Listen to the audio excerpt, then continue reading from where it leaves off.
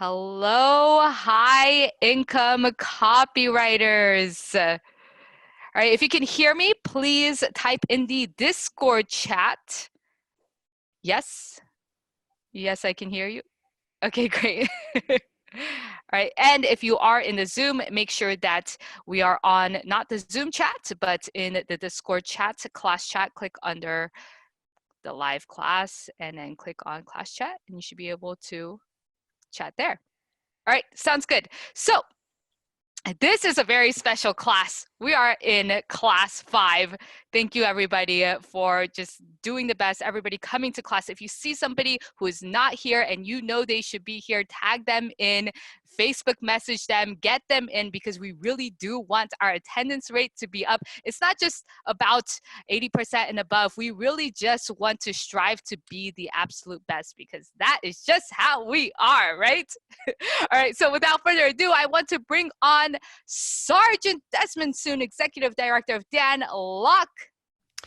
High income copywriters, let me know if you can hear this wonderful new voice and mic here.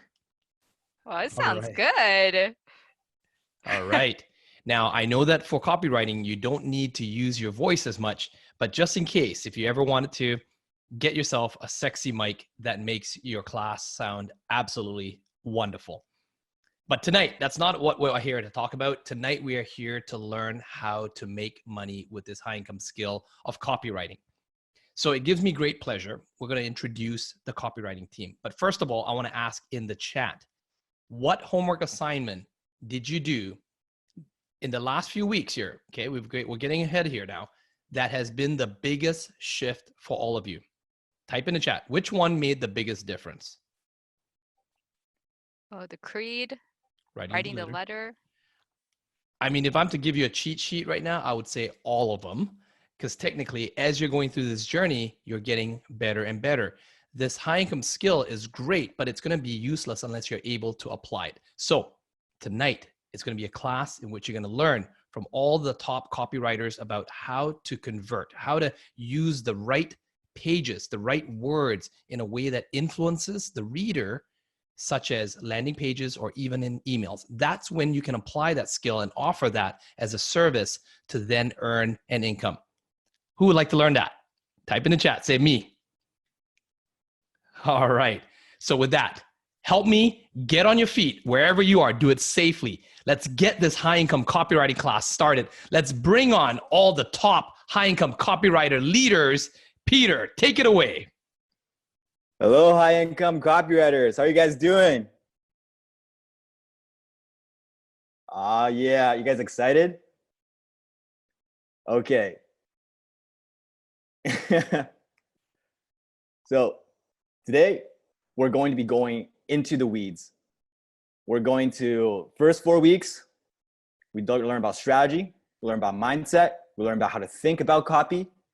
Oh man, today we have a lot of content to get through. We're going to get into the actual nitty gritty of getting the words out onto paper or onto your pages. And we're going to learn how to assemble kick-ass landing pages and how to write highly profitable emails. Right? I'm just going to bring on Blake. Are you excited? What's up, everybody? How we doing? And we've also got the one and only Ed Ray with us as well. Throwing the mic over to you, Ed. Hello, hello, HIC family. Who is ready for an exciting evening? I know I am. We're going to learn so much. I looked at the slides before. I was like, are you sure we can get all this done in under 6 hours? Ooh, I don't know, man. We're trying to match Sifu. We're trying to get 7-hour class? I think we can break the record. There's 4 of us, right? So like we can probably outdo Sifu a little bit. Is that a challenge? Ooh. I don't know if they can handle it. I'm not sure if the class can handle all the content we're about to give them. Ooh. All right. Type in the chat if you're ready for this. Dope. All right. And lastly, let's bring on Steven. You excited? What's up, HIC family? Hell yeah. You know I'm always ready to talk about copy, strategize about copy, all things about copy, man. Oh, this feels like old days when you, me, and Edward were talking about copy almost every day. Now we can really nerd out about it. Oh my goodness. It is. Oh yeah, we used to have the daily huddles, and we would just like talk nonstop about all these campaigns. It was a lot of fun for sure. Yeah, I remember I learned so much from those daily huddles, and you guys are gonna get a small taste of it today. It's gonna be really good. You guys will learn so much of it. All right. So before we get into the content, I want to do some housekeeping because we all know what's important here. It doesn't matter if you just sit on class and you don't do anything with it, but did you actually do all your homework? Type in yes in the chat if you did all your homework. That's a lot of yeses. Oh my goodness. The higher self is taking over. This is I a like higher it. self class. I like it. All right. Did you guys create your offer too? Did you guys create that $25,000 offer for Sifu? Who Right, had fun remember? doing that? Yeah. Imagine Sifu's paying you $5,000 to write that. Did you guys put your all into it? A lot of yeses. A lot of yeses. Yeah. That's good. That's good. Who learned a lot? All right. Who learned a ton from doing the offer? What did you learn about yourself? What did you learn about what it really takes to make an irresistible offer? And how are you going to start applying the irresistible offer to when you're getting your first client, to when you're writing your copy? Are you starting to see how it really comes down in order: market, strategy, offer, copy? Do you see why we're focusing on the copy last? Most courses will go, oh, we're going to teach you how to write some headlines.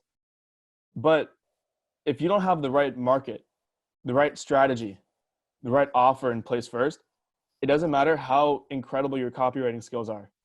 It doesn't matter how incredible of a copywriter you are, you will not sell a steak to a vegan. Isn't that true? So let's get going. Thank you. All right. We're already in week 5. That's I can't believe it. It's been 4 weeks now. Week 5, we're learning, actually getting into the nitty gritty of copywriting.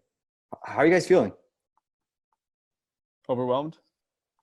Best 4 weeks of my life so far. I agree. Good. I know a lot of you are going to have a lot of momentum. However, I know some of you might be experiencing a bit of lower self. Perfectionism. Some shit might be coming up, different obstacles in your life. You might be feeling like you've hit a dip, right? That's okay. We're going to talk about all of that, and we're going to get all it sorted today, all right? But one more thing is, with all the homework, are you guys still hand copying every day? Type in the chat if you are. Every day. Well done. Well done. That's good. I did it yesterday for an hour. It was awesome. Yeah, how was it?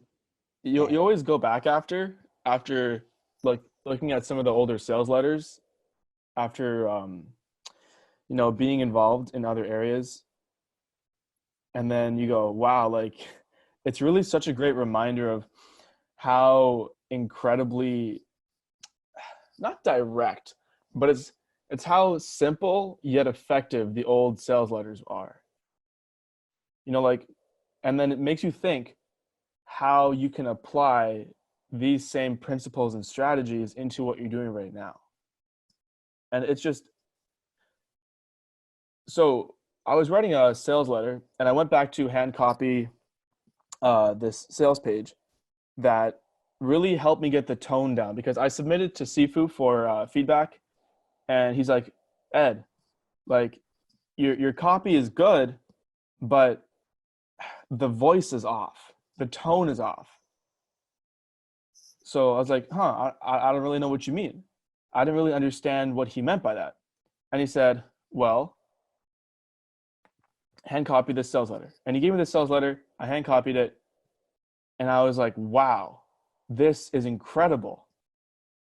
Because when you start to hand copy, okay, How many of you had some kind of perception of what you thought good copy sounded like? Of what it smelt like, felt like, tasted like, and you thought, you know what, I think I have a pretty good idea of what good copy kind of sounds and feels like. And if you didn't, that's okay too. But imagine you have a set expectation. It's like, you know what oranges taste like, right? You know what oranges taste like? And then imagine Sifu gives you an orange, but it's not, it looks like an orange, tastes like an orange, smells like an orange, but it's totally different. And it's even better than you were expecting. And now it's opened up your mind to a whole new level of thinking because you've experienced that new thing. You've experienced that new fruit. And now when you go back and you look at other fruit, you go, wow, the whole way that I see this has changed, right? Who here, you've changed the way you see copywriting since hand copying the letters? Exactly. So it truly does not matter how great of a copywriter you are. You'll always stick to the foundations. The foundations are the most important part. And I've had times when I've strayed. I've had times when I've thought I knew it all, or I thought I was like, you know what, I'm good enough. I don't need to hand copy anymore. I don't need to, practice. I don't need to listen to the attitude of gratitude. And once I stopped doing that, guess what happened? My copy plummeted. My mindset slipped. My lower self kicked in. I got complacent. I thought, well, I'm good enough now. I can stop doing these things. I can get to where I want to be by going the way that I am right now. And I plateaued for many months until finally I was like, you know what? Enough is enough. I'm not going to let my lower self take over anymore. I'm not going to keep plateauing. I am a high income copywriter, and I am going to do whatever the fuck it takes to get to the next level of myself, my mindset, reach my higher self, and finally get to where I want to be so I can be proud of the progress that I've made. So wherever you are right now, you're building up these incredible habits. Hand copying every single day, being active in the community, showing up to class every single week, not being a lone wolf, being part of our amazing family.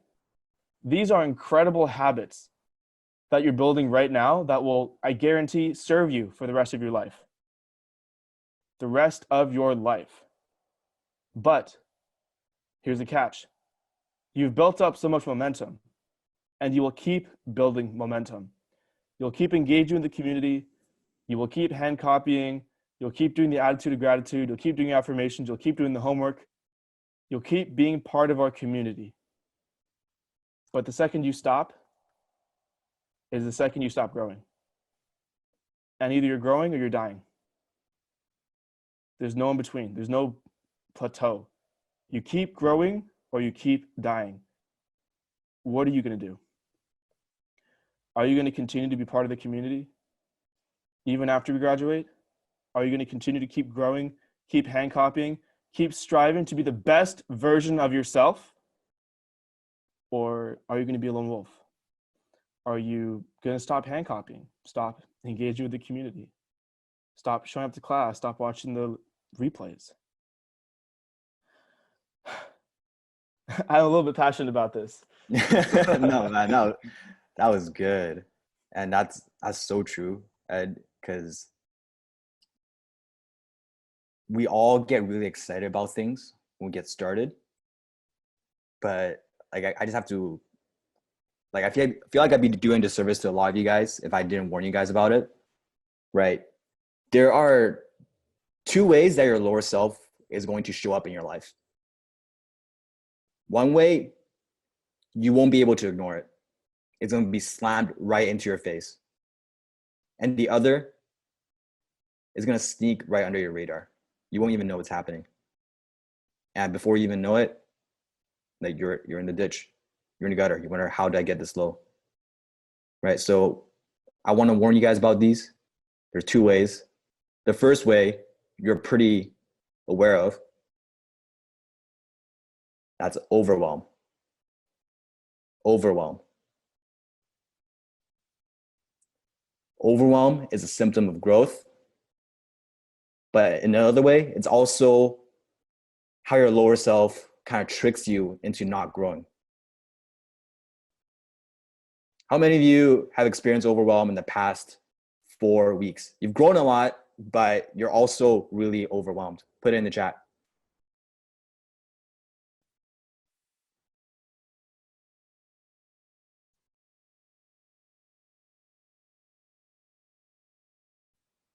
Yes, this is good. And when you're in overwhelm, what overwhelm is really a symptom of, if you really think about it, it's fear. It's fear. And Sifu always says this, it's not a fear of failure. What is it a fear of?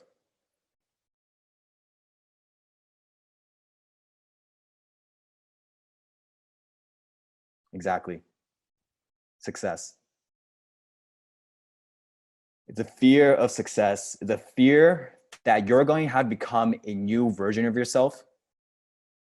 The old you must die for the new you to be reborn. It's a fear that who you were to your family is no longer who you're going to become. It's a fear that your friends will no longer have anything to relate with you about. It's a fear that your entire life is going to be massively different, even on a better level, but just because it's different, it's scary.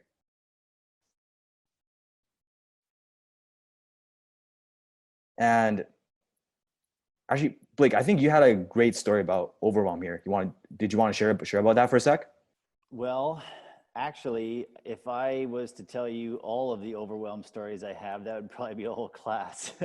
So 6 hours of overwhelm stories. that's All right, right. let's do So that. I'll leave it. I'll leave it for one here. But actually, this is. I hope that you guys can really relate to this, and you think about this once you guys are a little bit further along in your journey, when you got clients going and all this stuff. Because I remember back when I was a freelancer doing Facebook ads and local client work and things like that. I was juggling like 7 or 8 clients, and it was all being done by myself, and I was freaking out.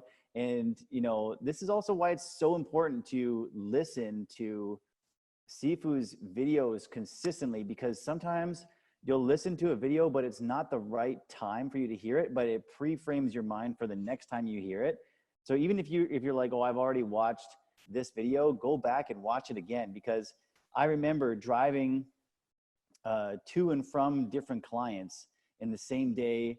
And I was just down in the dumps thinking, oh my God, this is just way too much to handle. And then I was actually listening to Sifu's videos in my car on my way home from visiting my client. And I remember him saying, if you're overwhelmed, you're feeling like really overwhelmed right now. And I'm like, yes, Sifu, yes, you're talking right to me right now. And I was like, and then he said, good, get used to it, because that means that you're growing. If you're not overwhelmed, then that means you're in a state of complete complacency, status quo, and you're not actually reaching towards any like substantial goal that is actually going to push you outside of your comfort zone.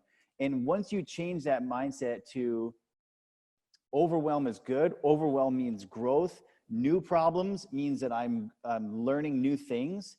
Because even just think about how overwhelmed you are potentially after last week's class, but think about how much you've learned and how much you've grown since the first week.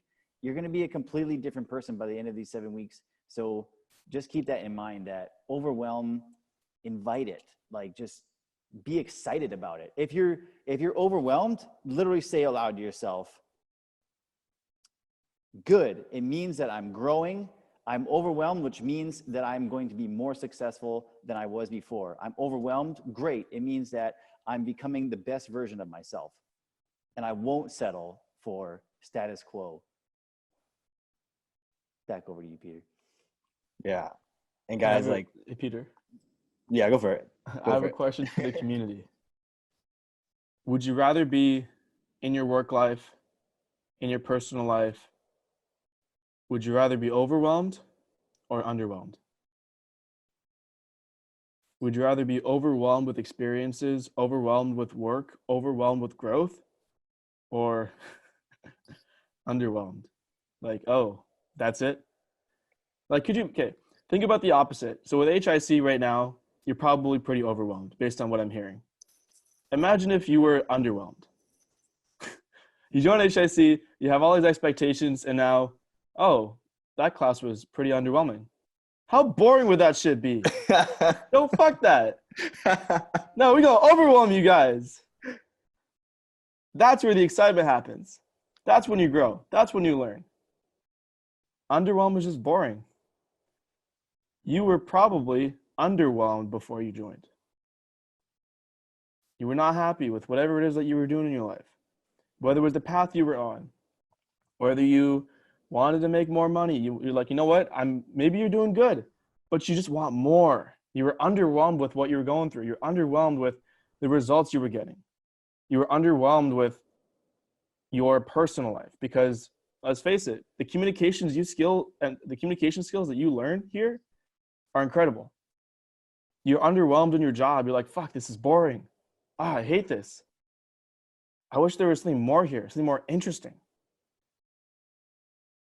Imagine if your whole life you could be overwhelmed with incredible experiences, incredible friends, incredible family, incredible amounts of money, fulfillment. Wouldn't you want to be overwhelmed all day? Fuck. Like, stand under a waterfall and get overwhelmed. You want to get underwhelmed? You can go sip from the tap. I'm a waterfall kind of guy. I don't know about you. Are you a waterfall person? Waterfalls all day, man. Waterfall, Waterfalls get all overwhelmed day. or underwhelmed with the tap water? I'll take a waterfall any day. Imagine us marketing high income copywriters, the most underwhelming course on the market. Dude, Gosh. that would attract totally the right type of clients. Oh, for those who aren't familiar, that was complete sarcasm. Oh, that was sarcasm. Yeah, Please don't. I'll be sure to indicate when I'm sarcastic. All right, Awesome. guys. And when we talk about overwhelm and celebrating it, it's not really just lip service, because personally, I've worked with Ed, Steven, Blake, and over the years, I've seen so much thrown at them. I've seen so many projects, so many different initiatives. Like, Steven's running his own little business inside the business. Like, I won't say anything about it, but it's like it's pretty big. And he took it on. He took it like a champ. He's growing. And same with Blake, same with Ed. Everyone on Team Downlock, they celebrate overwhelm, and that's why we all grow. And we actually help each other when the overwhelm is too much. We actually help each other with it too. Right? So when you have overwhelm, just celebrate it. Oh, by the way, I'm put a little soft plug. Did anyone watch the recent video from Sifu about overwhelmed and confused? Watch this. How do you guys like it? Nice. Funny enough, I wrote that script about a couple or few weeks ago.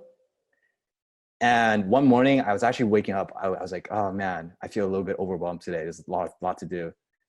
And then I watched that video, and for some reason, like, the past me wrote in the script, just wrote it. And I'm like, oh wow, I feel better now. Yeah, so that's a little soft plug. But let's move on to the second part. Because when you guys are overwhelmed, it's very easy to notice the overwhelm. When you're overwhelmed, everything feels like a big deal. Every little piece of copy you write feels like a big deal. Every time you hand copy is a big deal. Every time you watch videos, it feels like it's very noticeable. But there's also another way lower self shows up, And actually, it's very sneaky. This one is especially dangerous for the lurkers out there. The one, you know who I'm talking about. I'm talking to you. You're not participating in Discord. You're watching the lessons. You might be doing your homework. You might be watching the Facebook group, but you're not really actively engaged. You're here, you're kind of just seeing what it's all about. And for you, this is the enemy. Boredom. Boredom.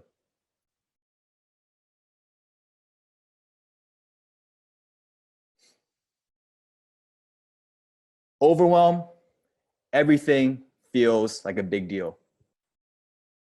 Boredom, nothing feels like a big deal. Oh, watch 10 videos a day? Like, why do I have to do that? That sounds like pretty useless. Maybe I'll just watch like 5. Maybe I'll just watch 6. Hand copy? Like, why would I hand copy? Like, I'm not even training myself. I'm just copying. I'm just mindlessly copying other people. How is that going to change my writing? Watch a replay? I already watched it once. I sat through it. The content was pretty okay. Like, why would I need to do it? Then before you know it, you miss one day of hand copying, and it doesn't matter. You miss 2 days of hand copying, then 3 days. Then 3 days turns into 4 days. 4 days turns into 5 days. Turns into a week. A week turns into 2 weeks. And 2 weeks, you're like, oh man, I haven't hand copy in so long. It'd be such a fucking hassle to get back into it. Like I did it for a couple of weeks, but now like I don't know if I'll get the streak again. Then it turns into a month. And then before you know it, you see your brothers and sisters, they're getting gigs, they're making money, they're succeeding. And you wonder, how the hell did they get that good?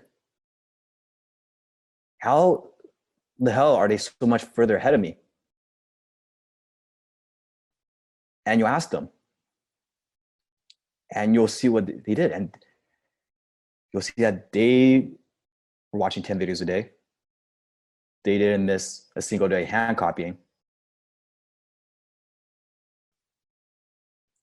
They committed. Because I know from experience, I'm not perfect.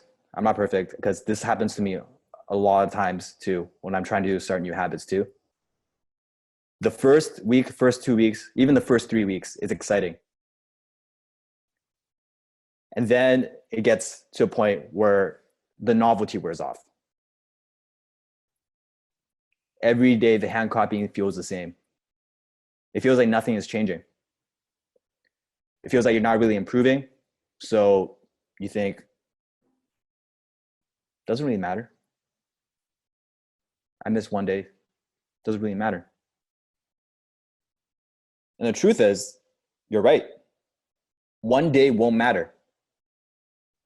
The person who hand copies one day versus the person who hand copies one day, the person who can hand copies one day versus the person who doesn't hand copy one day, the difference, it's invisible. You can't see it. There's almost no difference. It won't matter the next day.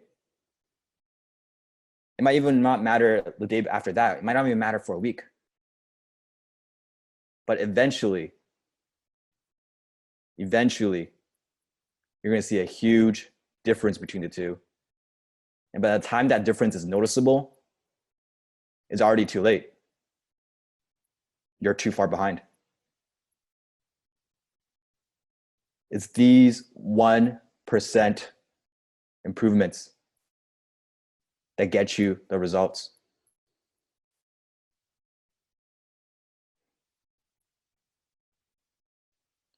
And Ed, do you have anything to share on this point? Because I'm about to give an anime example that I really love to give, but you go ahead. Do you have anything to share?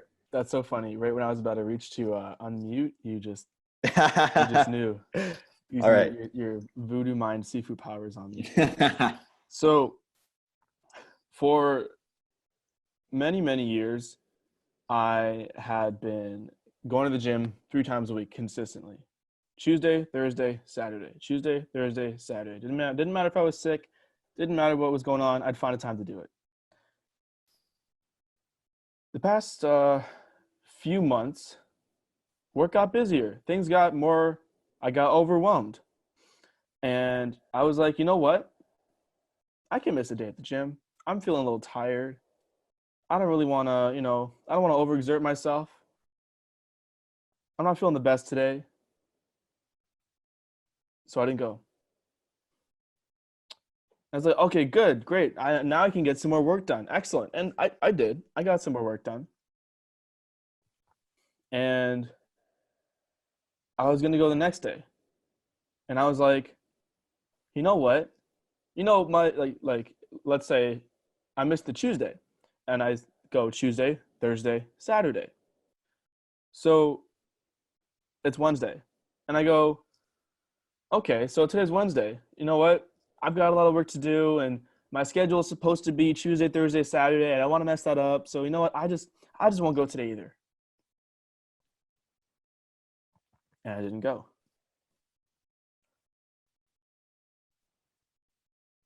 And then Thursday comes around. It happens again. It's time to get ready to go to the gym, You know what? I got some of my work done and I'm feeling okay, but I feel like my body is just not performing at its peak. It feels sluggish, feels rusty. It feels like it's not operating at the level I know it can be.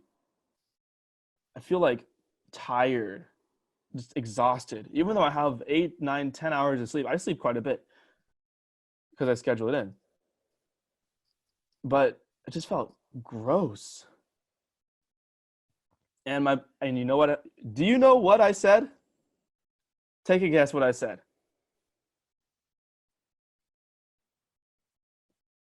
You know what? Man, I'm feeling bad today. I don't feel so good, right? Because I haven't been going to the gym. Maybe I'll be ready to go to the gym tomorrow. I won't go today. You know what? Maybe I'll stay inside and play some League of Legends or something. Maybe I'll play some Call of Duty or some Smash Bros. Yeah, I'll do that, sure. And then the next day comes. It's Thursday. Sorry, it's Friday at this point. Thursday, Friday, either way. Next day comes, I don't go to the gym. And then that happens 1 week, 2 weeks. Blake goes, Ed, come on, man. I thought we were supposed to be going to the gym together. What happened? Ed, I thought we were supposed to hold each other accountable to do this. I'm going. What are you doing?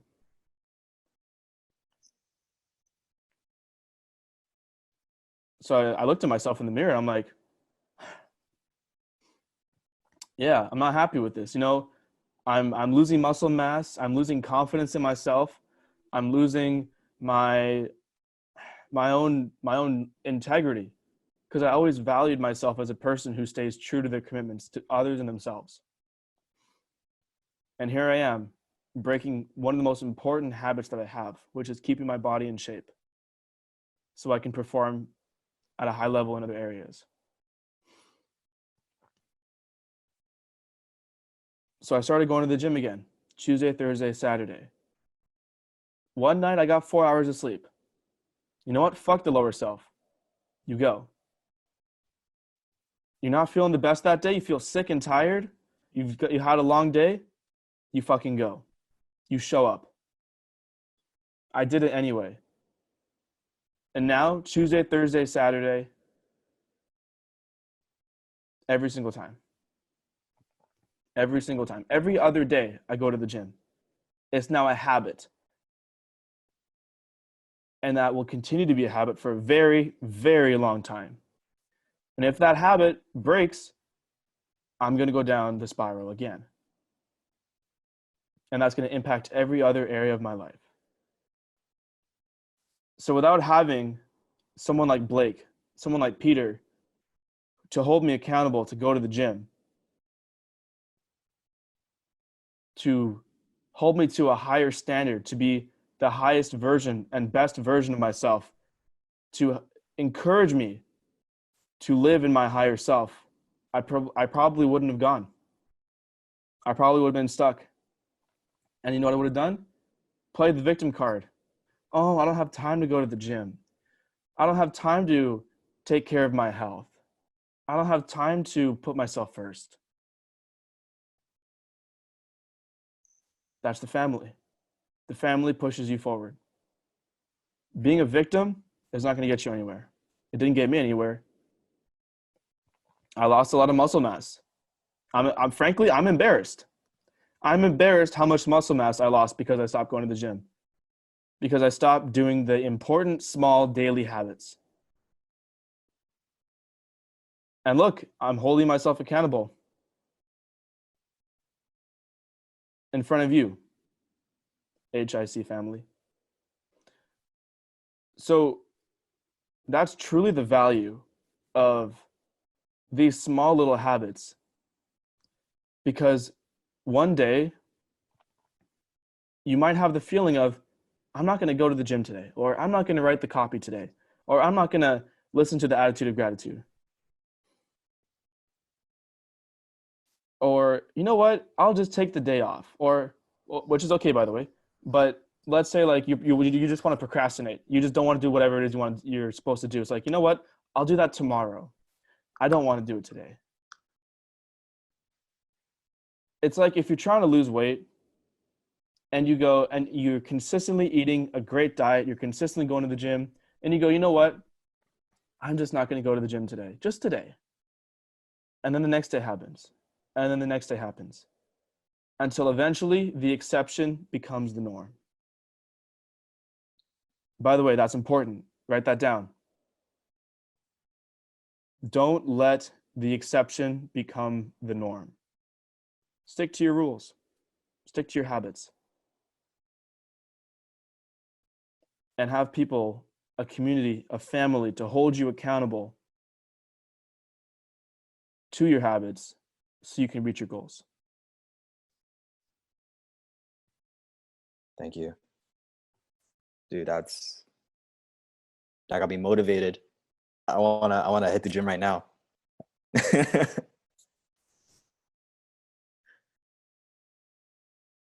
And it just brings us to the next point. The results of your efforts will be too small to be noticed until they are too big to be ignored. The results of your efforts will be too small to be noticed until they are too big to be ignored. And there's really no in between, right? You've gone through 4 weeks of training. You probably notice internal changes, but the people around you, they might not see it. They might not acknowledge it. But the small things, when you keep doing it, it keep adds up. Eventually, one day, they're gonna be asking, wow, how'd you get here? You will tell them about all the work that you went through. They're gonna be like, oh wow, I'm not doing that. And that's when you're gonna have the advantage.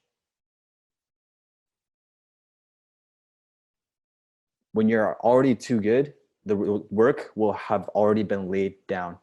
The foundation will already have been laid. And okay, I just want to share one more quick story before we get into the nitty gritty of the content, all the copywriting, the wordsmithing, the landing pages, emails.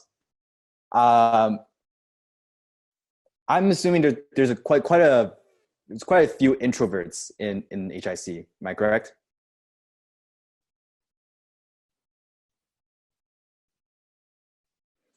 Great. One funny thing I did, I remember seeing there's this Google word cloud feature where if you type in a word, it will show you the most associated word on the internet with that other word. I forget what the tool is called, but when you put an introvert into the Google that tool, one of the major things that come up is is anime. I'm not sure if you watch anime or not, but I certainly do. I watch anime. I love anime, and oh wow, it's actually a lot of people watching anime. Okay, and have you guys ever heard of this show called One Punch Man?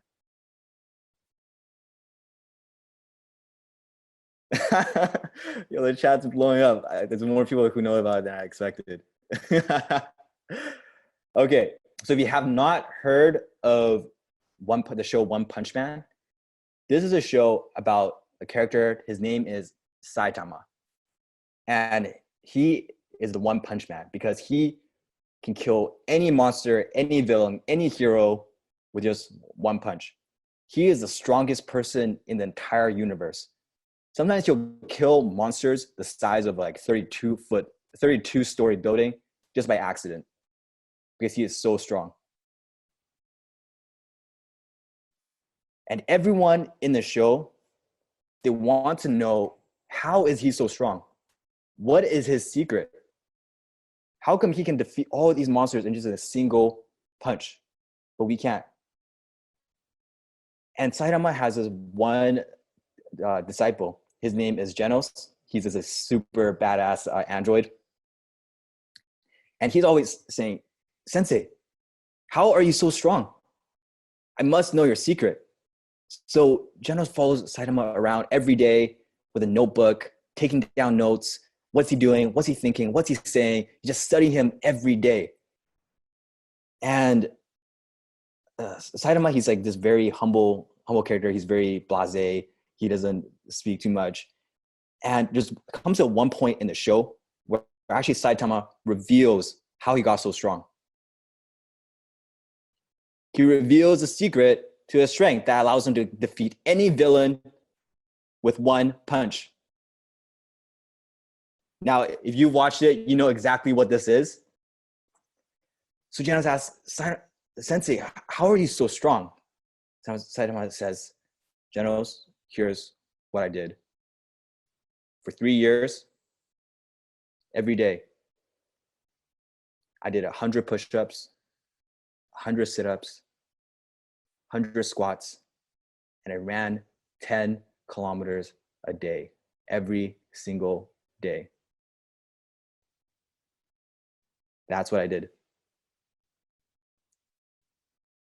And can you guess what his reaction was?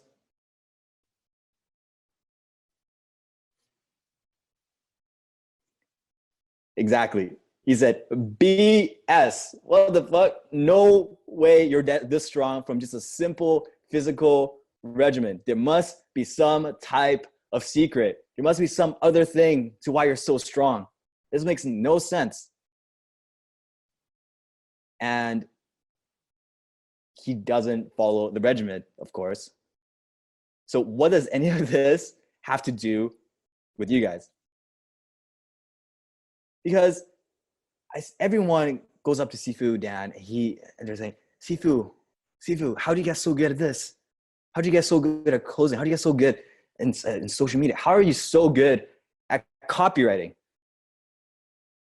Sifu, well, Alan told me to hand copy sales letters every day, so I did it. And can you guess what everyone says? Not out loud, but in their mind. No way, that's way too simple. There must be a secret. There must be a secret to why you're so good. No way, that's all you do. That's way too simple. That's way too small. Come on. Sifu, give me the real secret, right? Well, like, did you do some big deal? Did you get into the right business? Like, no, I got good at copywriting. That's my first high income skill. I just hand copied sales letters every single day. I got better at it every single day, bit by bit.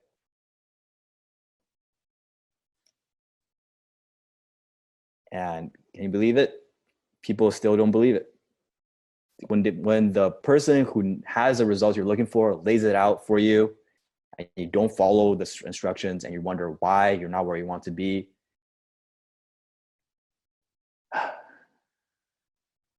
that's actually really frustrating. So that was my example. Hope you guys enjoyed a little anime analogy. I wanted to share that for a while, but all right. Ed, Stephen, Blake, do you guys have anything to add before we get into the content? That was a great freaking story, man. Yeah, Like seriously. That was so cool. I realize I have to start watching more anime. I do a little bit, but not enough. you're like dipping your toes in the water there. Ed. You gotta dive full into anime. No, you guys got to write some copy. Never mind, watching these animes. All right. Maybe we'll use that for an email. All right, boys and gals, are you guys ready to dive into the content? Woohoo! Yeah. Hoorah. Boom. Last week, Ed, what did we cover? Oh, geez, Peter, I don't know. I think we covered how to create an irresistible offer. Yeah, damn right we did. And this week, we are getting into the wordsmithing, the copy, the writing.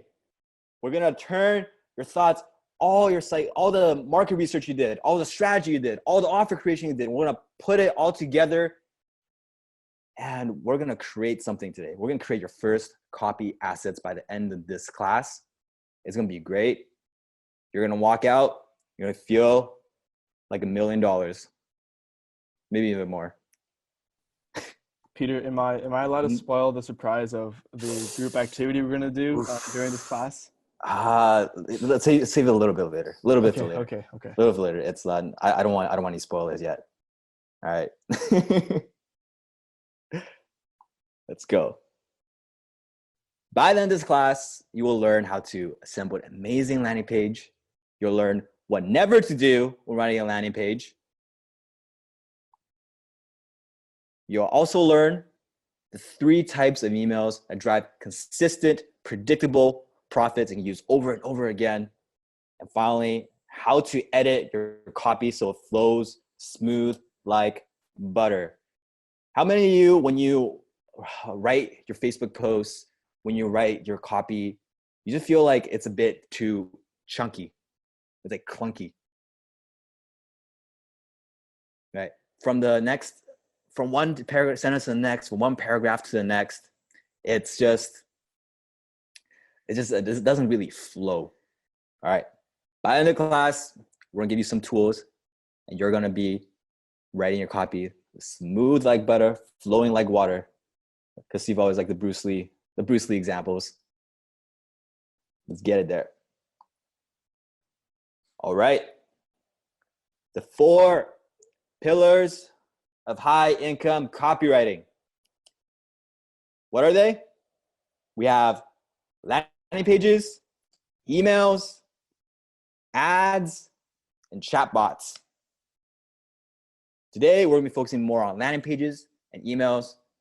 But just recap to remind you guys, why are these the 4 pillars of high income copywriting? Can anyone give a guess why these 4 pillars?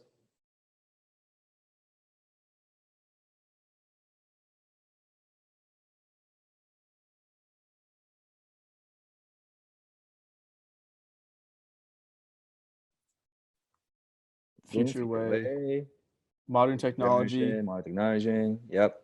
revenue, Reach eyeballs. Yep. Make most money. Yep. generate income, easy to learn, Good. scalable Good. copy. Okay. Skill hobby. There's in there.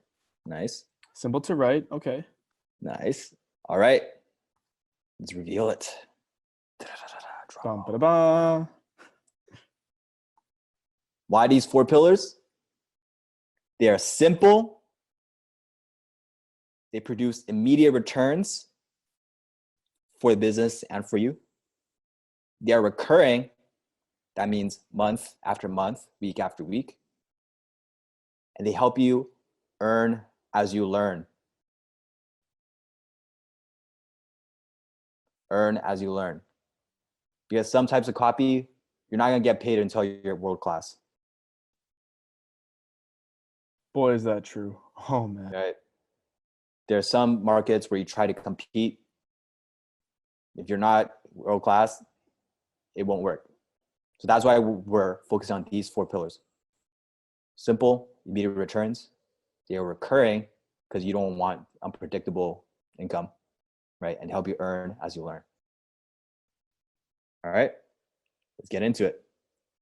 Does that make sense to everyone? Put yes in the chat if it makes sense.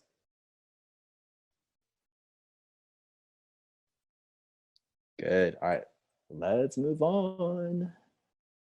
Oops. Right, and today we're focusing on the first 2 pillars, landing pages and emails. Landing pages and emails.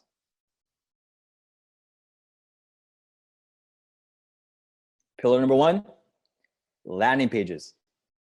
All right, first off, what are landing pages? Right, these are pages, we'll show you examples right after this. There's pages are created for marketing and advertising campaigns. They are simple pages that you land on after clicking an ad. That's why they're called landing pages. Usually, these are not websites. These are not websites with multiple tabs, multiple different options, multiple different sites you click off onto. They are single focus, singularly focused, and they has one call to action. Not many, one call to action. All right?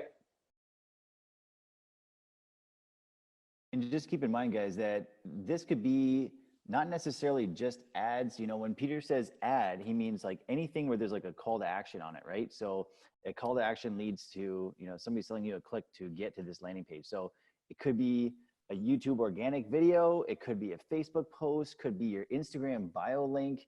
There's so many different ways to end up on a landing page, but I guarantee that if you guys are here now, you've at least seen a couple. So just keep that in mind as we keep moving forward here. Dope. Thank you, Blake. Cool. How's my volume? I see a comment about volume. Is it? Can you guys hear me? Peter, you're good. I'm good. It's Cool. Blake. All right. All good. Just making sure. Let's move on. You guys, if you've seen HEC, you might have seen this landing page. Right. Notice there is headlines, very simple. This, by the way, this is most of the page. There's like a little bit of blurb on the bottom you don't see, but this is the entire page. And in terms of copy, you see there's the headline. There's the call to action button. Yes, reserve my spot now. You see 3 secrets on the bottom. And really that's all it takes to make a landing page, right? Very simple. And by the way, HSC family, I'm curious, how many of you have seen this page before? Does this page look familiar? That is truly the power of landing pages. Look how many people are saying yes in the chat. And how many clicked on it to go through a training? And if you haven't seen it yet, by the way, be sure to go find it. Go find it, go through it. You'll see a bit of how we do our marketing on the back end. Some really interesting stuff if you're into it, if you study it. There's some interesting things you'll find. Mm-hmm. This is one example. This is a more corporate example, right? Marketo, and you would put in your first name, your company, and you would download it. And you see there's on the left side, there's the little bullets. There's some descriptions on the right. On the bottom, you see 5,000 plus customers, trust Marketo, including all of these people, social proof, right? So they can be used for webinars. It can also be used for bigger corporate companies like this one. And be even used by Uber, right? Look how simple it is. Sign up to ride, save a reliable ride in minutes, fill your information, and you sign up. Actually, quick pop quiz. Why do you guys think Uber is able to get away with just such a simple headline, such a simple simple headline without any, unique mechanisms we talked about.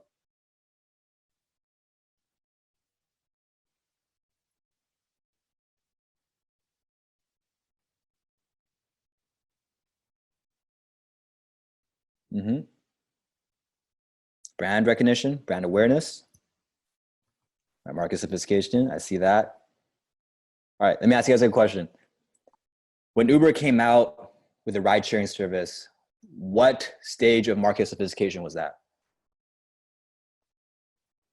One. One. Remember stage one? What do you need to do in stage one? Claim, here I am, I'm here. Exactly. Exactly. All right. And that's why, because market sophistication is stage one. All you need to know is, hey, safe, reliable rides in minutes. And really the only competition they have right now, because not as competitive, it's Lyft, as far as I know. Right. Maybe in Europe, there's different ones. But in terms of America, there's Uber, there's Lyft, taxis, right? But the taxis are not really ride sharing things.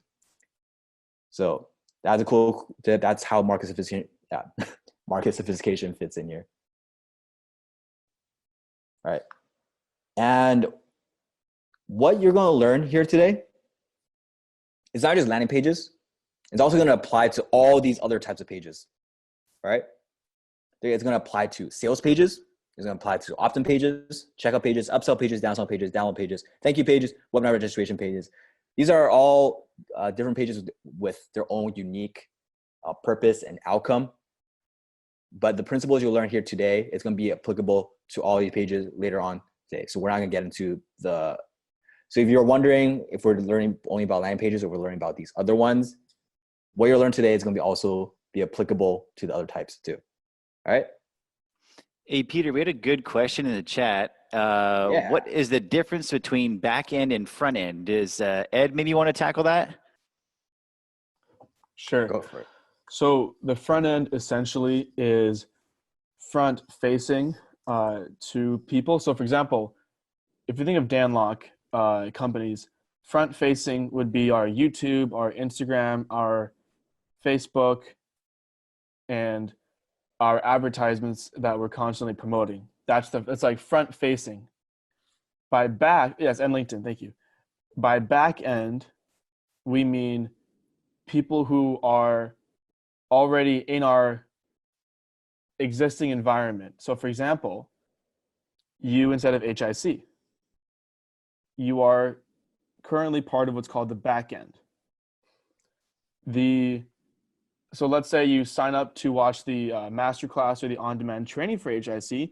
We send you a series of emails, and we have access to send you more emails and information if you want to join HIC, you want to learn more about what CFO offers. That's considered part of the back end.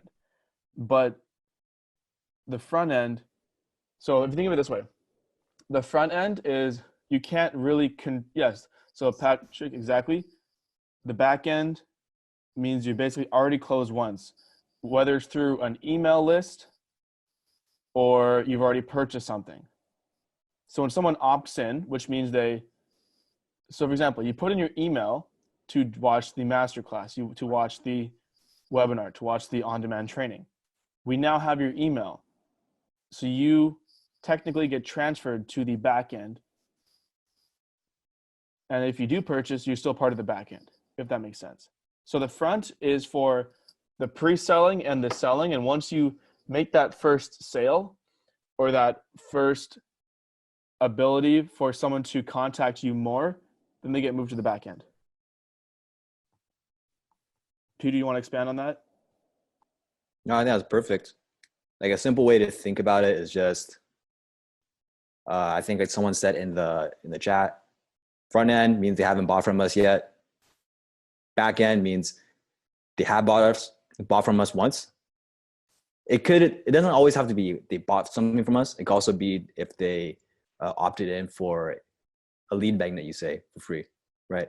So back end usually means how are we monetizing the audience we already have a relationship with. Front end means how do we bring more people we don't have a relationship with into our world. It's simple in broad terms. That's what it would be.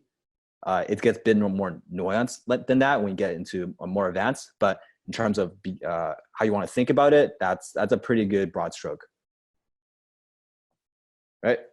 Do you guys have anything else to add to this, Blake, Steven, or Ed? No, I think it's pretty good. All right, dope. And I see some questions about like, oh, what are upsells, what are downsells, what are all these pages? Those details are not very, we don't need to get into the details of those today. Just know that the principles you learn today is going to affect is going to apply to these as well. All right, let's move on.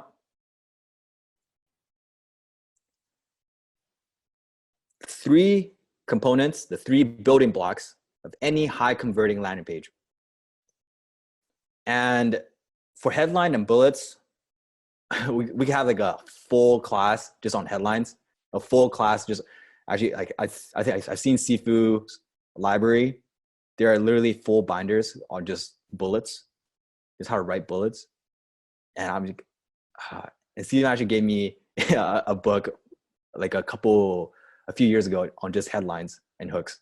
So today what we're going to be giving you is by the end of today, you're going to have a working knowledge of how to put a landing page together, but just know it goes much deeper than that. All right. So the 3 building blocks of a high converting landing page, it's headline, bullets, and call to action. So let's go into headline first. All right. This is the headline. Discover how my students in over 130 plus countries are writing their own paychecks in an untapped market with this one skill. That's the headline.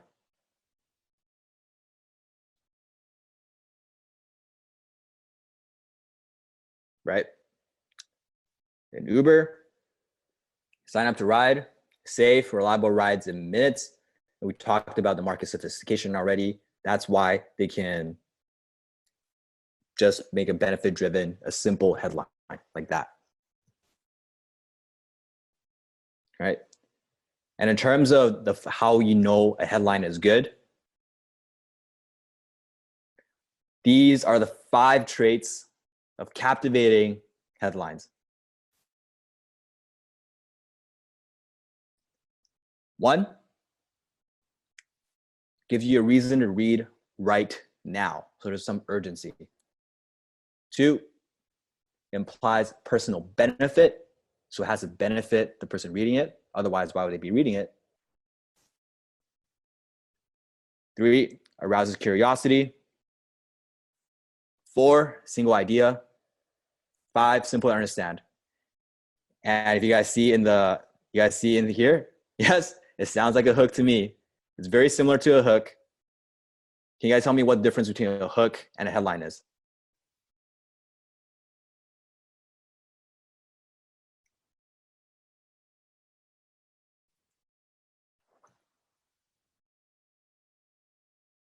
Boom, boom.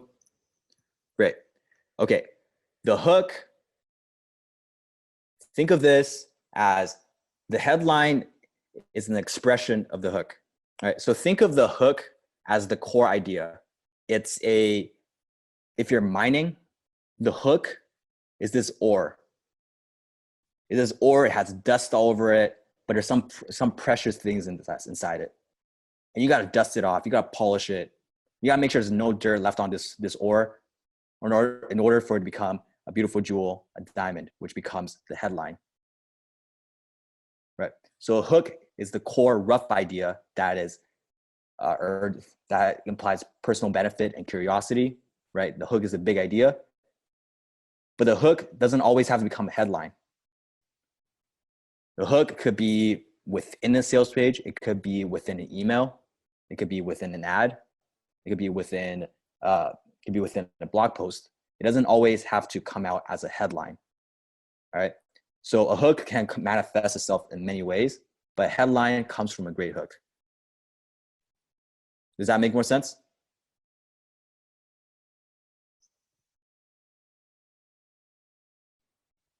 Yep.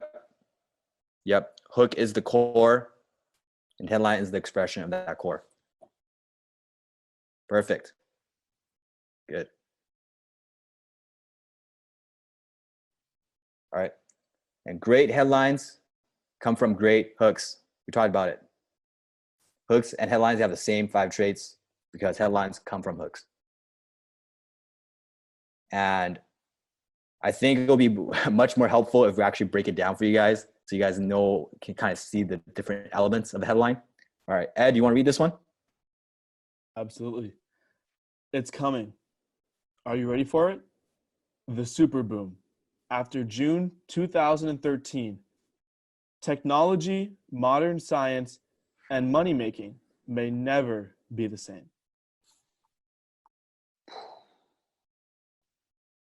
After reading that, who wants to know more? Who's ready to read the first line of copy after that? Pretty powerful stuff. Yes. Let's break this down a little bit. What makes this so good? Put in the chat. Any guesses? What makes this a good headline? Put it in chat. Cliffhanger, simple, curiosity, curious, ask the question, curious. I see curious a lot. So there you go. The power of curiosity is actually a very, very strong one. And It's good. it will also cover that a little bit in the bullet side as well. But yes, for sure, curiosity is huge. Yeah. Let's break it down even further. Curiosity is a huge component of it. Boom. It's coming. Are you ready for it? So if someone came up to you and they're like, hey, Ed, it's coming. Are you ready for it? What's coming? What are you talking about? Right. This is news. This is curiosity. You want to know what's going to be happening. All right. So that's the curiosity part. You guys got that right? Blake, I'm ready. All right. Next, the super boom, the headline. Booms, right? When you talk about the stock market, there are booms, there are busts. Booms are associated with a lot of money, right? So when you say the super boom, it implies personal benefit, right? It's not saying immediately like, hey, you're going to make money from this, but it implies that. So you draw that conclusion yourself. That's very important too. You guys have to learn how to imply benefit without saying it up front sometimes. All right. That's sometimes even more powerful than saying it up front. Super boom. One other thing about the super boom that I like. So it implies personal benefit. Here's what else it implies. It's very, very subtle. Super boom also implies quick wealth. Quick wealth. So super boom, right? Do people want to lose weight fast or do people want to lose weight slow? Do people want to make money fast or do people want to make money slow? Whenever you can offer something that's quick and easy, fast, that's always applies. So it's very, very subtle. So you see, it's really powerful. Just 2 words, super boom. We got the self-interest, right? We got the personal benefit, and we also got that quick, fast, easy money. All implied. Yeah. All compliance. All compliance, all scalable. And everything that Steven said, all of that, how many words are there in the super boom? How many words?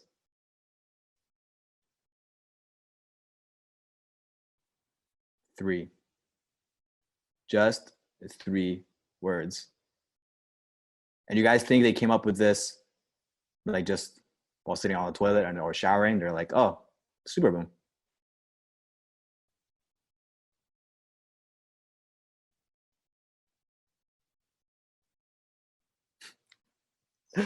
Right. There's a lot of, in every of these headlines, they might have thought of it in inspiration, but in every headline, they've done a lot of research. They've done a lot of digging for the hooks. And that's how they come up with these things. There's a lot of work that put it into here. And if you look at this headline, every word deserves to be here. Not one single word is wasted, right? So when you guys are evaluating your headlines, think to yourself, does this word add to the headline? Does it take away from the headline? Does it do nothing for the headline? If it does nothing for the headline or it subtracts from the headline, remove it. Figure out a better way to express your hook. All right, there's a second part to this.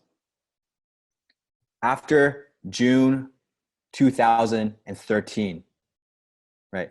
The specificity of the date makes it believable, right? It also sounds like the news. Oh, what's happening on June 2013, right? Imagine if there was no June 2013. It's like, oh, the super boom is coming sometime in the future. There's no specificity. If you're not specific, people will assume that you're either not sure or you're lying. Right? Does that part make sense? You know what I like about dates like this? Ooh, what? You can actually, it's very, very subtle, but whenever you add a date like this, it's specific, of course. It makes it, yeah, we see a few comments in chat. Urgency is another one. But also, this is very super, super subtle. But when you say something like after a specific date, here's what happens. Super subtle. It implies that it's new, and this has never happened before. It implies that it's new. So what do I mean by that? A lot of times when you put in the headline a big promise, a big outcome, a lot of times people in their head, one of the biggest objections that you're going to hear is, oh, I know that already. Right? If you say the super boom in health, right, what do people think about? People think about keto. And they're going to say, oh, I know that already. But when you say super boom after a certain point, it makes it sound like, oh shit, before this, whatever the solution or promise that they're giving me never existed before. Only after this date, it's existed. So it implies newness. Super, super, super subtle, super deep. I don't know if everybody understands this. Put in the chat. Do you get it? Do you understand what I'm saying? Nobody wants an old solution. If everybody's been pitched a million ways to make money through technology, right? Let's say like maybe it's Bitcoin, right? When I see this headline, I would assume technology, modern science, and money making. I would assume Bitcoin. But let's say we modify it. Let's say the super boom after November 2019, technology, blah, blah, blah, will never be the same. I'll be like, oh crap, then it can't be Bitcoin. It can't be crypto because it's after a certain date. You see what I mean? People won't have that, oh, I know that already effect.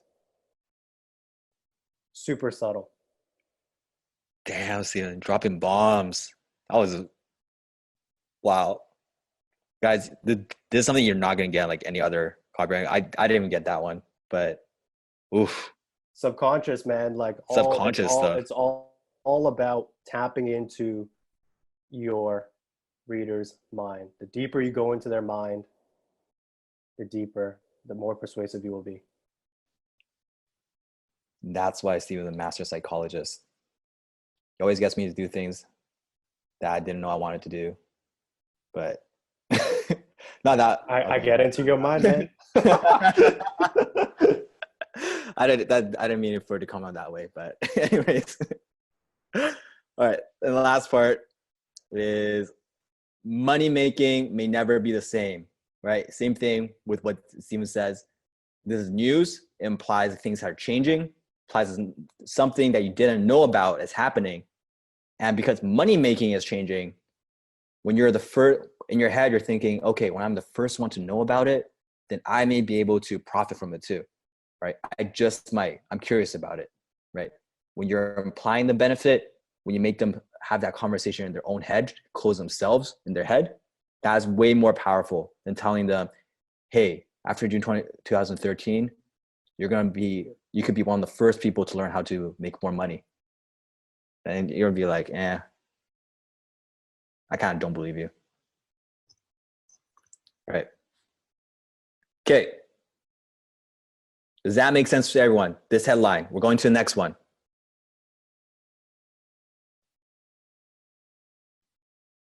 Boom. All right. Next one. Blake, can you read this for me? Of course. Can you guys hear me better this time?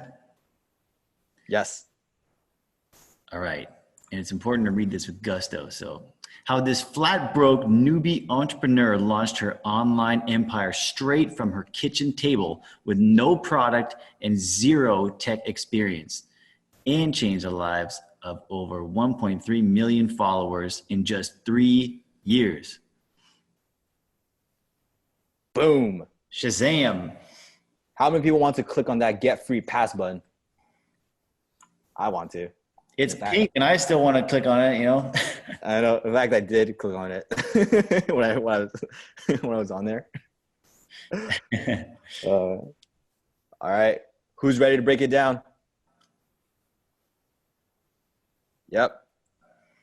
Actually, but first, let me put in chat. What's your guess? Why is this headline good?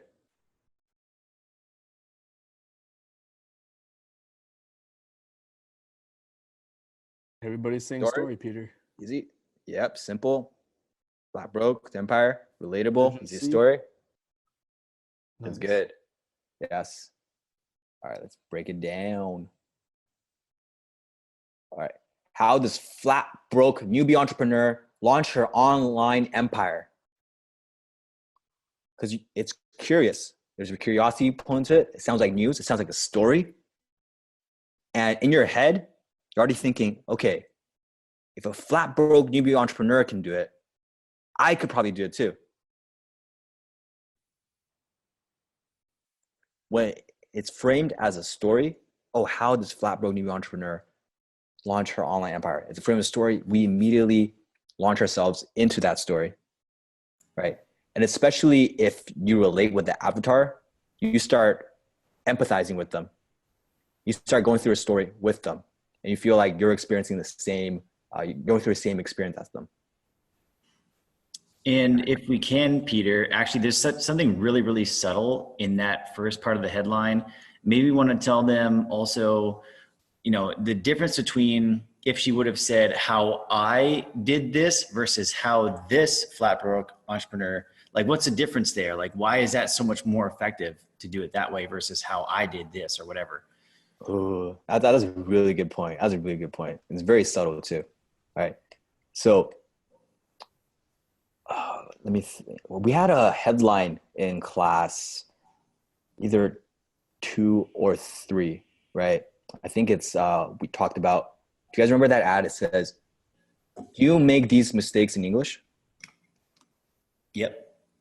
Right? And then we took out different parts of it. And we took out these. So we say, do you make mistakes in English? That's not a strong headline, right?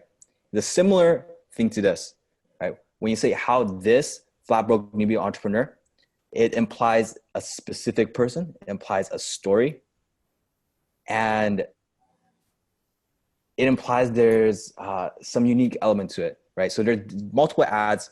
There was one ad that produced over, I think, like $2 million in like a couple months, and the front end ad was, oh yeah, it was for Dollar Shave Club, and their headline was, "How this one man broke down a $1 billion industry."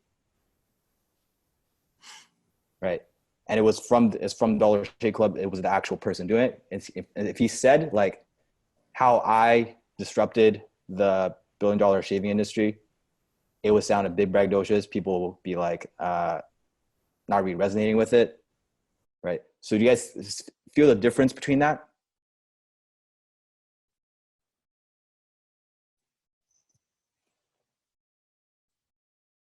Yes, good. Good. All right. And the next part, from her kitchen table. From her kitchen table. This makes it sound simple and easy, and also removes the objection, right? Perhaps you're thinking, oh, I have a full-time job. I don't have an office, or whatever objection you have. It's like she does it from her kitchen table. If it's that easy, you can probably do it too. All right. Is there anything else you guys want to add to the first two parts? I'm going to the bottom part of the headline soon. Somebody asked in the chat, what's the hidden hook inside of this? Like, how do you identify the hook in here? Because somebody was asking, actually, we have two people asking now, what's the hook? Well, what's the hook? So when you find the hook, it's probably just the idea of this girl who basically, the core idea is this person, she was broke. She started an online business and she made money, right? That's that's the hook. That's the core rough idea. Exactly, because it's the story that it's almost like grabbing their attention so hard or hooking them in by being like, wow, this story is like crazy. Like, how could this be possible? Or like, how do I do this, right? How do I replicate this like she did? Yeah. Correct. Story hook. Yes. Story hook. Boom. Good question, guys. Good questions. And again, with no product and zero tech experience. So it handles, again, along with from the kitchen table, it handles their main objections. Okay. What if I don't have a product to sell? What if I don't know how to like set up tech? What if I don't know how to build websites? What if I don't know any of these, right? It handles the main objections of people who read this and are skeptical. So like, hey, if you don't have a product or zero tech experience, then that's not really an objection here. So the headline handles that. And then 1.3 million followers in just 3 years. It's specific, social proof. And because it's in just 3 years with a specificity to it, it makes them more credible. It makes them more believable. Right? Does that part make sense? A few things about the 1.3 million followers I just want to comment on. I'm like a little bit iffy about this. So another benefit of having this statement in there is that this can't be a scam. You know what I mean? If we're looking at this type of headline, like the first part, right? We're talking about how a newbie entrepreneur starts a business from the kitchen table. Immediately, like people will be like, scam, MLM, you're going to sign me up for that MLM BS, right? Hey man, what's wrong with MLM? Yeah, nothing's wrong with MLM. Nothing's wrong with MLM, but that's the amount of, it's like a trigger word, right? Kitchen table, start a business from home, right? Trigger words. So now the good part about the 1.3 million followers is that it alleviates that. It takes that objection away. It's like, okay, if this many people are following her, she can't be that big of a scam artist, right? So there's that part. But part of me also says that this headline could be better. I want you guys to also be able to know, because whenever you're working with clients, you have to be able to tell the difference, as people would say, difference between chicken shit and chicken salad, right? So I want you to develop what's called a golden gut. Golden gut, what that means is the ability to look at something like this and say, you know what, that's okay, but how can we improve this, right? So put in the chat. I want to ask you, how can we improve this? I'm looking at the second part too. Why am I saying that this could be improved? And by the way, for those who are curious, a golden gut does not mean painting your stomach yellow. It means being able to follow your gut instinct and go, oh, okay, I think that would work. Or, this doesn't work so well. What if we tweak it? It's developing that ability and exercising that muscle. Yeah, don't be like me, guys. I was really embarrassed showing up to the meeting. Yeah, Peter painted his belly yellow. Not pleasant. Yeah. Yellow belly. Why not both? Why not both? Abundance, right? You can paint your yellow belly. Yeah, I painted with a real gold too. Oh yeah, that's High a ticket. Gold coated belly right there. I take a belly. Very cool. All right, way off track.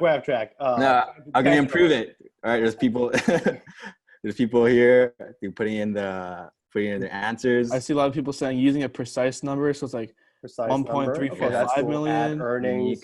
Unique mechanism. Okay, that's cool. That's cool. Yeah, that is true. Unique mechanism. Very nice. Number of testimonials. There's like some people are skeptical about the followers. Where are they from? Oh, okay. Okay, yeah, because people Right. can buy followers, right? Yeah. Yeah. How do they change their lives too?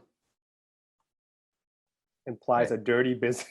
I Real names. would, Okay. yeah. Okay. I would also say it's Drop the word empire. Okay, cool.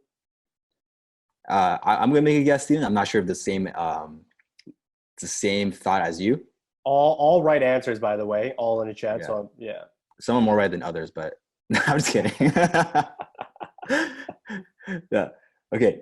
When you guys are writing headlines, this might seem too out of reach for the regular person, Damn straight. right?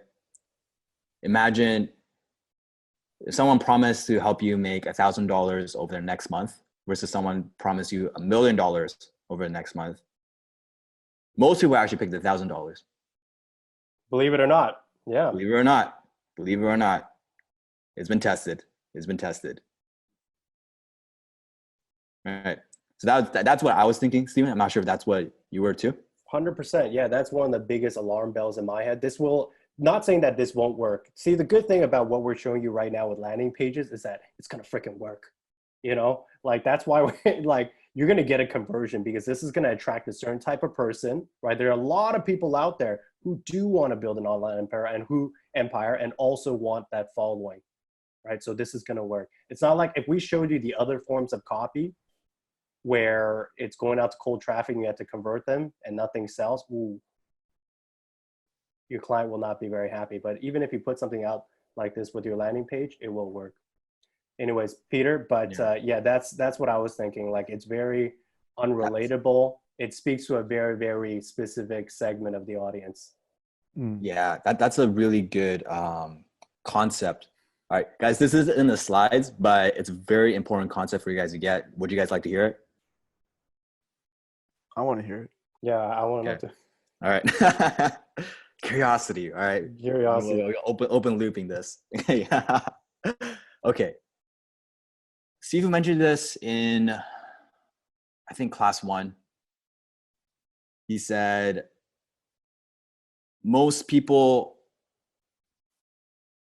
they don't buy because they're afraid of success or afraid of failure. They don't buy because they don't believe in themselves. Right? They don't believe in themselves.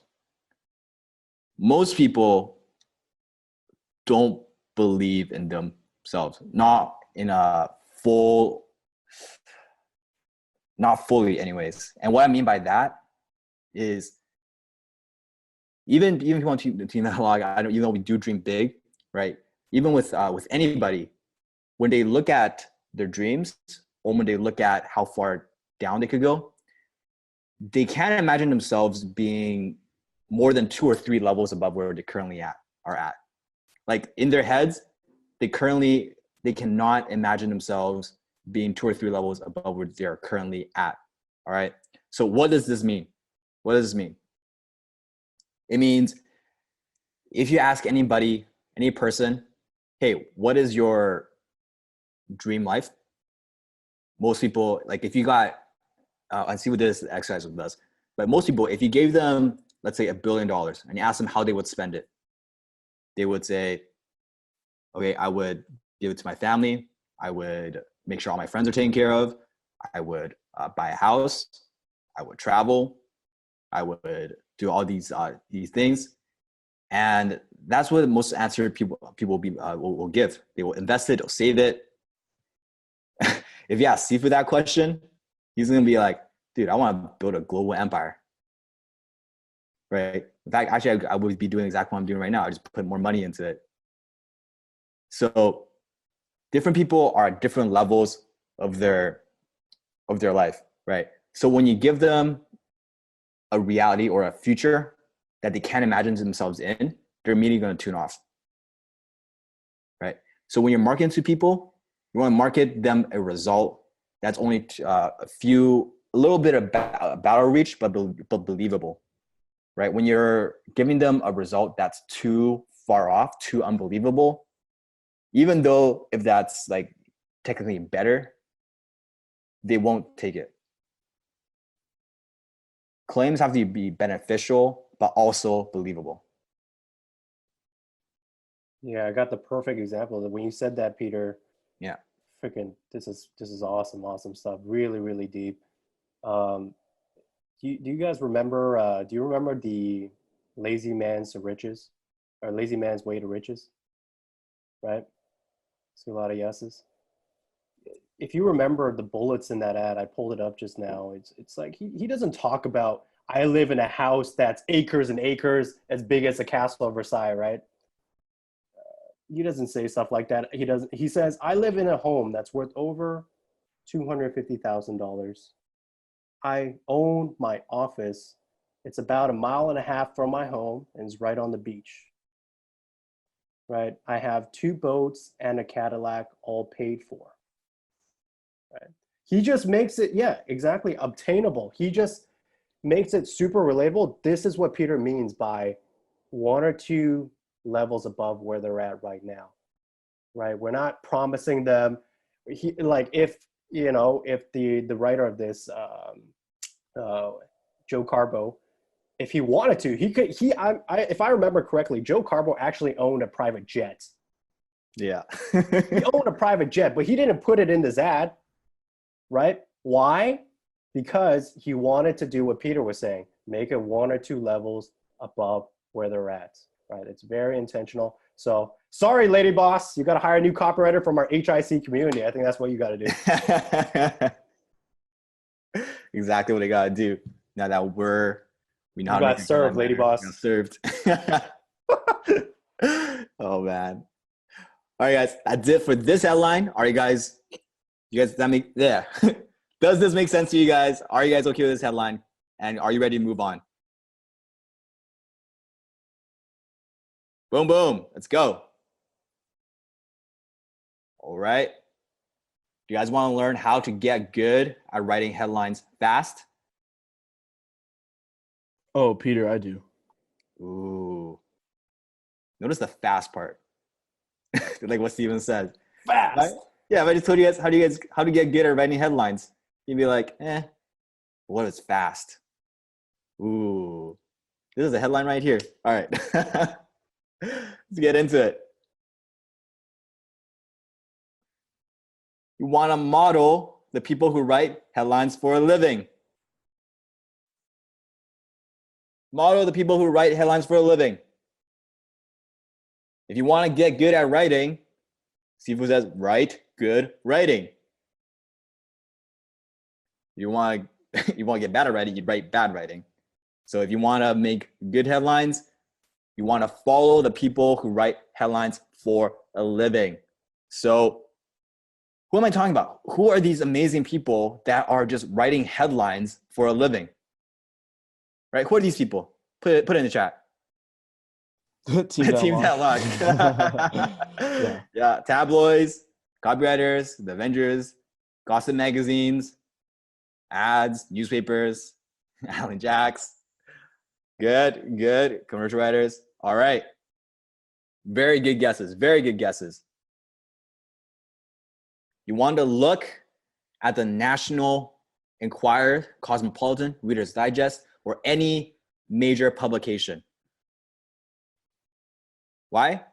Because these are companies that live or die by the amount of clicks they get. So do you think they'd be good at writing headlines? Yes, exactly. Because if they weren't good at writing headlines, they'd be bankrupt and they wouldn't exist. Think about it this way. Their entire business model is based off of getting you to pick up the magazine while you're at the grocery store in the checkout line. That's their entire business model. Think about how good their headline has to be to hook you in to buy it. Exactly. And when you guys are going through these, right? And by the way,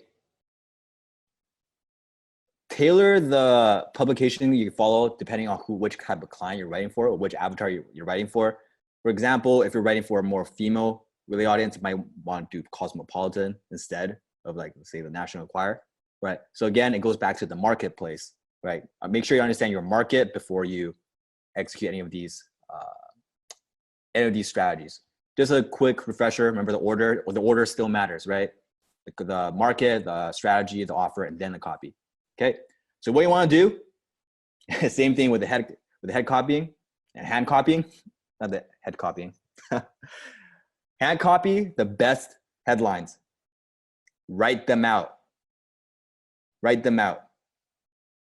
Just like with sales letters, write them out. You will start to see which ones are good. You start to feel it. You start to develop it into your own subconscious. And when you have the really good ones, add it to your copy vault.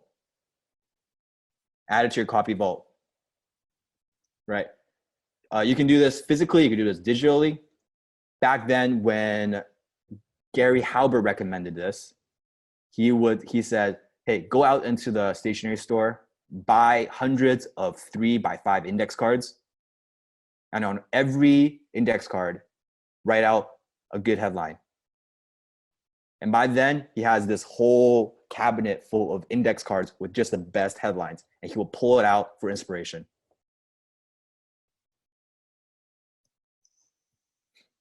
That's the dedication. That's the work it takes to create a great copy vault. That's what it takes to add more value to your copy vault. All right.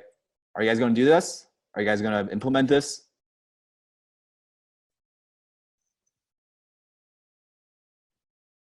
Good stuff. So Peter, we had a couple of questions about clickbait and stuff like that. Like, should I bother reading that too?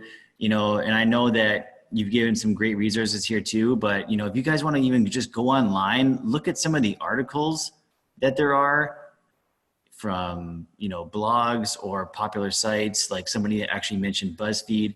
If you go and like look at what ads, actually go searching for ads at the bottom of the article, because sometimes they say the most ridiculous things, but yet you're sitting there staring at it, debating whether or not you should click it, which means that it works. So yes, definitely study stuff like that.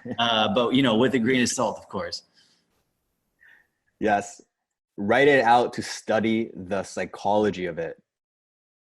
Right? You don't have to always, some clickbaits, they lied or fake news, but the psychology is there because you clicked, you took action, so it worked. Figure out how to apply it ethically to whatever you're writing. Don't ever be unethical, right? So I don't know why I have to say this, like be ethical. Like, okay, I don't know why I have to say that, but let's keep moving. Whoa. All right, here's some examples. Ed, do you want to read the first one? Why baking your makeup is the key to legit flawless skin. Sorry, I had to emphasize that. Okay. And no, it doesn't require an. Yeah. So I'm not even a girl, and I kind of want to click on it. I kind of want to read it. So would you guys click on it? Does it make you guys go like, huh?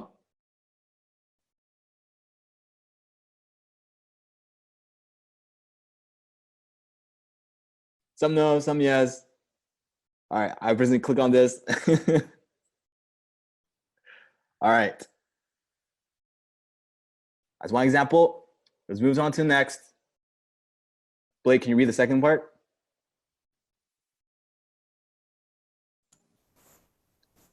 Sorry there, Peter. All good. The second one, middle one. Kurt Cobain haunting his Seattle death house. Wow. That's ruthless. Yeah, it's creepy. It's scary. You kind of like WTF, what's happening here? I like this Kurt Cobain one. It's also entertainment. Yes. So people, we always want to, you know, add value to, you know, when the best copy that you can write, it's something that implies self-benefit, but also they can learn something through it as well.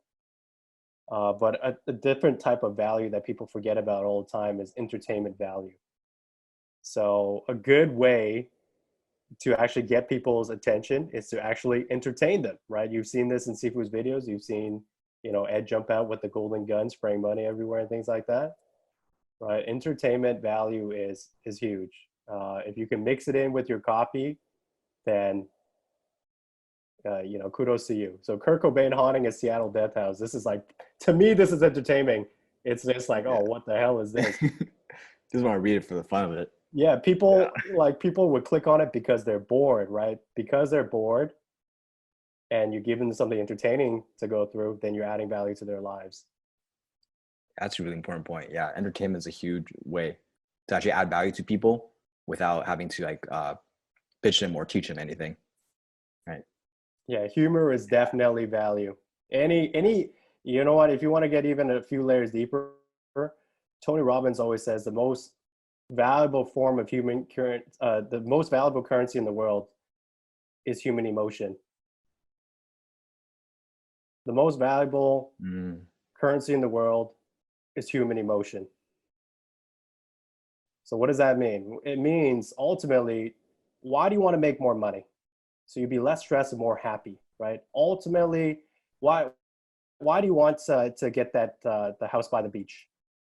Because it's something you've always dreamed of, but ultimately it makes you happy, right? What is happiness? Well, it's an emotion, right? So people really, a lot of times what they're buying is emotion, right? So anytime where you can trigger any emotion, you are in fact giving value. And Peter, you're into pickup. Yeah. Should we talk about that on the exposed? Well, that's great. But you know what I'm talking about, right? Yep. Driving emotions. Once upon a time that happened. Well, I mean, look, it's okay. I was into it too, right? So yeah, it's all good. It's all good. I throw you on the bus. I throw myself under the bus. But whenever we're in the dating world, you don't have to always like give. You know, you want to give a whole range of emotions, right? Because it's part of the journey. It's part of the fun. You're adding value that way.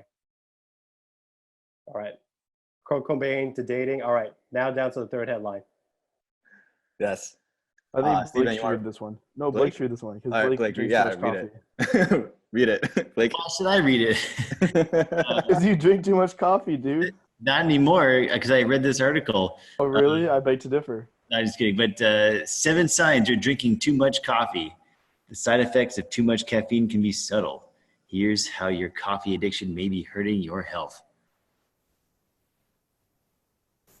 Boom. Blake's gonna click into that. Already did. Already did. You just Googled it. Yes. Right. This implies that you might be making a mistake that you're not sure that you're not aware of, and also it implies that it's gonna teach you how to fix that mistake, right? So if you feel like you're drinking too much coffee, am I drinking too much coffee? All right, let me just make sure. Right. So that's why you want to click into this. All right. Anything else you guys want to add? It speaks directly to people who are coffee drinkers, which majority of people are. So that's the power of knowing your market. Because most people, they drink a decent amount of coffee. And there's usually like a subtle thing in their head. It's like, you know what? Like, do I drink a lot of coffee? I don't really know. It kind of feels right to me.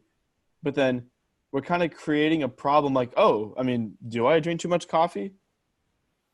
And by the way, the graphic there is really well done, because how many of us go on our phones at night like that? If you can resonate with that, everybody does it, whether you drink coffee or not, it doesn't matter. So you go, oh, wait, I do that. Holy shit. Maybe I do drink too much coffee. Yes.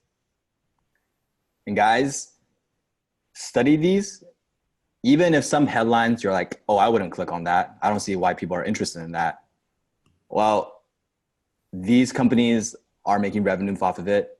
This actually reminds me of some conversation I had with a friend. I told him, hey, yeah, what part of what you do is we run Facebook ads. And they said, oh, Facebook ads don't work. Facebook ads don't work at all. And I'm like, well, what do you mean? They're like, well, I never click on them. So why would they work? Well, I could tell you from the numbers, they work. They produce huge amounts of ROI, and that's because people click on it, right? So don't project your values onto other people. Don't think like, oh, I wouldn't click on this, so this is a shitty headline. Oh, it doesn't move me personally. That means it's not going to work for anybody else. All right. Sometimes you're not the target audience, but these things are online. They're available in these companies because they do make revenue. All right. So that's one thing I want to put out there. Don't project your values just because you don't think it grabs your attention. It's going to not grab everyone else's attention. Yeah. Is that clear? And a perfect example of that is when we're writing ads, for example, to high earning professionals who are men, and I write the copy and it's like, you know, here's a thing you can do, like a high income skill you can do so you can spend more time with your wife and kids. Like, I'm writing that, you know, but like I don't resonate with it necessarily. I just know that it works. I may not click on it myself because I'm not the demographic, but I know that it works because it's proven to work, whether or not what my opinion is, or whether I quote unquote go, oh, I would click on that. Look at it objectively. Don't have an opinion about it and go, oh, if I was that like, first of all, who is that market? Who is the market that they're trying to attract? Don't have an opinion about it. Don't judge.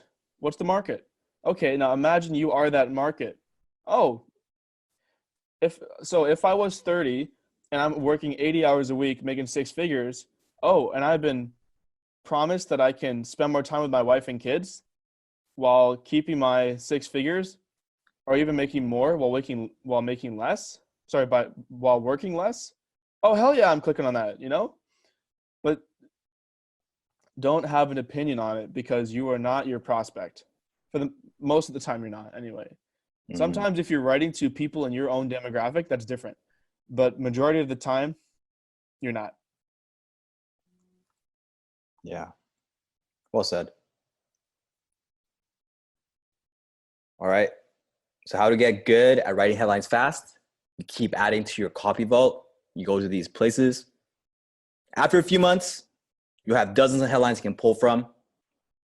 And when you need a headline, you always go back to your copy vault and find one that fits for your situation. Does that make sense?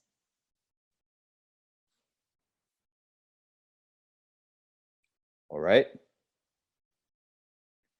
But what if I told you there was an even faster and easier way? You wouldn't want to know about the faster, easier way, would you? Oh, wow. Golly gee. Oh, golly gee. Is it a scam? No, it's not a scam. It's Seafood Dan Locke. What do you think? All right. Well, our teams, we worked hard, long hours. We thought, well, instead of making you guys go out to all these sites and all these magazines and collect the best headlines, where you got to spend hours and sometimes even months spread out to just create your own copy vault. What if we did all of that, relieved you of the work, and just gave you 300 fill in the blank headline templates? Boom. Wow, wow, wow, wow.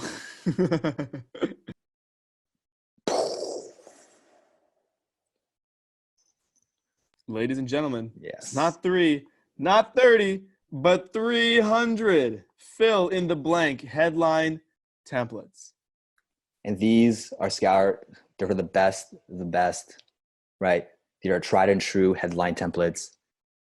We're going to be using it a little bit later on in class today to show you what it's all about. It's going to be for the group activity, right? Yeah. Oh, Oh, shoot. Sorry. No one. I'm just excited. Yeah, I'm just excited. Okay, I'm just excited. Okay. All right. That's it. We're going to come back to the headlines. We're going to show you how to implement everything. Right now, we're going to move on to the second part. building blocks of high converting landing page, right? Bullets. Are you guys ready to learn about bullets? Boom, boom. Yes, yes, yes. All right. Let's get into it.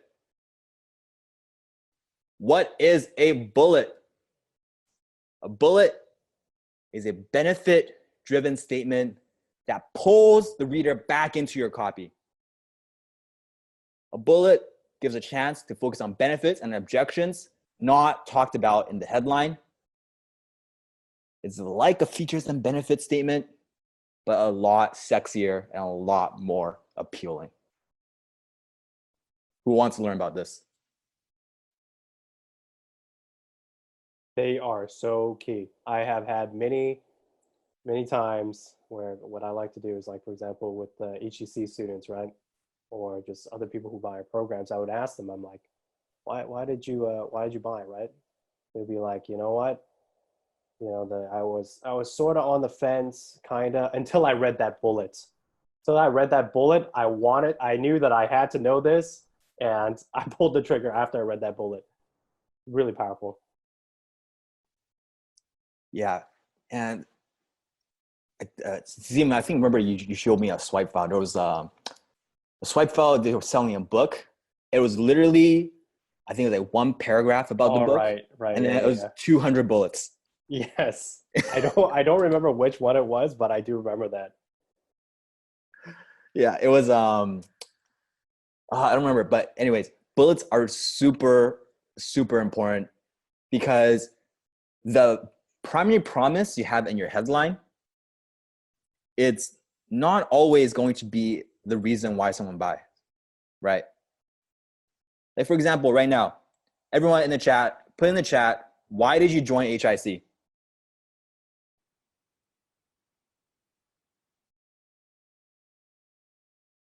Bonus, urgency, 6 figures, writing nerd, damn lock, bullets, thrive, not MLM, high income skill, make money, change, so learn skill, career, skill set, Financial freedom, confidence. financial confidence. All right. Flexibility. How many reasons was that? That was like more than 10, probably more than 20 once you tally it all up. If we just had one headline, if we didn't have bullets that tackles different benefits, different promises, do you think we'll have as many people? No. If you open up an ice cream store, you only sold vanilla, you get a lot of vanilla lovers, but you're missing out a lot on the people who like chocolate and strawberry ice cream, right? So there's another analogy for you guys. You guys want to add anything else to the importance of bullets before we get into how to write it? Ed, Blake, or Steven? Absolutely. Bullets are, so we call them bullets. Some other people call them fascinations, depends on who you learn from. The reason why it's called a fascination is because the goal is to make the person so fascinated, intrigued, and curious about the bullet or the fascination that they can't help but want to know more. So it could be a fascination or a bullet to get someone to watch the masterclass or the on-demand training. Imagine there was something so compelling, so irresistible, which we'll give examples in just a moment here, that are so irresistible that they have to sit through everything just to find that one bit of information. There's actually been a lot of products in the past where I'm like, you know what? I don't really want this so much. Yeah, I mean, this looks nice. It's kind of cool. And there was just one bullet that was like, wow, holy crap. I want to know that. And I spent like $500 to $1,000 on this one product just so I could satisfy the urge to know what that one bullet was or what the solution was. So really, one bullet can skyrocket your sales, can skyrocket the amount of people who buy from you, can skyrocket the amount of people who click. And not a lot of copywriters these days actually know how to write decent bullets, funny enough. they're not that difficult. And I believe in today's class, we're going to be sharing what, Peter, like 9 different types of bullets? 9 different secrets to write bullets. Yes. 9 secret ways to write bullets. Yeah. And yeah, go for it. Thank you. I was just going to say, because I see some people in the chat asking, why can some people not write bullets? They've just never been taught. They don't know these 9 secrets. Seriously. Yeah. And they haven't had the training. And if they do know, they don't understand the psychology behind it. They just kind of copy it because they see other people doing it without fully understanding it.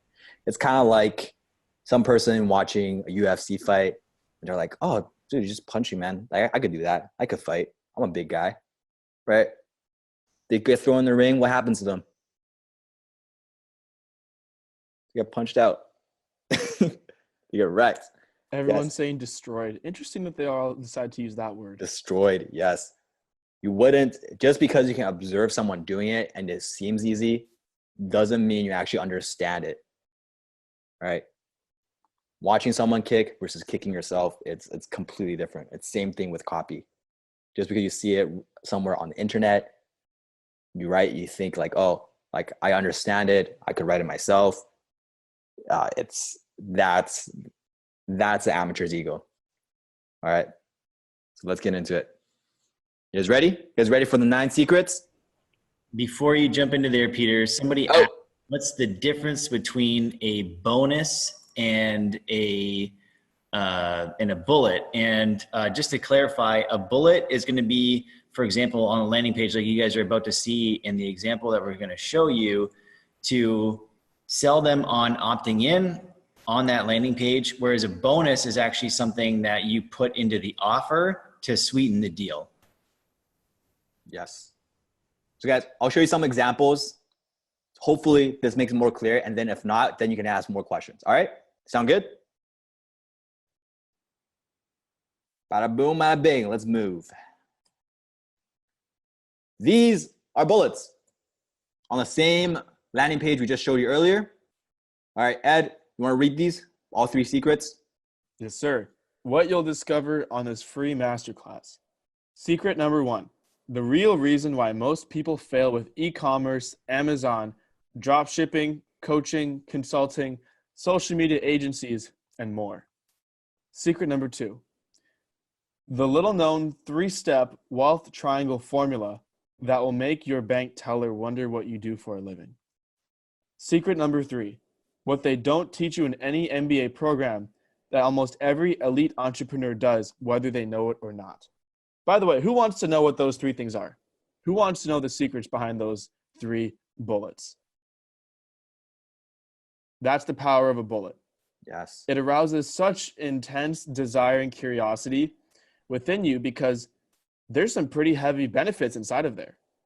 Each one of those little sentences is packed with benefits. And Peter, if it's cool with you, I think it'd be cool if we kind of, I know we're going to, I looked at how many slides we have left. And we may be on track for a 7-hour class today. We're ready for a 7-hour class.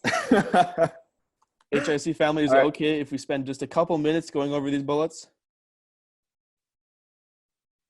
Is that okay? Yes? Yes, go for it. Okay, cool. So let's look into secret number 1. The real reason why most people fail with e-commerce, Amazon, dropshipping, coaching, consulting, social media agencies, and more. Let me ask you, what is the benefit here for someone to want to know more? What to avoid? Stop wasting time. Or rather, why would someone be interested in knowing the real reason? How it could succeed, success, improve, what not to do. What works. Why did I fail before? Exactly. So when I wrote this, I thought about our audience. It always goes back to the market. Yes, the reason why they failed. Always go back to the market. Odds are someone who is watching this masterclass has tried something else before. And the most popular trends right now: e-commerce, Amazon, drop shipping, coaching, consulting, and social media agencies. So we're basically justifying if you've read One Sentence Persuasion, we're justifying the reason why they failed. I'll say that again. We are justifying the reason why they failed. And it's a very, very subtle thing here. When we say the reason why these things didn't work, in the person's mind, it's implied that you know how to get something to work. So they failed because of this reason, and you're the person who has the answer. So if somebody has tried somebody else's program in the past, it didn't work, we go, you know what? It's not your fault. Here's why it didn't work. Here's what you can do instead. And it taps into all the trends right now. Is that making sense? Mm. And by the way, we're going to teach you in this class how to write every single one of these bullets. Gonna be good. All right. Yes. Secret number 2, the little known 3-step wealth triangle formula that will make your bank teller wonder what you do for a living. First of all, little known, it's not just the 3-step wealth triangle formula, it's the little known. Why is it little known? Why? Yes, FOMO, exactly. Why is this one good? Why does this one work? It's a secret. Curiosity. I picture the teller being curious, implying secret way to riches, insider knowledge. Exactly. Yeah, secret desire to be part of the elite. Precisely. When you read this bullet, what do you imagine in your head? Do you imagine a scene of you walking into the bank and your bank teller raises their eyebrow when they see how much money you have on that fat check of yours? Exactly. That's the power. Imagination is so crucial because it shuts off the logical brain. That's the power of imagery. So wouldn't you want to know how to make that imagination in your head come true with this little known 3-step wealth triangle formula? And by the way, wealth triangle formula, isn't that a mechanism? And by the way, what's really the core, what's really the promise here? We're just promising how to make more money, aren't we? We're just promising how to make more money. But have you ever seen someone promise how to make more money in this way? Have you ever seen someone say something like this before? Do you know why?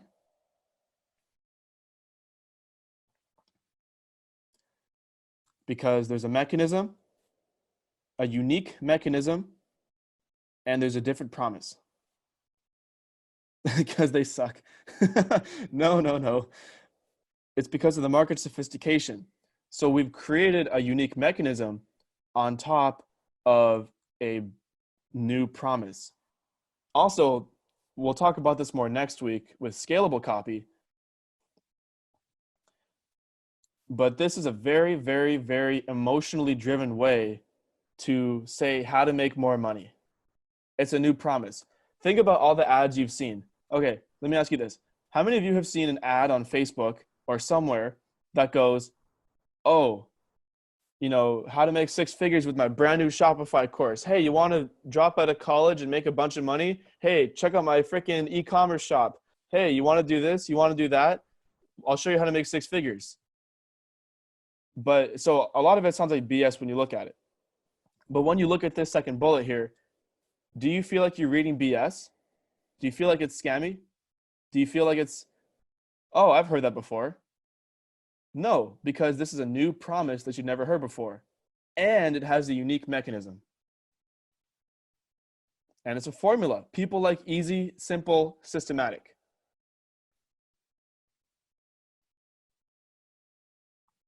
All right. let's wrap up with a third one and we'll keep moving forward.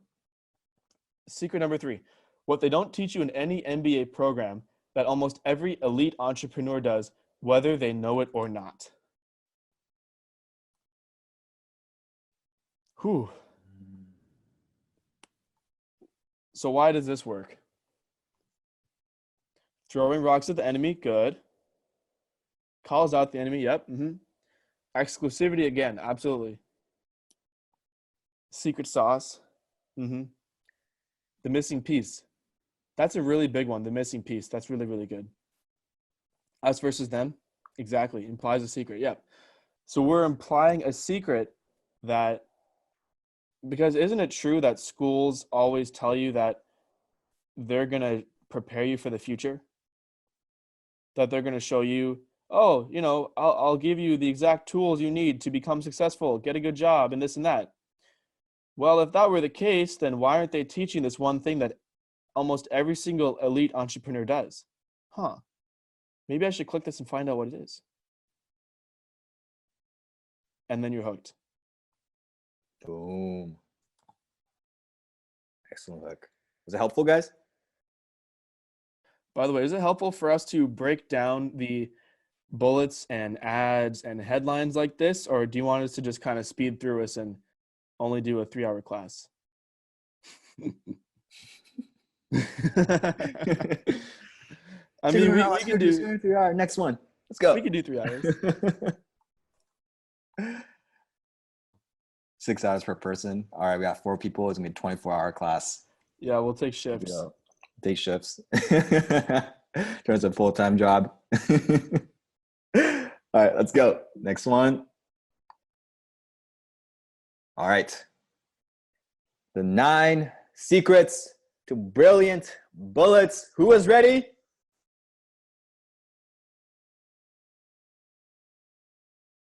Boom. All right, let's get into it. Secret number 1. How to bullet. You guys probably seen this many places. Let's explain what it is right now.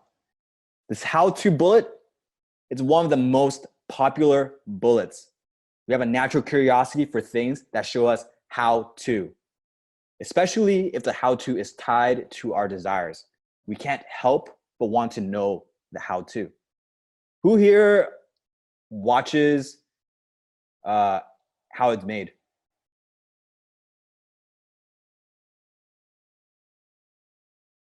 Right? Are you ever going to make any of the things that are on the show? Are you ever going to be using what's on the show? No, you're just watching it because it's entertaining and you're curious.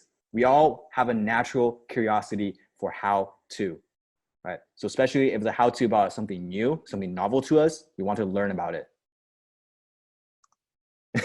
No, not how to basic. All right, let's get into the examples. Steven, you want to read some of these? Sure can, yeah. Boom. Number 1, how to use the most persuasive laws of psychology to increase your ads response many times over. How taking away the sale is a key secret in getting astonishing results in all your advertising. Should I keep going? Yeah, keep going. How you can increase your chances of success when launching a new product by 300% to 500% with another simple strategy. How to take what the masters of marketing have created, earn millions of dollars from, and use for your own profit, non-compliant. Or is it? I don't know. Actually, I'm not sure about the last one. Yeah. But it is good. All right. Can you guys guess? Thanks. So I was reading the chat. Someone saying I sound like Sifu, but that's interesting. But can you guys guess who this is tailored to?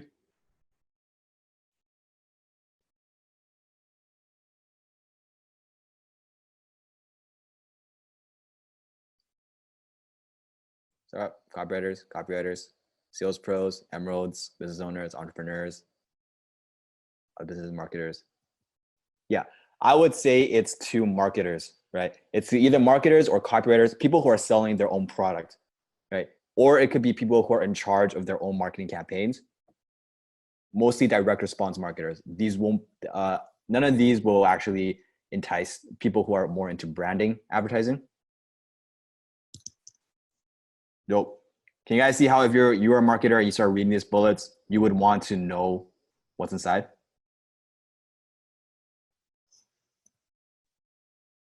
Boom. All right. Next example. Blake, do you want to read all these? Yeah, I'll go through the entire how-to section. Oh, okay, sure. How to build a portfolio positively geared. This is hard to read. How to build a portfolio of positively geared appreciating real estate assets. Number 2, how to protect what assets you have now and the massive amounts you'll have in the future. How to legally reduce the amount of tax you pay without losing money. How to get your capital to earn you huge returns. How to take control of your superannuation. How to put you all your what does that say? I think it's a typo. That's a typo. That's Yeah, a typo. That is a typo. Look, you don't have to spell well and have good grammar and you. spelling skills. Just so you guys know, grammar does not matter to be a copywriter. You can literally sell anything as long as the general idea goes across. That's right. So how to put your assets behind an equivalent of the Great Wall of China so no greedy lawyers can get their grubby hands on them, even if they're the top gun lawyer in their firm. They'll be dumbfounded. That's actually pretty cool, depending on who you're talking to. How to see it, how to see to it that you never have to set foot in a court ever. There won't be a solicitor in town who will want to take you on. Interesting. Yeah, these are very interesting bullets. And notice how these different bullets have different jargon, right? In the first part, there's real estate jargon. In the bottom part, it talks more about lawyers. And remember when we were doing research, we talked about you want to speak the way they speak. If you cannot use the same language that they use, they will assume that you're not one of them. You're an outsider, right? So that's the importance of doing your market research. Cool. Steven? Wow. Okay. How to jockey for your best strike position during an attack. How to instantly classify any gun, single action versus double action, and how to tell if a gun is a conditioned one. Oh, that's very insider language right there. Military jargon for ready to fire. This inside weapon knowledge could give you a precise extra second in any confrontation, enough to choose your next best move. Boom. Right. Again, notice those jargon. And yes, it's a different meaning to bullets because now about violence. Boom. There's a lot of these examples, Steven. You got to read through them all. I know. Holy smoke. Feels like an audiobook that I'm reading out. How to legally slash your taxes by thousands of dollars every single year, no matter what your income or profession. That's pretty cool. Mm-hmm. How to use the IRS's own rules to turn the tables on them. Oh, that's what we call a revenge hook. A lot of times whenever a lot of people have just across the board, like even within HIC, put in a comment below if you want to just show somebody that you're able to do something, you want to take revenge, you want to show them that, hey, look, you do have what it takes. That's a very, very, very powerful hook. A lot of people will relate to that, right? Revenge. And the third one, how to make sure you never get audited. Boom. And notice how if these bullets relate to you, you're more drawn to it because it implies personal benefit, right? The word personal has to be beneficial to the specific person that you're targeting. So if some of these bullets don't hit you, they're designed to not hit you because you're not the target audience. If you're not investing in real estate, if you're not dealing with lawyers, you're not meant to vibe with some of these bullets. So that's perfectly okay. All right. That's the how-to bullet. Now we're going to go into secret number 2. You guys ready? Put in chat. Good. Yes. All right. Secret number 2 of 9, the secret 2 bullet. Everybody wants to know secrets. And when you have a secret 2 bullet, this is best when you base the secrets off of uncommon information, right? Uncommon information. You can't be saying something like the secret to good health and give them water, right? It has to be something that's uncommon knowledge. It can't be, don't be one of those people that says secret to blank and you're just giving them what everyone else is saying, right? So be careful when you're using the secret 2 bullet. If you have some piece of knowledge that's uncommon, make sure to use it appropriately. All right. Blake, do you want to read this? All the secret 2 bullets?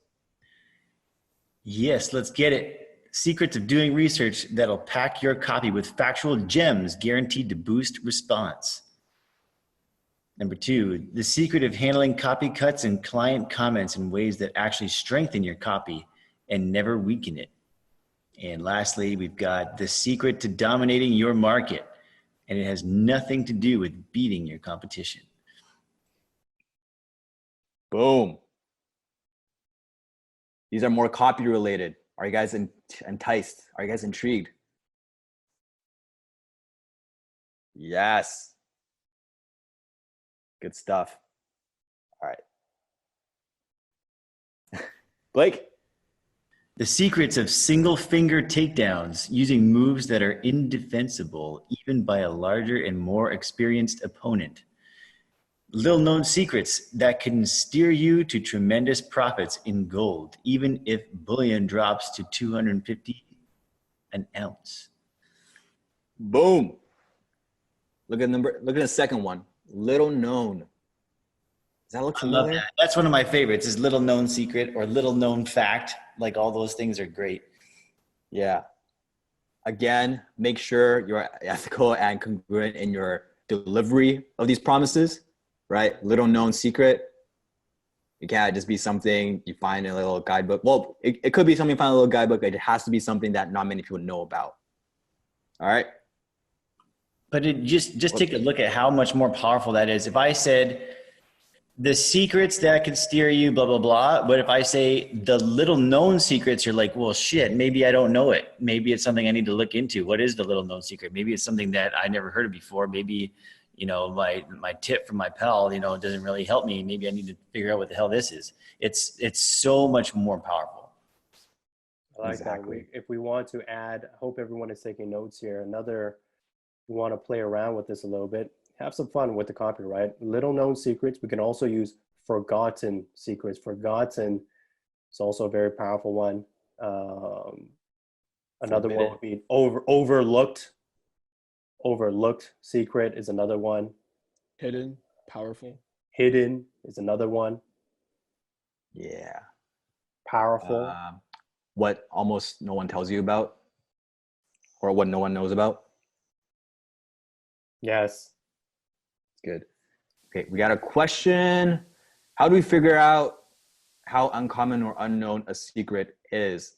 You do that by researching what's out in the market. You research your competition, you research your prospects, you research, so in this case, in research, you would figure out what they believe. You would research what competition are out there, what claims they're making, so you'll know what your market is exposed to. So once you're doing that, then you can have your information stand against what's already existing in the marketplace. And again, it goes back to, guess what it is? Research. That's why we taught you guys that first. Yeah, Right. it's about knowing the zeitgeist. Ooh, zeitgeist. That's an interesting word. Steve, can you explain that? Zeitgeist. Who knows what the word zeitgeist means? Don't worry if you don't. It's a very obscure word. I would never have known it unless I was a very big copy nerd. Zeitgeist, I don't know what language it is. It means spirit of the ages or spirit of the times. Okay, I see a lot of German, so we got some smart people in HIC. So German, yeah. Mm-hmm. Knowing the zeitgeist means knowing what you have, a sensitivity, you have a feeling towards what the common conversations are within your industry and your niche. It has to do with, it's related to market sophistication and market awareness, right? But different periods and different times, there are different trends, right? Like, for example, I keep on using keto because keto is freaking everywhere, right? Keto is the zeitgeist of the times right now. So how do you know what is common and uncommon knowledge within your industry? Well, it goes back to how well do you know your industry? How well do you know what the conversations are in the zeitgeist? Yeah. I've got an exercise for the for the community. What is a zeitgeist of the business opportunity and make money space? Let's see. Drop shipping, yep. Amazon FBA, exactly. E-commerce, Bitcoin, yep. Forex, exactly. That's right. Huh. I wonder where else we saw that in a bullet.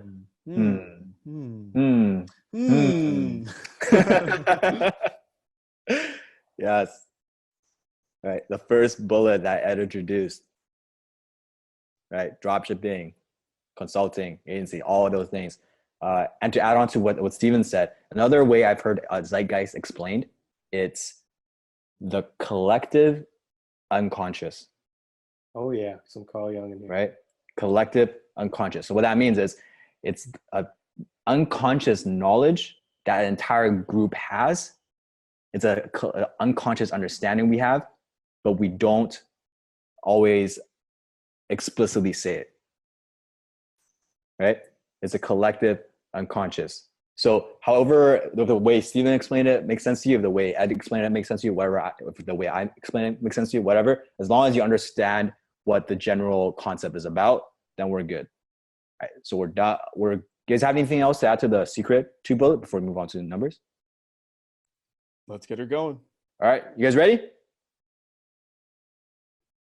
Bada boom, bada bang, let's go.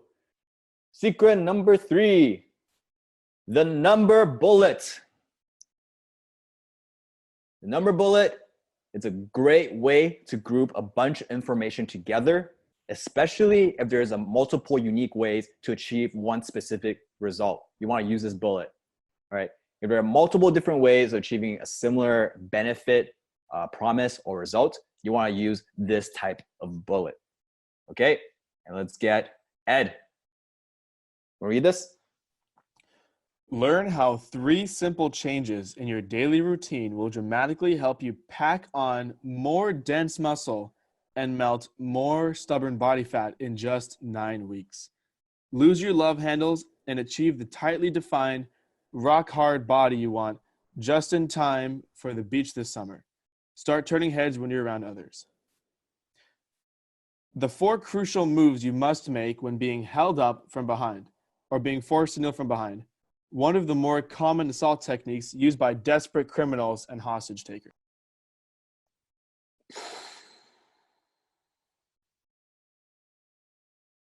Are you guys curious? Are you guys curious about these bullets? Oh man. 3 simple changes in your daily routine.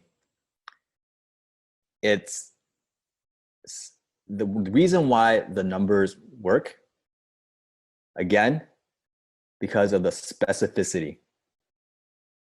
Right, the specificity, because there are 3 changes. Imagine this without the numbers. Learn how some simple changes in your daily routine will dramatically help you pack on more dense muscle. It's not specific, it's less powerful, right? The crucial moves you must make when being held up from behind versus the 4 crucial moves you must make when being held up from behind. You see the difference? Yes.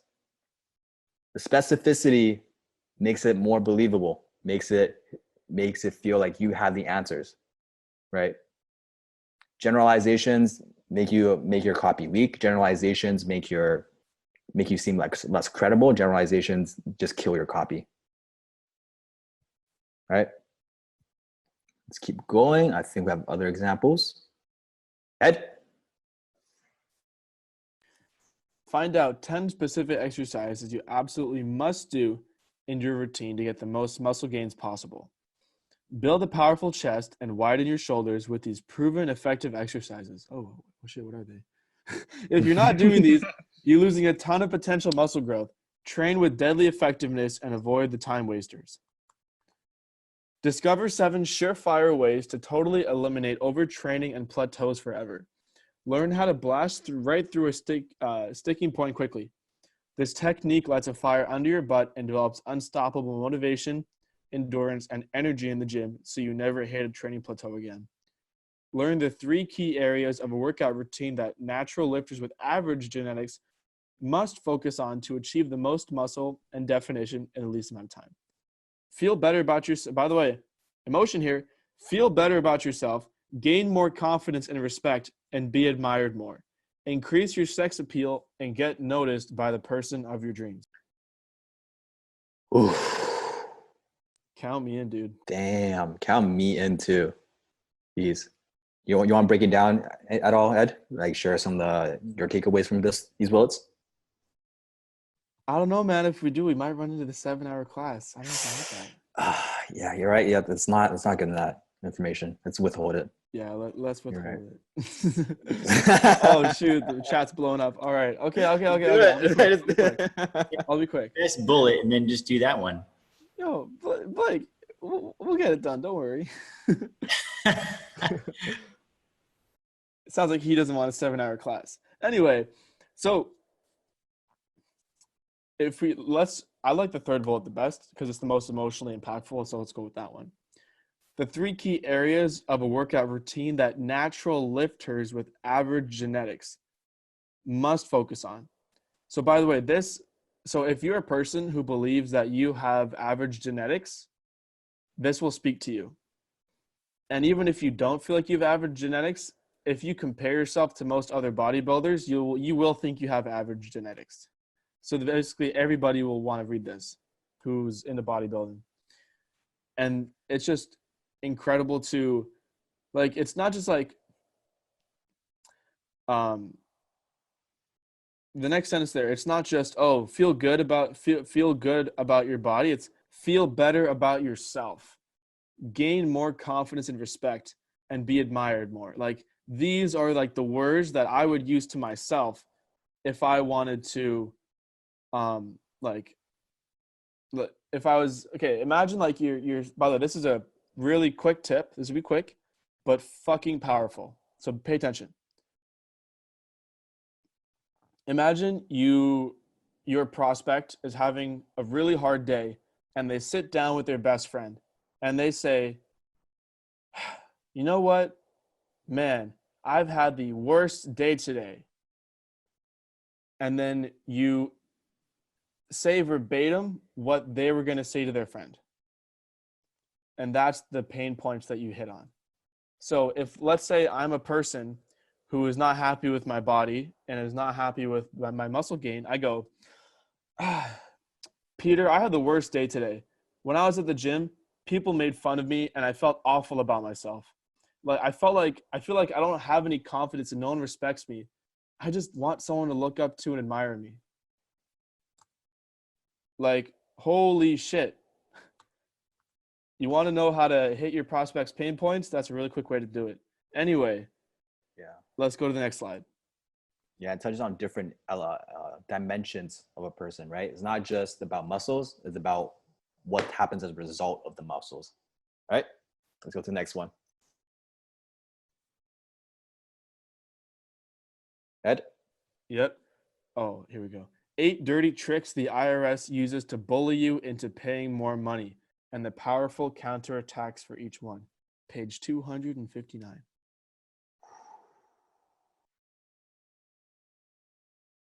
Throws rocks at enemies, a specificity, page 259, so you know where to look. Good stuff. Next one. Oh, copy. All right. Secret number 4. The right, wrong bullet. The right, wrong bullet. Best used when you're challenging conventional belief or assumption that a prospect has. You call them out on having this belief and you debunk it. They want to know how they could have been so wrong on something that they thought was so true. All right, let's go into this. I'll read this one. Sneezing into tissue prevents colds, right? Wrong. Page 2 explains why. Boom, I'm already into it. Common knowledge, right? Again, goes with the zeitgeist. What do people commonly believe? You just gotta be part of the industry, part of the market. Nice and simple. Let's go. Unscented products have no scent. Sorry, many are masked with a chemical that can cause allergic reactions. Page 24.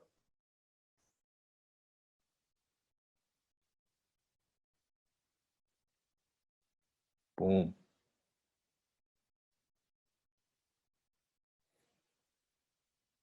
And this is like, again, it's about common knowledge, right? It can't be, it has to be common knowledge that you're challenging. It can't be some common knowledge that you agree with. It can't be uncommon knowledge that people don't know about, right? For example, if we're talking to people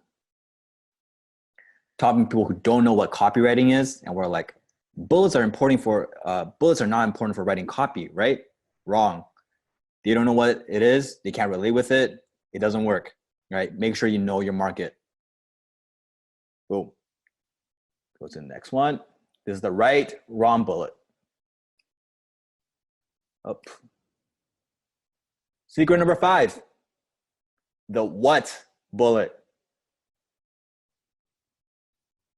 This is great for giving specific instructions or teasing at specific information, which adds even more curiosity.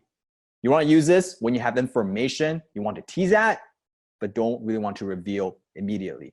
All right? Steven, can I get you to read these ones? I can. All right.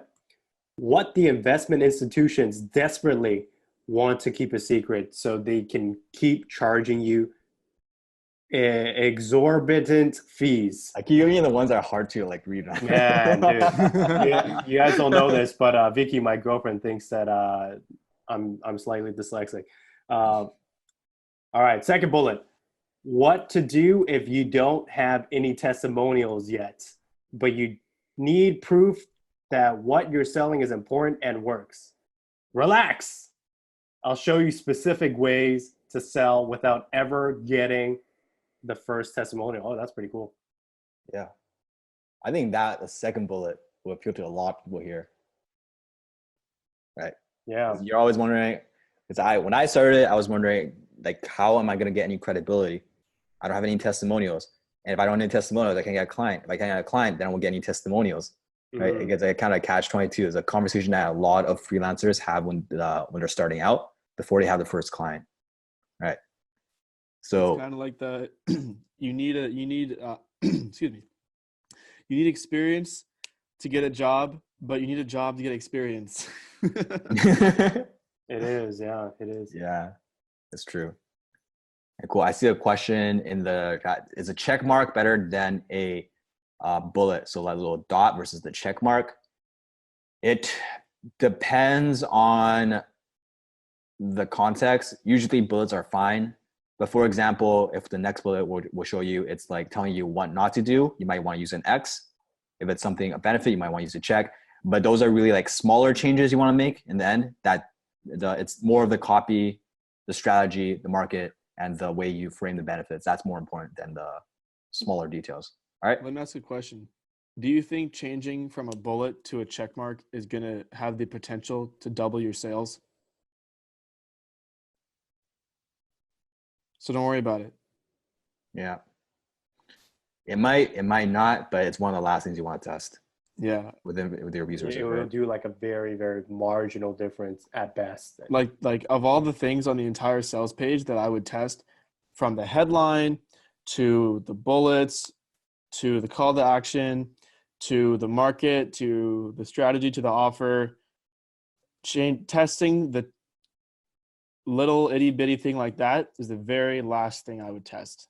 Yeah. It's not even worth testing. Like, Yeah, you wouldn't test absolutely. this, period. If you're testing this, you are wasting your life. Yes. And money and life. That's a good way to put it. All right. Let's go into the all right. Do you guys have any questions about the what bullet before we go into the next one? Does it make sense? Yes, in the chat if it makes sense.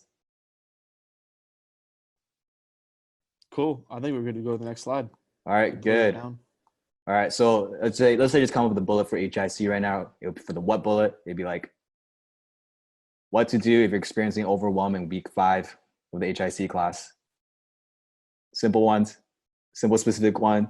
It's specific. Notice how it's a very simple bullet, but because it's targeted to you, it's like it's different. Oh yeah, that would totally push somebody over the edge. I got one. On the edge. Yeah. I got one. What the highest earning high income copywriters do that low income copywriters don't? I want to know the 7 things they do. Dang. All right. Let's go into the next one. Secret number 6, the what never bullet. So we had the what bullet. Now we have the what never bullet. The what never bullet. This alerts people that they're making a possible mistake unknowingly, which triggers their fear, and also shows them how to potentially fix it, which is the benefit. All right. Blake, can I get your help with reading this, please? What never to eat on an airplane, the dirtiest, deadliest airplane in the whole wide world. Ooh. If you're traveling and you eat, well, then you probably want to know what this is. I saw an interesting YouTube video about the similar concept.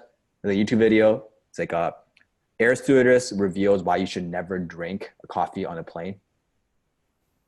Yeah, I think I saw that. Yeah. Yeah. Are you for real? Yeah. Do you want to know why, Steven?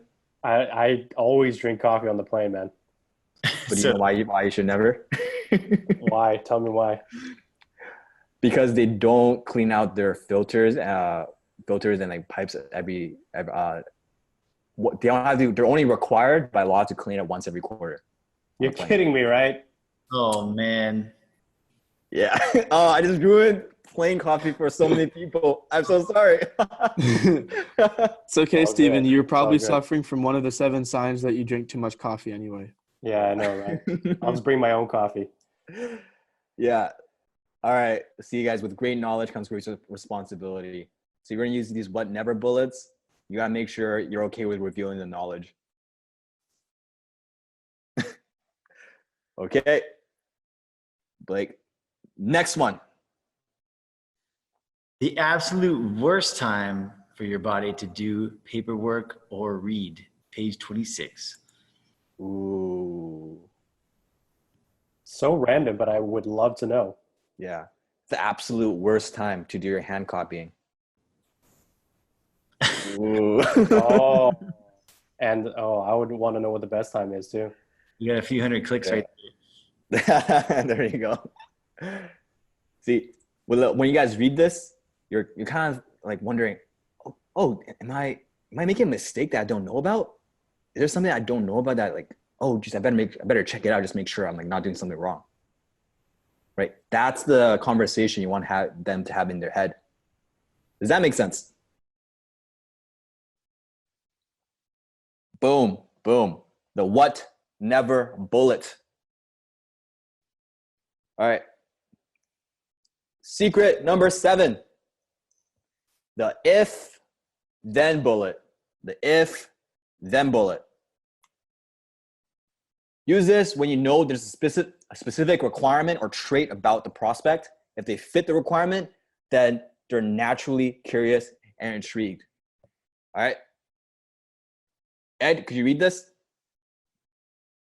If you have a tension headache, here's why you should forget your scalp and concentrate on your toes. Feet. If you've got just 20 minutes a month, I guarantee to work a financial miracle for your life. Yes. That's cool.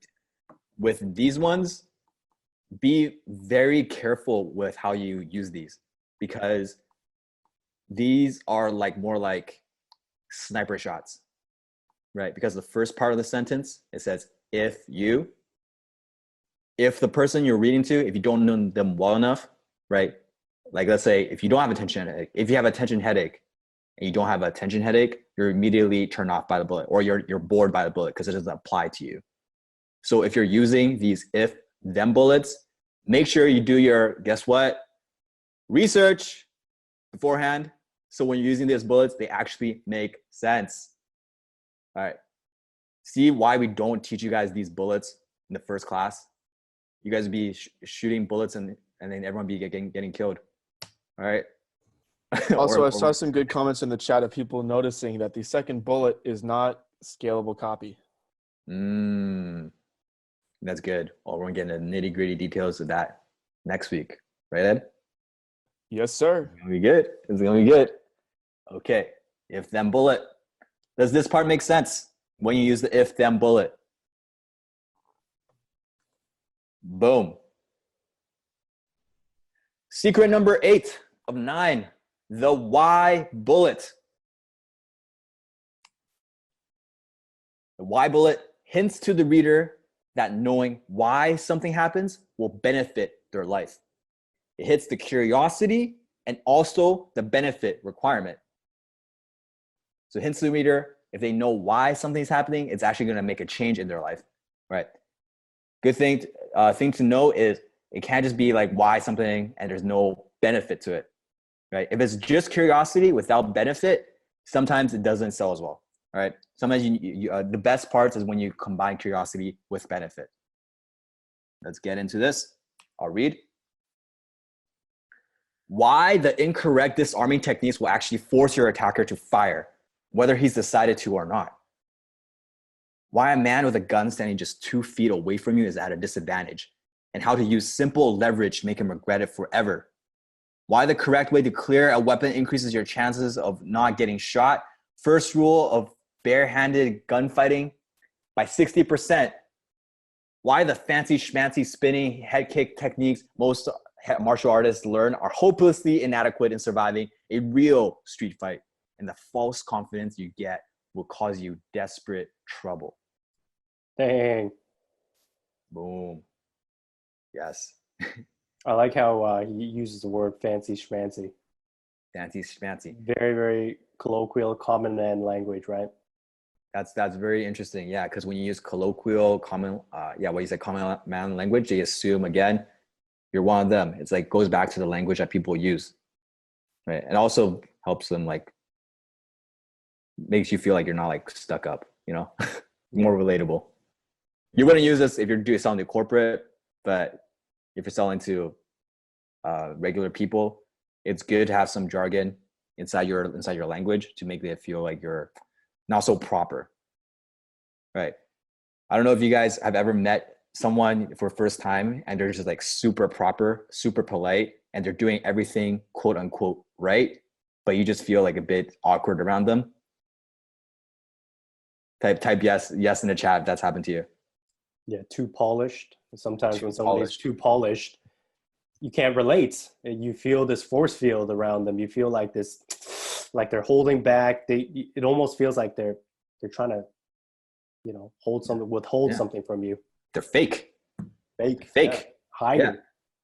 So that if you do that in your copy too, if you're too proper, it comes off the same way. All right. Cool. Does that make sense, guys?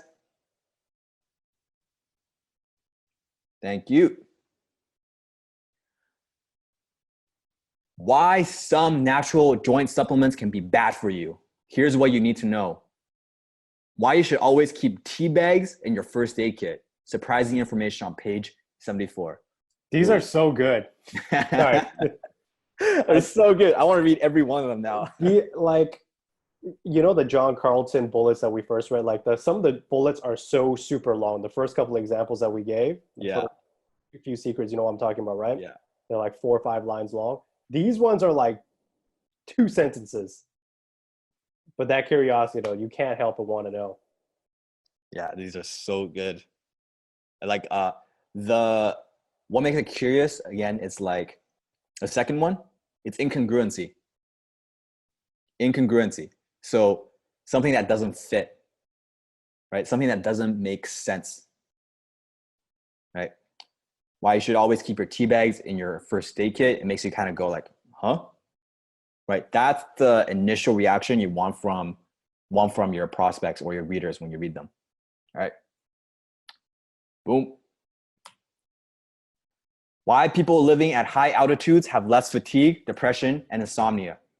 And how you can use the secret to have much better health, no matter where you live. Ooh. I'm curious. I have a guess. I feel like they have one of those hypoxia chambers. But I'm not sure if that's right. But yeah. All right. There's another one. Okay. Who's ready? Who is ready for the last bullet? Last bullet. All right. Secret number 9. The specific question bullet. Just like all the other bullets, this is based on curiosity and benefit. Curiosity and benefit. It leads with a question of importance to them and then gives them or teases at a solution, right? Leads with a question that's important to them, that's personally beneficial to them, that's directly related to the prospect you're talking to. Then gives them or teases at it a solution. Steven, want to read this? Yo, can I read these All right. ones? All right. Ed. Yeah. Ed wants to. Why do you want to read these, man? Are these, I like these ones. Don't you steal like these Steven's ones? All thunder. right, all right. I like these ones. Okay. Stubborn belly fat. This little known culprit could be why. Has nothing to do with diet, exercise, hormones, stress management, or sleep. Amazing breakthrough from Sweden helps you shed the pounds. Page 3. Looking to increase your conversions by tweaking a headline? Don't. Read this book instead, and you'll discover how to beat any tweak or split test you could ever hope to make yourself. Page 15.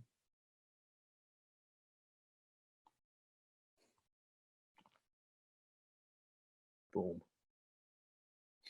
Pretty cool. What'd you like about this, Ed, specifically? Hmm. The belly fat one? Because you lost our muscle mass. Hey, you know what, dude? Don't appreciate that one.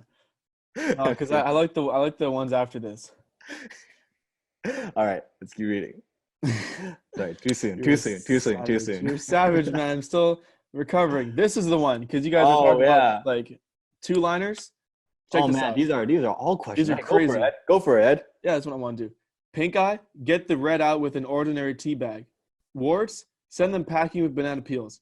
Eczema, try the avocado cure. Tired eyes, make them sparkle with cucumbers. Feeling blue, lift your spirits by smelling some lavender. Headache, try the peppermint cure. Hay fever, stop the sneezing with ordinary salt water. Dandruff, try the salad oil cure. Black and blue mark, try the parsley cure.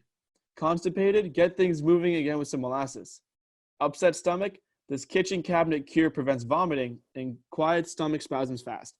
Cold hands, get your blood flowing again with this ordinary vitamin. Bloodshot eyes, redness goes away when you swallow a couple of these. Amazing. Athlete's foot, try the vinegar cure. Gout, send it packing with cherries. Boom. I got a question for you. Do you see why you can't have all of this in the headline? You see the power of the bullets? Right. Earlier we were asking about what's the difference between a headline and bullets. A lot of times you can't possibly get all the hooks you want in your headline. Right? This is the perfect example. Mm-hmm. See how like you don't even need to have many of these. You could just have one of these and you would buy.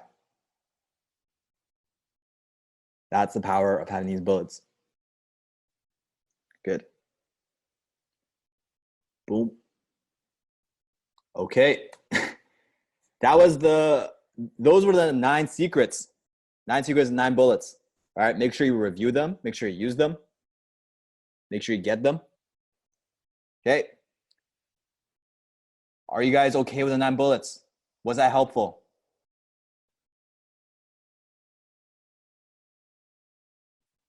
Glad to help you. Yes. Boom, boom, boom. The last part of a landing page, call to action.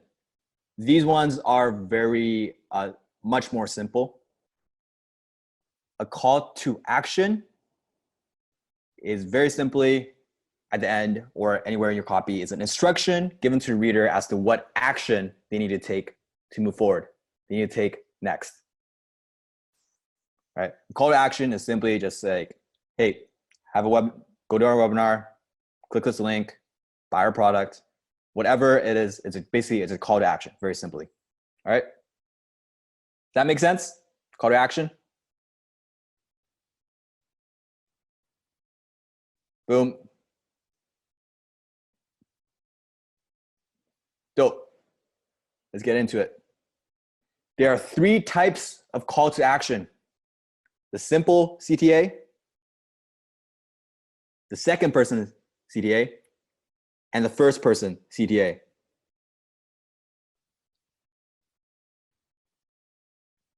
First one is a simple one, just from Uber.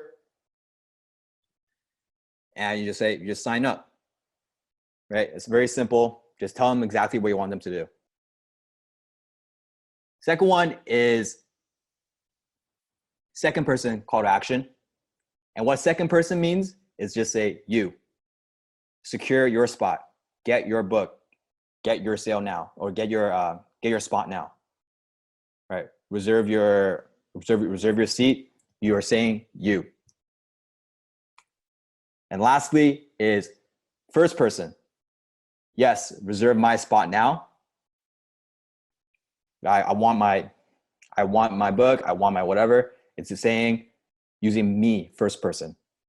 Right? Personally, I like first person a lot because it's I imagine the person reading it and saying it in their head.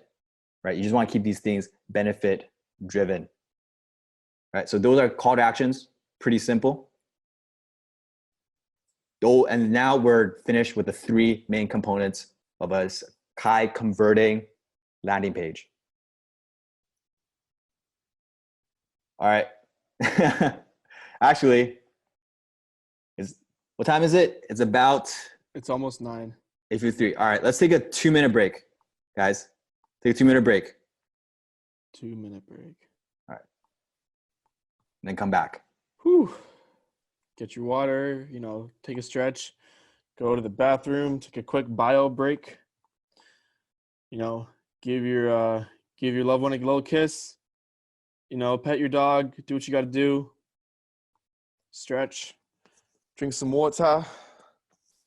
See you back in a minute.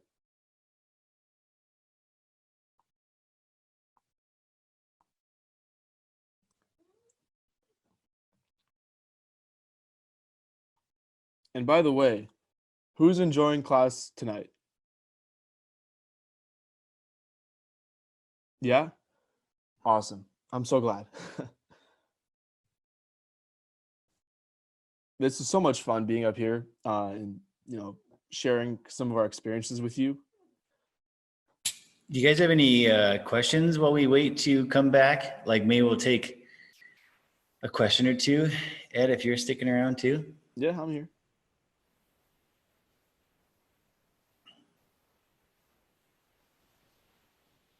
All right, biggest takeaway.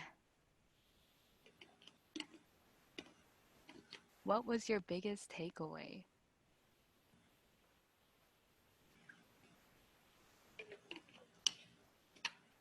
Hey, Ed. Hello. So I think one of the biggest questions I had was when I was starting to learn all the copywriting, which one do you use? Like, how do you determine which, there's so many choices. Is it a gut feeling? How do you know which one is the best choice? Which bullet's the best choice? Yeah, the bullets, the headlines, there's so many different choices. Even like the call to actions, for example. I know Peter says he likes the first person, but which one, how do you land on which one works, or do you just split test it?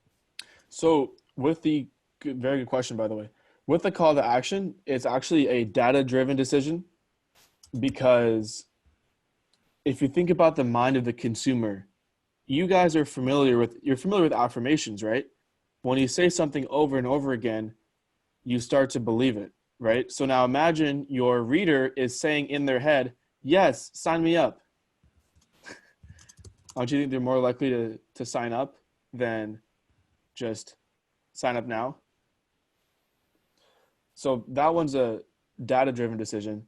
But for things like the 9 different types of bullets, it really depends on the information you want to provide. You could actually take whatever information or whatever secret, whatever it is that you want to express in your bullet, and you could choose pretty much any bullet and express it that way. Sometimes you just have to try it out. Okay, let's take an example.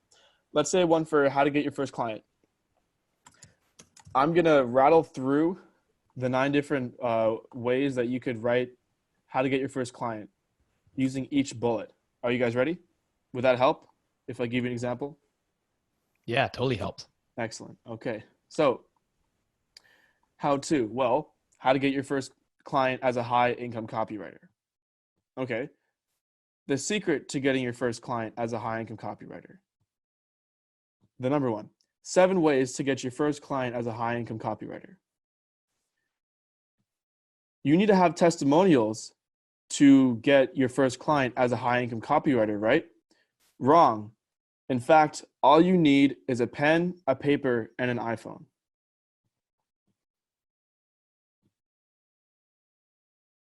What every high income copywriter knows about getting their first client. What never to do when getting your first high income copywriter client. If you're looking to get your first client as a high income copywriter, then you need to know this little known negotiation trick. Why every high income copywriter should know these. I'll think about this one for 1 second. Why every high income copywriter needs to know this weird client attraction secret. The specific question. Struggling to find your first client as a high income copywriter? Discover the secrets only known to the highest paid and respected high income copywriters. Boom. I think I'll take the last one. Yeah. By the way, someone asked why iPhone and not simply a cell phone. You're looking too much into it. It was just an example. It's not like I could have said phone. It's just the first thing that came to my mind. It doesn't mean anything. But you know what I like about iPhone though? You can see it in your mind. Cell phone is like a little bit vague, right? Mm-hmm. A Razor flip phone. Yeah, Razor flip phone. I could see that in my mind. Yeah, I remember I had that in high school. I thought it was so cool. I just kept flipping it in and out. And Those are still in right now in certain parts of the world. Like go to Japan where Sifu is, like, The flip phones. Yeah, the flip phones are still popular in Japan. high status, man. High status. Yeah, because like when you finish a call, right, and you close it, it's like psh, the snap. It's like job done. That's a satisfaction. Yeah, you feel satisfied. Like with iPhone, you just press the home button, and you're like, Yeah, call me when you have a deal. Smack. It's like, yeah, exactly. Yeah. So someone asked if it's a bad thing to be too clickbaity. Well, do you want to be perceived as a clickbaity person? Do you want that to be how people see you? It's up to you. It's not good or bad. Just going to get you different results. So before I let you guys get on with the class again, Ed, I mean, I guess, do you want the students, to go back and listen to all the different lines that you gave there just now, and to explain, the differences between them, or, what did you want them to do with the different examples you gave? So, like the way that I write bullets, I'll just look at it. For example, like the piece of information here is how to get your first client, right? It's just until you start to develop, as Stephen calls, a golden gut, and start to kind of have an idea of what would sound good, you just got to try them all with all sorts of different ways of doing it. It's really just like it's a mad science experiment until you start to kind of find your own flavor, your own way of doing things. And do you recommend having like an accountability group where members are actually, sharing their different copy with each other, and then basically getting feedback from each other? But at the end of the day, you still have to make that decision yourself using your golden gut, right? Absolutely. Having a mastermind or some kind of community of people to work on your copy with, and to really give you feedback and to give you instructions and an outside perspective and a fresh perspective is so crucial. Oh, wait a minute, Tina. I think we know of a community somewhere out there in which there are thousands of copywriters that get together on a regular basis and really learn together. You know what I'm talking about? I think I know somewhere that has exactly that. This sounds great. How can I join? Can I join? How much is it? Being part of that makes you the okay. We digress. So, okay, back to the class. Alert. All right. Who's ready to write their first headline? Peter's going to take you through this whole thing, man. It's going to be crazy. Yeah. One thing before we get into the more, let's say, workshop portion of this class. One thing about developing your golden gut and getting feedback and practicing is it's really important to be getting feedback from people who have, I guess, more golden gut than you, right? So think of this in terms of a dojo. If you have a dojo that only consists of white belts, how good are they going to get?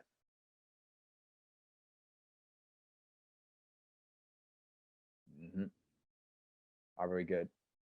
And why is that, right? It's because, exactly, it's blind leading the blind, because what you feel might be good is not actually good until you have someone who's maybe a blue belt, a brown belt, black belt, actually guiding you through what's good, what's bad. It's very hard to develop that golden gut because you're just giving wrong feedback. It's like I play basketball, right? I like using basketball analogies. Imagine if you're playing basketball, you're shooting and practice shooting, but then the hoop moves every time. And you're not even sure if you made it in or not, right? With wrong feedback, you're just gonna be going in circles. You're not gonna be improving, right? So that's one important thing I need to leave you guys off with before we get into the next portion of class. Now, we've learned the essential building blocks of high converting landing page, headline, bullets, call to action. Do you guys want to write a landing page together right here and right now? Put a yes in the chat. Can we talk about the group activity now? Yes. Boom. Okay, this is the group activity. All right, we're gonna put a landing page together. It's gonna be really simple, tight. We're gonna put together all the things we learned together, and you guys, you're gonna end up with your own landing page by the end of class. Let's do it together. Ready? Boom, boom, boom. Remember, we need to be, before we write anything, psychologist, strategist, researcher, wordsmith. You gotta start with number one, your market. So first, let's just define who this market is that we're writing a landing page for. All right, I'll give a real simple and easy one to practice. Our prospect, his name's Chad. And if there's anyone in the Discord chat that has the name Chad, I apologize. So let's go. Chad, early 30s, working professional, has a girlfriend. He works long hours. He's stuck in meetings most of the day. He feels drained during and after the day. He finds himself busy all day, but always someone or something just interrupts him. Like he can't get work done on his big projects. And sometimes he has to miss the gym multiple times to stay in late just to work.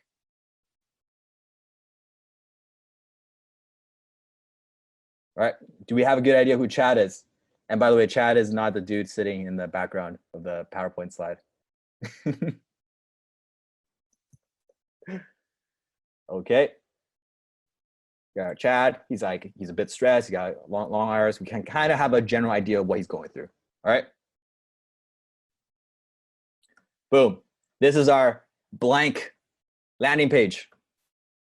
Really ugly, but we're going to fill it out. All right. Headline with 5 bullets, a call to action. Very simple. I just started. It is the First blank line. canvas upon which you will paint your beautiful words. Picasso time. All right. Was it Picasso that said like great artists, good artists copy, great artists steal? Is that him or is that my I think it's- misquoting? I don't know, but I don't think it was Picasso. Didn't he All right, like Ted. rip his ear off or something? Maybe, I don't know. That's Van Gogh, I think. Ah, geez, I don't know. know. One of them. One of them. Okay. Number 1, headline. Let's write the headline. How are we going to write it? Let's use the template. How will we use the template? Okay. Do you guys want to give a crack at it, write maybe one of your own headlines before we continue to the next part? Give you a minute.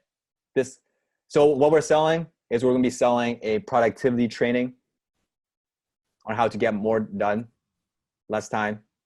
And then with what you know about Chad, let's see what you come up with for a bit.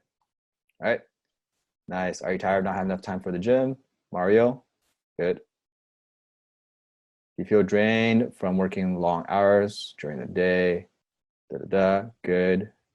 Good. Get more done in less time, not bad. Oh, spend more time with those you love. I like that. Boom. Boom. Mm, Good. All right. We'll get like 20 more seconds. does this work put stress on your relationship? That's cool. Oh, this is good. Good stuff. Need some me time. I like that. Some me Ooh. time. Yeah, some jargon right there. I like that. All right. Yeah, I like the jargon. Colloquial. One of us. Nice. Oh, how to double your productivity. I like that. Ooh.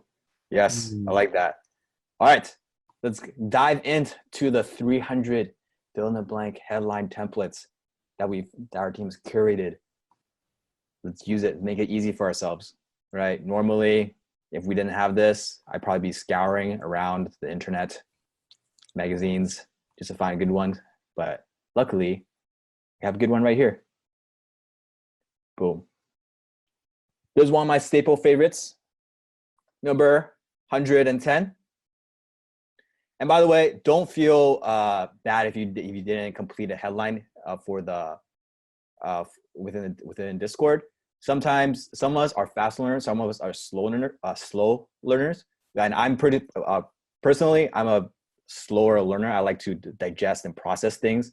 I'm not as good as Ed in terms of like coming up with ideas on the spot. I like having things digest and processing before I come up with my ideas. So don't feel pressured or anything if you feel like you can't come with things on the spot. That's perfectly fine. Just take your time. All right? Sounds good? But man, when Peter does come up with an idea, holy shit. So slow learners, you guys got an advantage. Yeah, you allow information to stew more in your brain, right? We need both, right? We need just like people who think slowly, people who can fire off a lot of good ideas fast too. All right, cool. I like this one, the headline template. How to blank without blank. Headline 110. So how you want to use this this template is you want to use it as, actually Ed, you want to explain this part? How you use sure. this template? So how to blank without blank. So the first blank is some kind of benefit. something that people want to move towards or a desired outcome. So, for example, how to lose weight, how to get more done. Yeah, those are some good examples. And the without is without some kind of issue or problem or objection that someone might have. So, for example, it could be without, um, you doing some stupid morning routine that takes up 3 hours of your day, or without, wasting your time drinking some woo-woo foo-foo tea in the morning that promises to give you lifelong focus or whatever the hell. So there's Yeah. different ways of having the without, but it's Yeah, exactly. how It's to benefit without objection or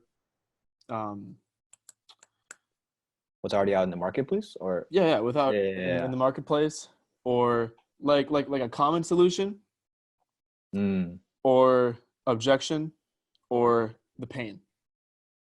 Yes. What was that one way that some other dude put it? Like how to like yay without nay? Is that what it was? Yeah, how to yay without boo. Without boo. Yeah. How to yay without boo. How to benefit without something they don't like. How to yay without boo. Right. So like that. how to their benefit what they want without doing something they don't want to do. Mm-hmm. All right. So we got so many responses here. Good job, guys. Good job, guys. Perfect. And remember, this is just one template. I personally like this one. I just chose this one. There are a lot of other ones you can use, but for this one, we'll be using how to blank without blank. Mm-hmm. And let's see what we come up with for a headline, knowing what we know about Chad. Ed, you want to read this part? How to double what you get done in a day without sacrificing gym time, your love life, or your sanity. Boom. See how if this was speaking directly to Chad, he's not having gym time. He doesn't want to miss time with his girlfriend. He doesn't want to lose his sanity.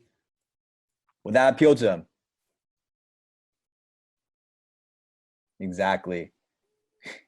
And see why the research part is so important. See why knowing your prospect is so important, because we're literally pulling bits and pieces out from their day, their psyche, and we're putting it onto the page.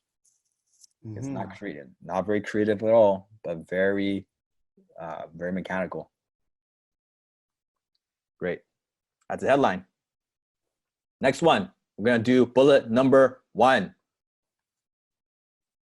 Let's try the secret 2 bullet. The secret 2 bullet.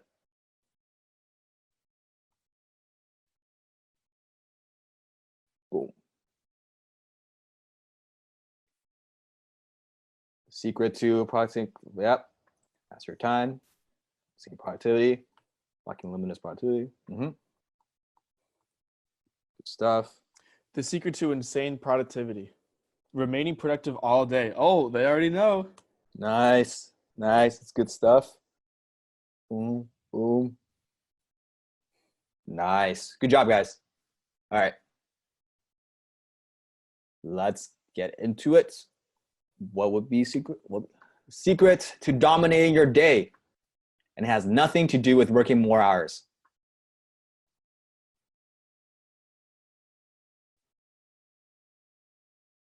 Secret to dominating your day has nothing to do with working more hours. Chad wants to dominate his day. He doesn't want to work more hours. He's hooked. He's hooked. There you go. All right. Next one, the numbers bullet.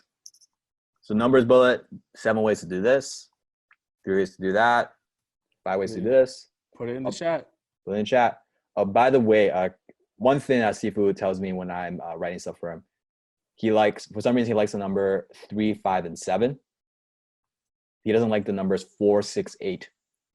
Those don't convert as well on the YouTube side, at least. So that's a little nugget there. 4, 6, 8. They just if you put it,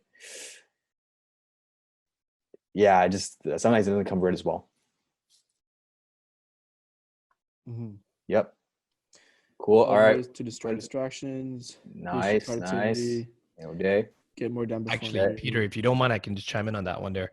There Yeah. was a study that was actually done that it showed the odd numbers actually convert better than even numbers. And it was used by a lot of bloggers. That's why you'll notice a lot of blog headlines will say 3 best ways to get something done, 7 tips to help you lose weight without having to work out. They'll always use an odd number in your blog headlines.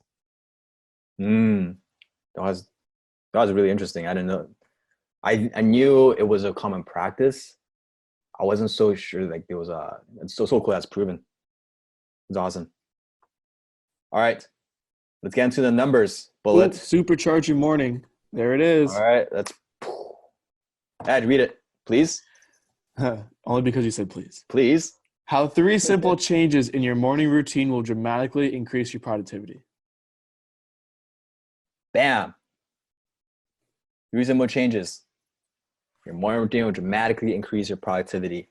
Notice the number makes it a specific number, makes it more believable and credible. Ed, you want to say something? Yeah, I was just saying, actually, we could have done that even better because changes sounds like a lot of work. Yeah. But what if we did how 3 simple tweaks to your morning routine? It's a little tweak, just a little itty bitty change because people don't like change, but Yes. 3 simple tweaks to your morning routine. Oh yeah. will That's dramatically increase your productivity.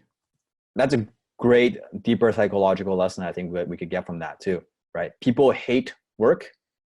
People hate things that make them have to change. People hate things that are hard, that sound difficult, or might take work to do.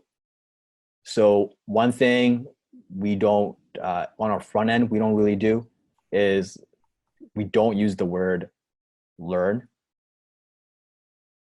because learn sounds like work. Learn sounds like you have to change something. It sounds like you have to sit down. We use words like discover, we reveal, Find out, the behind the curtains, right? We feel like we're unveiling something, right? We do say learn once you guys are inside because we know you guys are committed and you're willing to do the work. You're willing to put in the work.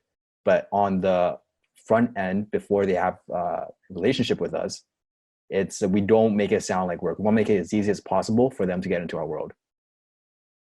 Right? Does that make sense?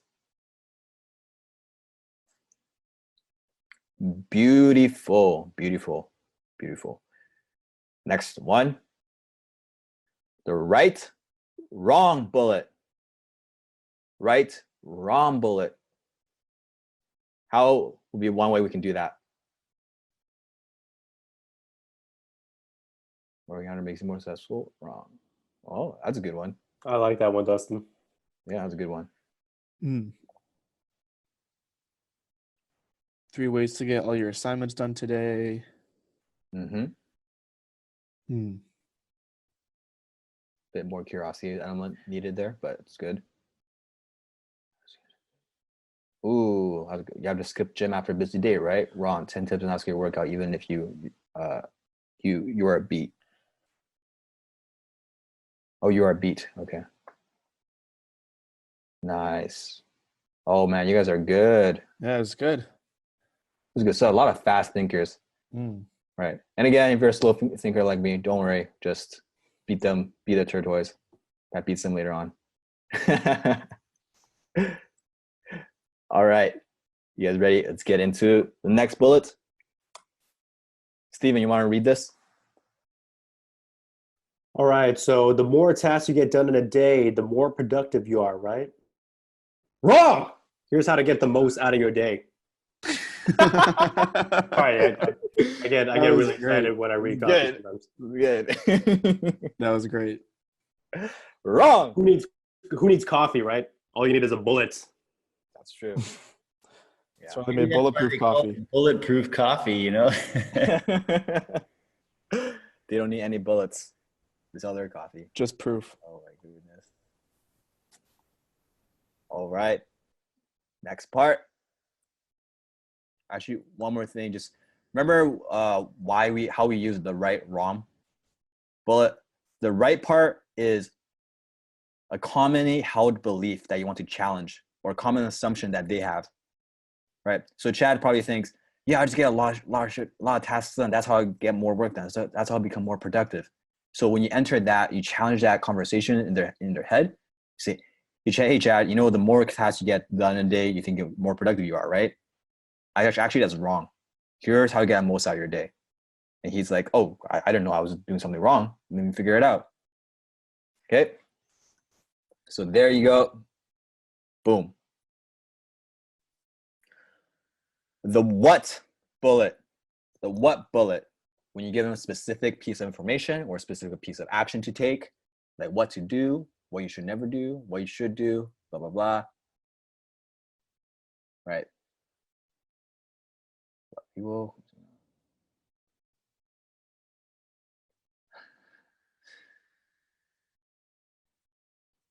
What to do. There seems to be an interruption working on your big projects. That's a good one. Nice. Nice. Oh, what to do when you need that extra burst of energy? For your meat. Ooh, good stuff. A lot of good writers here. Mm-hmm. Nice. What you should never do first thing in the morning. I like that one. Yeah. All right. Let's see the what bullet. What to do when a nasty afternoon crash shows up and ruins your day? This might not even just be Chad. Like, put in a chat if you have afternoon crash. If you experience. You're all Chad. Buy our program. Chads and Chadettes. Chads and Chadettes. Dudes and dudettes. All right. Boom, boom. Good stuff. Our last bullet. The if, then bullet. If, then bullet. The if you meet this certain requirement, then do this. Then you might want to know about this. Then you could solve it with this. Right? The if, then bullet. The last bullet to our landing page that we're creating today. If you have no energy left when you get home, then you need this. If you go to sleep, then you'll be more productive. Nice. Okay. If you want to, blah, blah, blah. Dope. All right. Hey guys, definitely feel free to watch the replay and do this again on your yourself. You definitely feel free to be more creative with the bullets too. All right. Definitely good practice. How many of you feel like you're getting better just from practicing here in this class today? Type yes in the chat.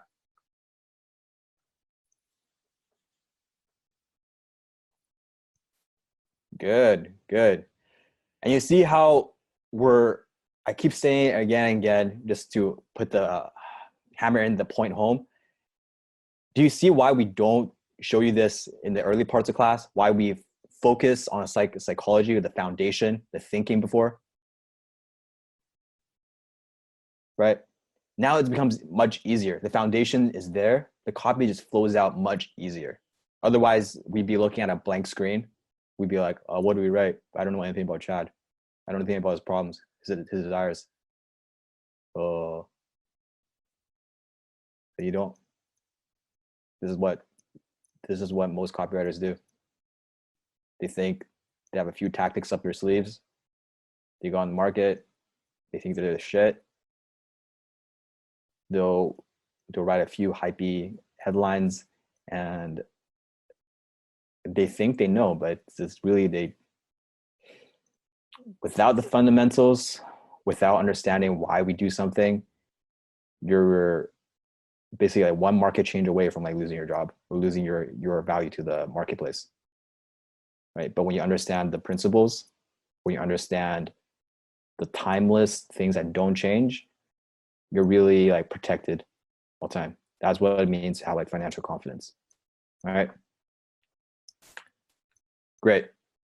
Let's go into the last if then bullet. Blake, you want to read this? If you've got just 20 minutes a day, I guarantee you'll double your productivity with this simple trick alone. Ooh. That one looks a bit familiar to the other if then bullet we had, Ed. It was good. Swiped. Swiped. Good copywriters. Copy. Great copywriters steal. And when we mean steal, we do mean like just take the idea and model it to fit our own needs. You see how there's a structure to copy, and you can swipe the structure of the copy. All right. Lastly, call to action. Boom, boom. Let's use a first person one. And we just say, yes, I want to double my productivity. Oh, my bad. I didn't give you guys a chance to put put something in there.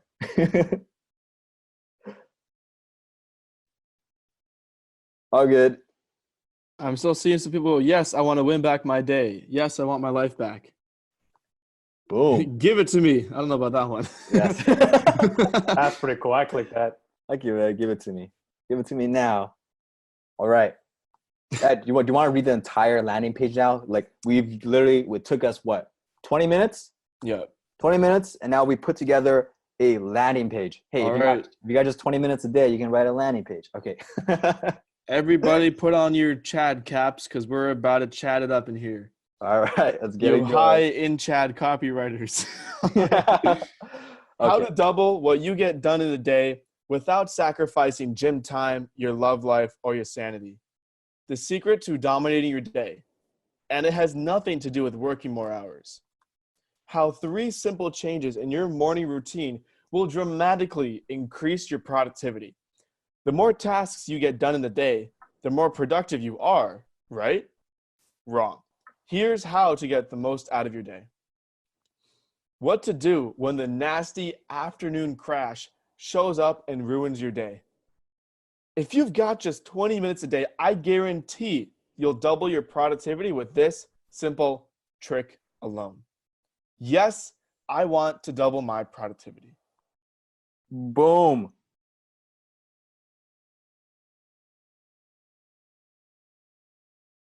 Congratulations, guys. You just wrote your first landing page. Give me a boom in the chat.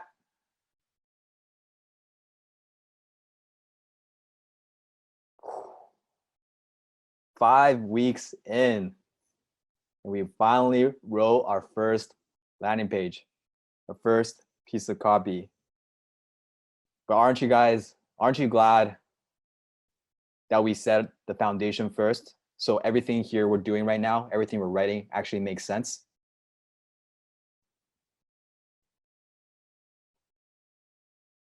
Good. And I know in the first 4 weeks, you guys might have thought, this is a lot of theory. These are a lot of pie in the sky theories. I'm not exactly sure how this fits into the copy I'm going to write. I'm not exactly sure how it's going to translate to when I have to actually write for clients. Like, I'm a bit confused. There's a lot of loose ends here in my mind. I'm a bit overwhelmed. Like, are you a bit more settled now? Does it make more sense to you guys now? Good. Trust the process. We've gone through so many programs. We test so many programs. We know where the learning process goes wrong. And that's what we don't want when you guys go out, when you guys are doing your copywriting, right? When you guys are working together. So boom, first landing page, done. Now let's go into the 4 pillars. Second pillar of high income copywriting, emails. We're transitioning, okay? But before that, let's answer a bit of a question. What's the difference between a short page and a long page, like let's say the PCS or a CIB page? Okay, for CIB pages, for the long pages, you would still have the headline, you still have bullets, you would still have the call to action, you would still do the same research, but there will be other things that we don't have time to get into this class, right? But we'll get into later, okay? And you'll find, actually, it'll be answered a bit more here in the emails, right? Because you're probably worrying more about the body copy. The email is actually, some principles here translate to the pages you're asking about too. Okay. Are you guys? Yep. Some people are asking how long can your headline be? Is shorter better? The headline should be as long as it needs to be to get the point across while getting the person to read the next line. Yes. Right. Remember, what's the purpose of the headline? What is the purpose of the headline?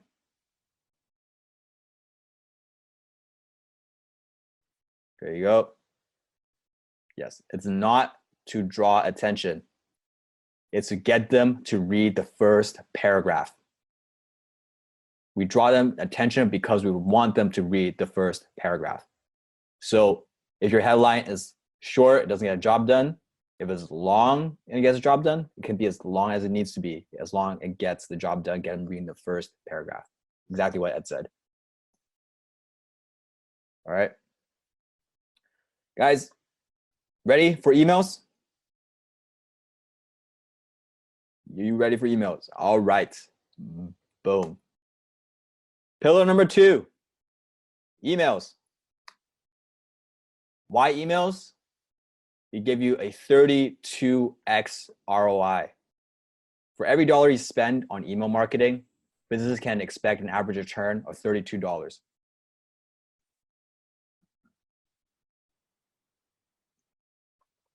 This is because emails touch almost every part of the transaction, from the time they opt in to the time they get videos delivered, to the time they get purchases, to the time after purchases, to even when you're just, for buyers who are not ready to buy now and you have to build a relationship with them, right? Emails have a strong return on investment.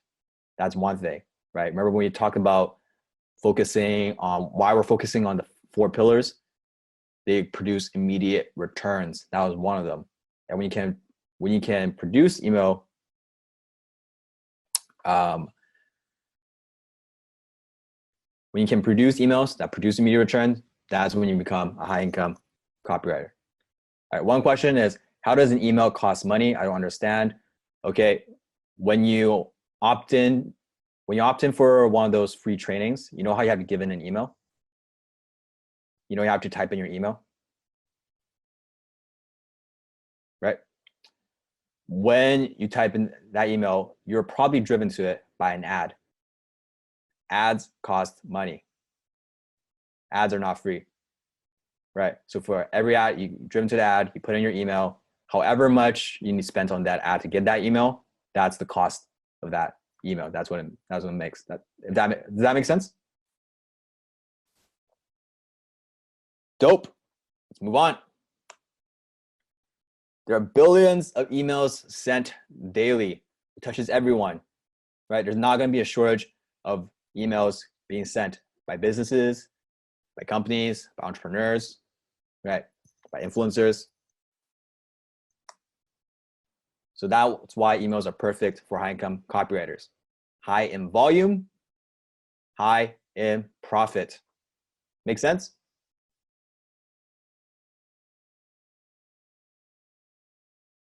Yeah, I do say dope a lot.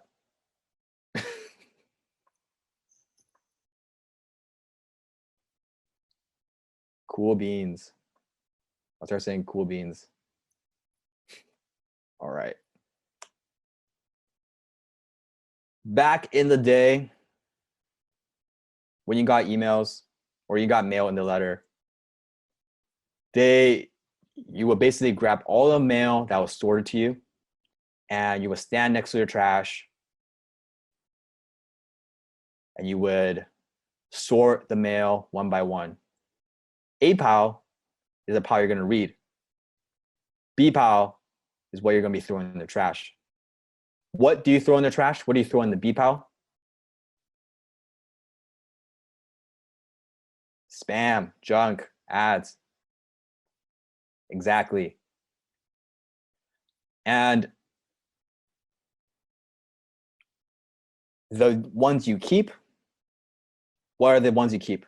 There are going to be what? Bills, relevant ones, personal ones, worthwhile to you, beneficial to you. Exactly. Coupons. All right.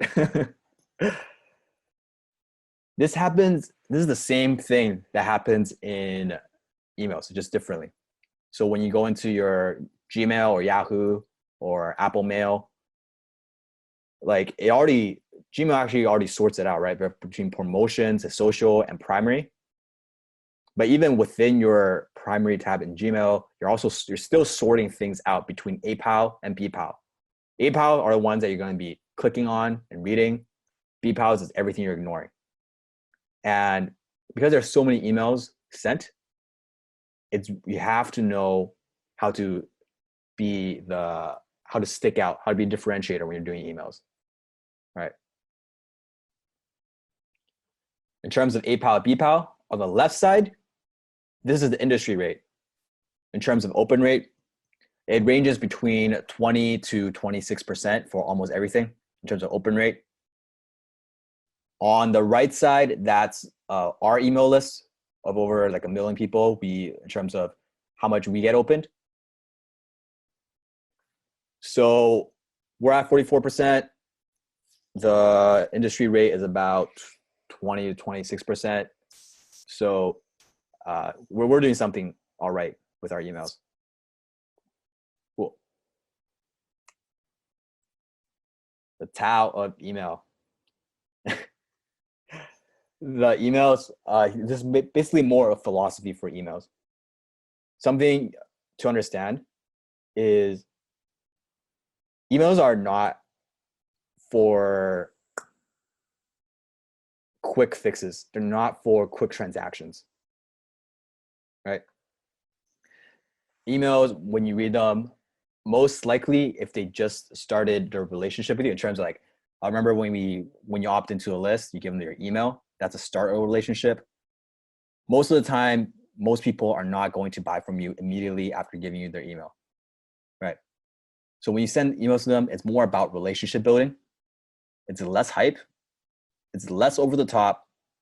It's value driven. It's not pitch heavy. It's more value driven. It's less pitch heavy. So you wouldn't be pitching in terms of ratio. You pitching maybe 10% of the time. 90% of the time, you're delivering value, right? So when you pitch too much, I've seen this done by a lot of people. They just keep sending people emails. They're like, hey, all our courses are off now, 99%. You get it for $1. You get it for $97, right? And they keep sending it, and it's over at midnight. And then like 3 days later, they'll send you another one. All our courses are off, $97. Offers over at midnight. And then a week later, it's the same thing. So that could work short term, but eventually you burn your list. And instead of harvesting your crops, you're basically just burning it. You're just burning it for a short-term gain, right? So in terms of philosophy of detail for emails, you always want to think of emails as more relationship building. You're giving them more value. You're not pitching them as much unless you have an actual offer or actual deadline that you need them to meet, right? So for example, if we have a deadline for HIC coming up, we would be more pitch heavy because you want more urgency for people in case like they didn't know that there was a deadline coming up for HIC. That's when you would give the more pitch heavy ones, right? And when the emails we're going to go over today, there are multiple different types of emails. There's welcome emails, bank card emails, confirmation emails, registration emails, interactive emails, upsell emails, survey emails, thank you emails, follow-up emails. There's a lot of different types of emails because it touches every point of the transaction when someone goes into your marketing system, right? But today, we are going to be focusing on 20% of emails. That's going to give us 80% of the results, right? I'm not going to be showing you like 100 different types of emails and then you're going to forget all of them. You probably may only use one or two of them. Why not? If you're only going to use a few of them, I'll just give you the few that are consistent, that are profitable, that you can use over and over again. That will keep you a high income copywriter for life. These are the type of emails that I live on. These are the type of emails we send out. Would you guys like to learn about that? All right.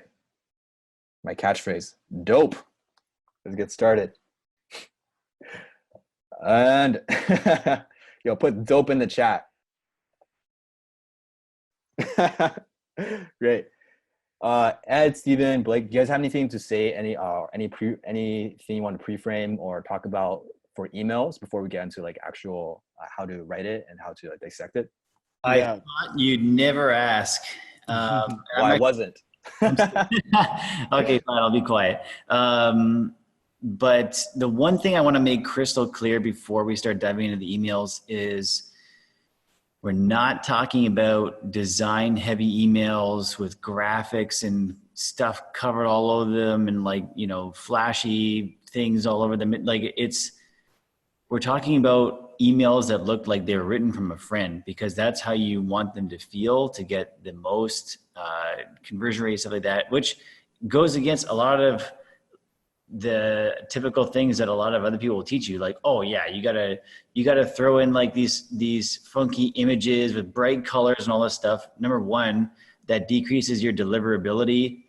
Number two, it immediately looks like spam and has a higher chance of getting thrown into a spam folder and a less likelihood of, you know, even ever being read by your prospect. So, you know, you don't even have to worry about actually making your emails look pretty. We're just talking about getting really high converting emails that are super simple for you guys to write. Yeah, that's a really good point. Thank you for sharing, Blake. I overlooked that one. Did you have something to share? Yeah, just that Peter is one of the best people in the world right now to learn emails from. He's in the trenches. He's written some of the best emails that we've ever run. And he's just an incredible, super, super humble teacher and mentor, and someone to definitely learn from. Like when Peter told me some of the stuff that he does with the emails, my mind was completely blown. I was like, holy shit, I had no idea how deep they go. So it's incredible that you now have the opportunity to learn from someone who has easily generated millions of dollars through email. So I'm really excited to learn with you guys what Peter has to share with us. Thank you. Yeah, that was great. And yeah, study emails for a long while from some of the best in the world. I've learned a lot also from Steven too. Like when I came onto the team, I was trying to learn Sifu's voice, trying to learn how we do it at Team Dialogue. Steven helped a lot there. I wonder, Steven, do you want anything to share about like the email side, or do you want to chime in more when we're like learning about it? I can chime in more, but just echoing Yeah. Ed, like I think HSE definitely, you need to know that Peter is one of the best at emails, like no joke. Like there's a few people in the world that I personally opt into, which I really enjoy reading their emails. Number one is Ramit Sethi. Ramit Sethi is great. Matt Fury is amazing. And then right immediately after that, it would probably be like Peter. No joke. Like all around best email copy in the whole wide world. And believe me, I am opted into dozens, if not hundreds of email lists. And Peter's emails are easily within my top 5 favorite emails to read ever. Thank you guys. That means a lot. Let's get it. All right. Are you ready? That's dope. Put dope in the chat and we're gonna get some dope emails down. Let's get it. These are going to be the 3 types of emails you're going to be able to use over and over again with consistent, predictable results. 3 types of emails you'll be able to use over and over again with consistent and predictable results. And these are not like the pitch emails where you skim the 90% off offer, use it once, you can't use it next week. These are things you can use day after day after day after day for 365 days of the year, and your email list will still love you They will still want to buy from you. They will still want to hear from you. They will still click on your emails. They're going to click on it over and over again. They're not going to get bored as long as you do it correctly. Right. Let's get it. The 3 straight punch emails that will give you 80-20 results. PAS emails, empathy emails, story emails. And straight punch emails because the most fundamental skill you have in martial arts, or at least we learn Wing Chun, is your straight punch. If you have a good straight punch, that's really all you need to get 80% of your results. Right? Exactly. One punch emails. That's like One Punch Man. I'm gonna be showing you the secrets to it, so you guys better follow it if you want to become bald and be able to punch like One Punch Man. Let's get it. So, number 1, PAS emails. What does a P, what does a A, what does a S stand for? P stands for problem. Well, what are they struggling with? 2 is that agitate. A is for agitate. How does this play out in their life? And S stands for solution. How do they solve it? Problem, agitate, solution. PAS. Let's look at an example. Steven, do you want to read this one? All right. PAS example. If you're short on time, you've got a few options. For starters, you could skip the gym completely and try to make up another day if you've got the time. You could rush through your workout by reducing rest periods, or you could sacrifice volume by cutting your workout down a bit. But what I'd recommend instead is incorporating antagonist paired sets. That way, you don't have to skip the gym, rush your workouts, or reduce volume. Not only are they a massive time saver, but they're an incredible tool for experiencing performance. Not to mention, they provide an insane muscle pump, at least in my experience, and are, in my opinion, a more enjoyable way to train smaller muscle groups. The best superset workout for muscle growth, pair these muscles. Stay jacked, Elaine. Boom. This is the full email, right? It just says, hi, Peter. If you're short on time, you got a few options, and it goes right into it. That's all you need for email to convert. As long as you do your research, as long as you know the prospect. Let's dive into each part of this. All right. First, P. What is P? Problem. If you're short on time, you've got a few options. That's the problem. First sentence. If you're short on time, you got a few options. First sentence, just lay out the problem, right?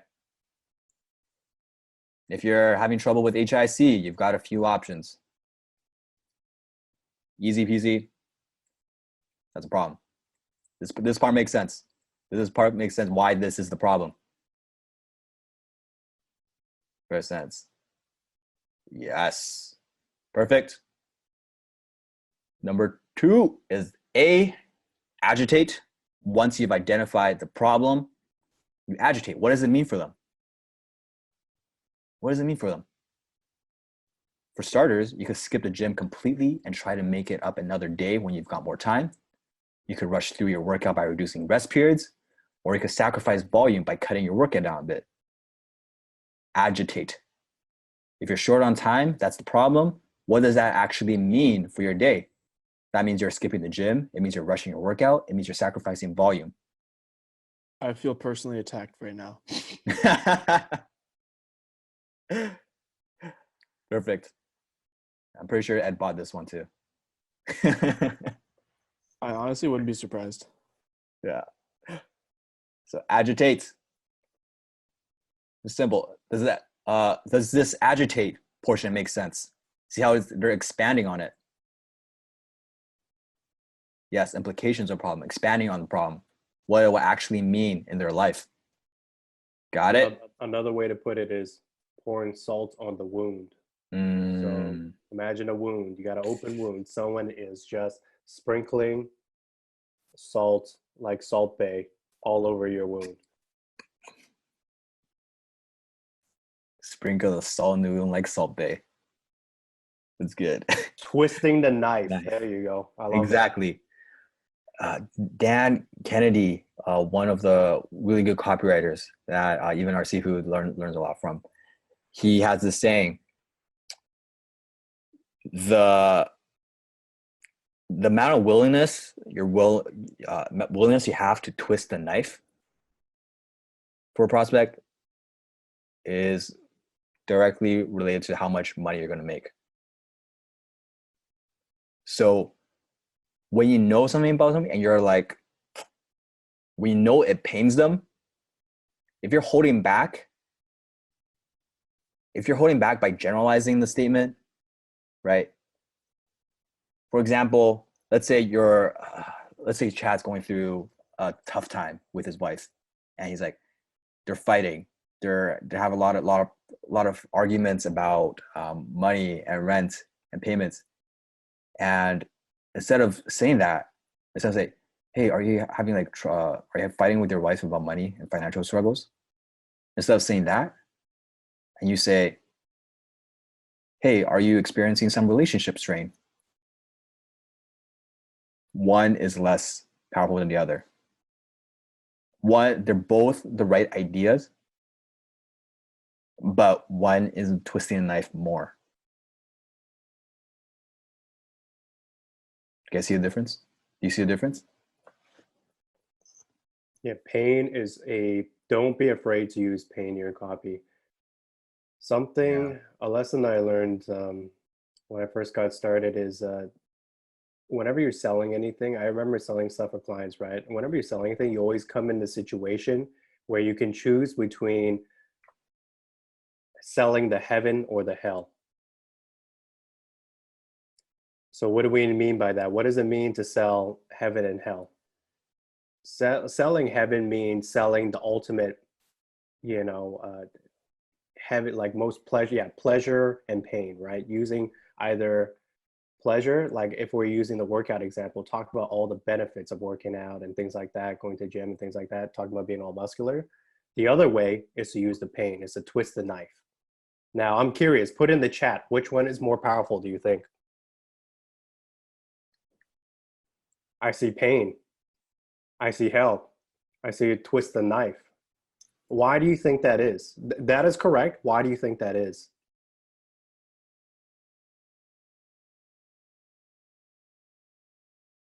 Strong emotion, fear, hurts more, relief.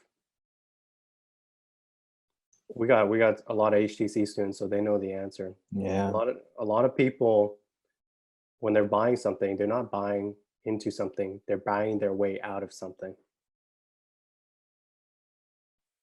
So a lot of people, whenever they're buying something, they're not buying their way into something, they're buying their way out of something. It's a seafood genius. And one lesson I learned that was very, very shocking is that what really hit it home for me was knowing that whenever you ask somebody, I remember I shared this with Peter and Ed a long time ago. You guys remember this? Yes, I was just about to ask you for the example. Go for it. So basically, if you ask somebody, let's use the money, like a business opportunity, make money niche, right? If you ask somebody, if I gave you $1 million, like what would you do, right? What would your life look like? When you write that in your copy, when you say, oh, like imagine your life, you have $1 million in the bank, you can do whatever you want, blah, blah, blah, blah, blah. That's heaven copy, right? You still with me? Yes? Okay, so we're selling the pleasure. The thing about that is that a lot of times that's hard for people to relate to. Whereas if you use the pain, if you say like, make enough money to save your marriage, get your kids, put your kids through college without them going through debt, having a mortgage, a house completely paid for rather than, having a mortgage for 30 years, all that pain is something that they can actually relate to. So in other words, when you ask the average person, what they want, they actually don't know. They don't know. Whereas when you use pain in your copy, it's much more relatable. And they feel understood. Make sense?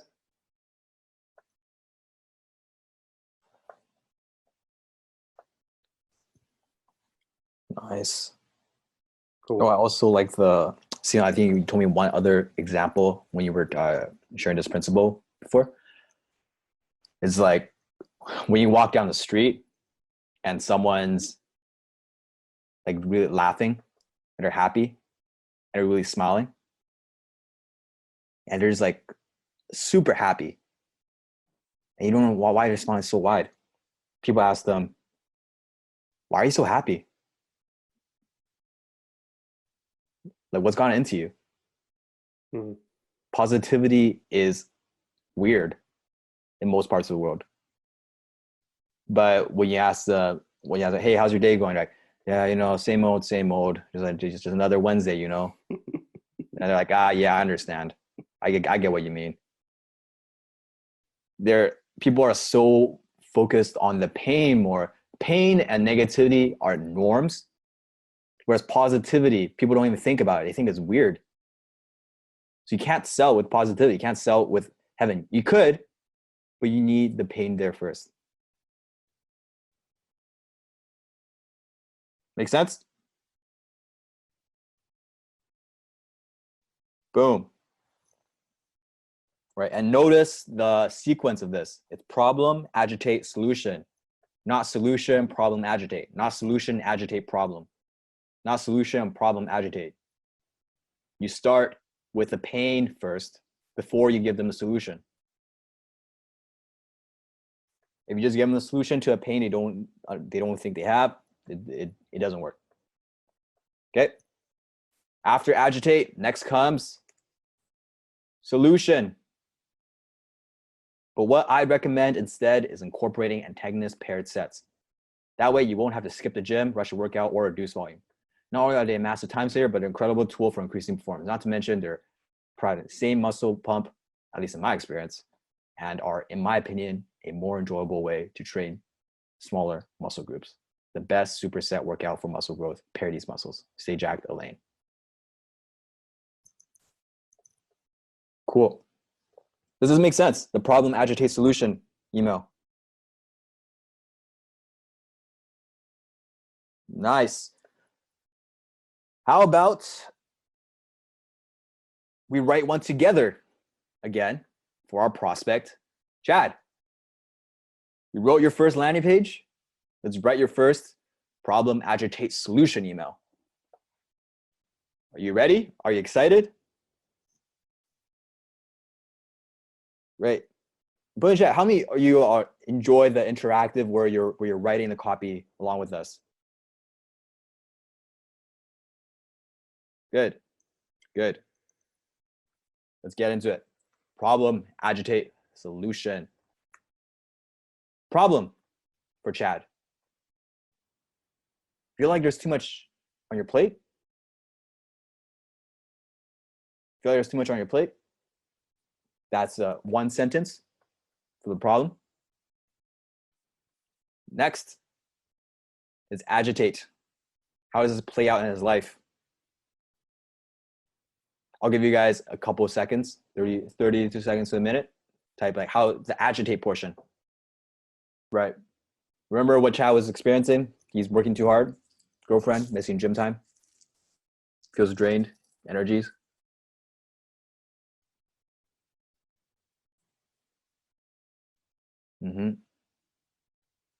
Yeah, poor Chad. I'm so sorry anyone in the Discord is a Chad right now. If you're not typing in Discord because of the name I chose, then yeah. We're all Chads. We're all Chads in a way. In our own way. We really are. Yeah. Okay. I tell you, dream, come home, girlfriend. Oh, nice, Rebecca. Good one. Nice. And let's go to agitate. Ed, you want to read this part? Oh, thanks. Agitate. Peter, are you skipping the gym because you have to work overtime? Not enough energy for your family when you get home? Have to always tell your friends, sorry, I've got to work?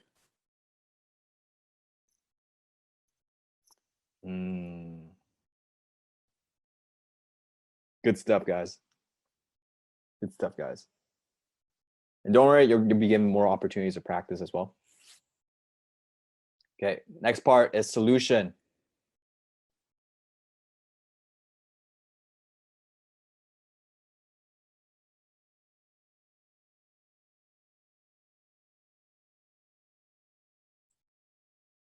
Put in some parts for solution. We'll give you 30 seconds, a minute.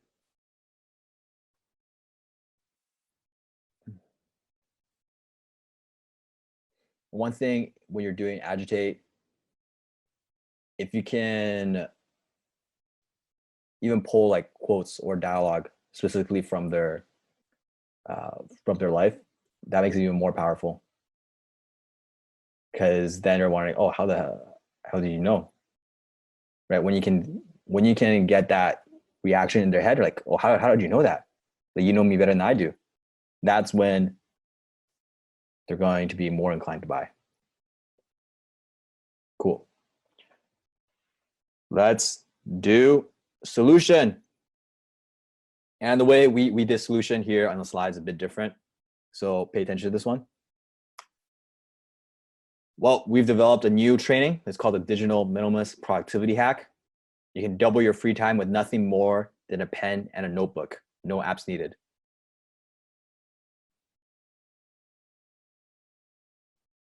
And can anyone guess? Can you guess why I use the, in quotation marks, digital minimalist productivity hack? Why did I put that in there instead of just a regular productivity? I see it in the chat. It's good. Yep. Mechanism. If you're involved in the productivity space, you know the claims have been, the specific claims of how much productivity you can get has already been made. You need a different way. You need a differentiator to make this, for this to work. Cool. So let's put this all together. Boom, boom, boom. Steven, could you read this? All right. So feel like there's too much on your plate. Maybe you're skipping the gym because you have to work overtime, or maybe you don't have enough energy for your family when you get home. Or maybe you're always telling your friends, sorry guys, I can't make it tonight. I've got to work. Well, we hear you. That's why we've developed a new training called the Digital Minimalist Productivity Hack. It's helped 3,149 people double the free time they have in a day with nothing more than a pen and a notebook, no apps required.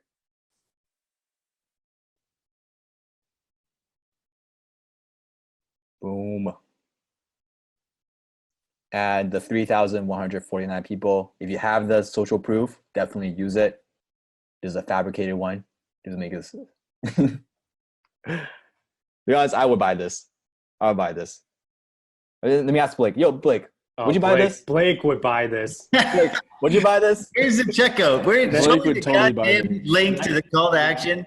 Let's get going. I'm ready to buy. I Take knew my it. money. Yeah, there we go. Can you guys see how? Can you see how this is like more very simple? Yeah, if you know the research, if you know the structure, then the copy is it just flows. It just flows into the structure. It flows into all the work you've done beforehand. Cool. Can you use on it?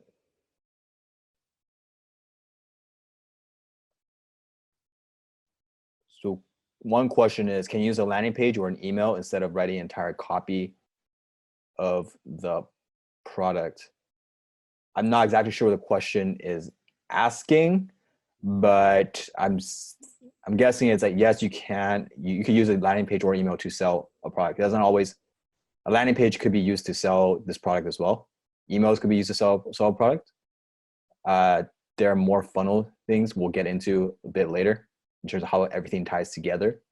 But right now we're just giving you guys the building blocks. So once you put it together, you know how each one works. Cool. Nope. Let's go into the next one. The empathy email. Empathy email. Empathy email, you start with an empathy statement. You show them that you understand what they are going through. You assure them it's not their fault. You validate their experience. You show you have similar values, and then you give them a way out. This is similar to the problem, agitate, solution, but you start with empathy statements. You're a bit more expanded. You validate their experience, and you show you have similar values. So how does this look in terms of an actual email?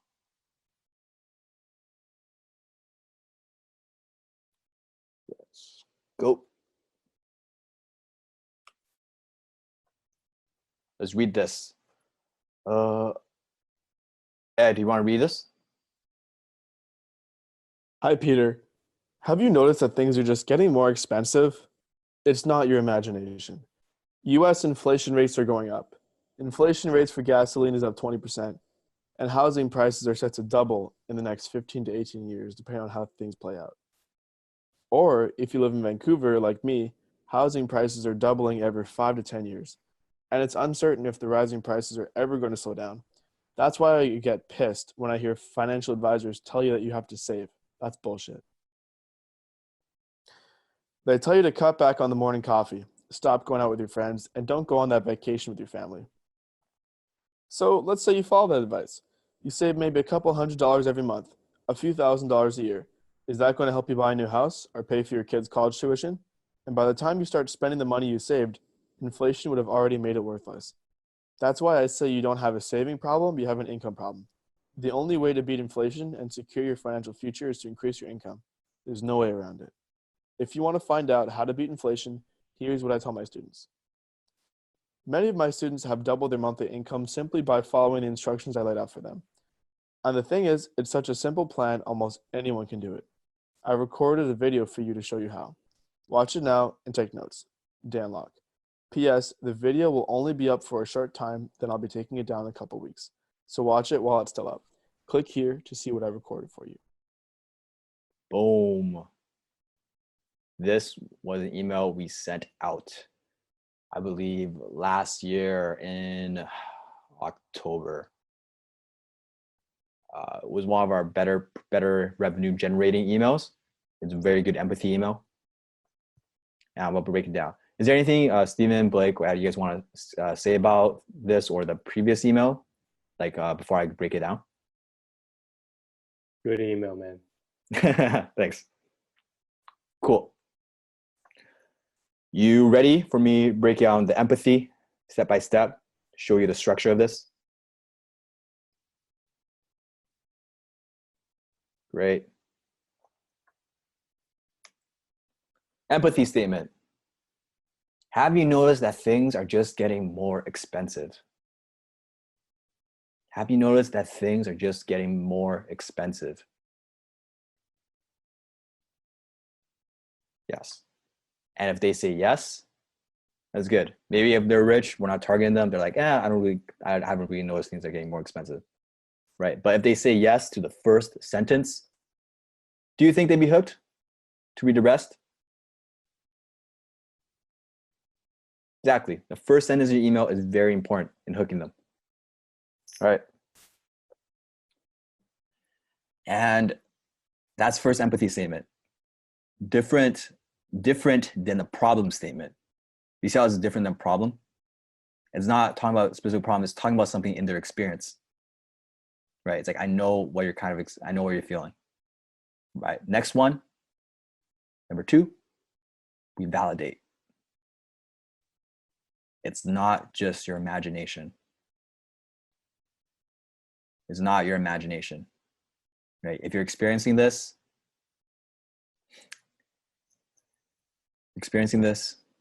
is not your fault, right? It's like you're not alone. That's a validation, right? Make them feel it's okay to experience whatever they're experiencing. Cool. One question is it common to use questions as an empathy statement? It doesn't always have to be a question. It could also be, questions are usually better because you want them to answer the thing in their head. When you ask a question, people are automatically in their head come up with an answer.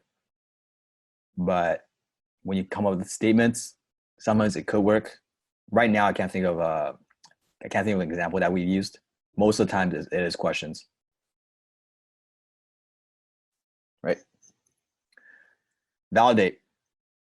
Then number 3, values.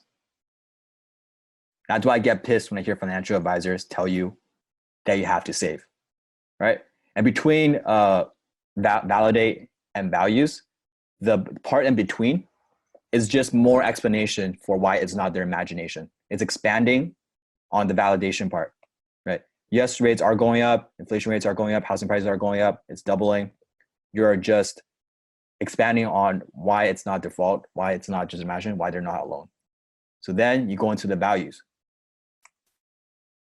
That's why I get pissed when I hear financial advisors tell you that you have to save.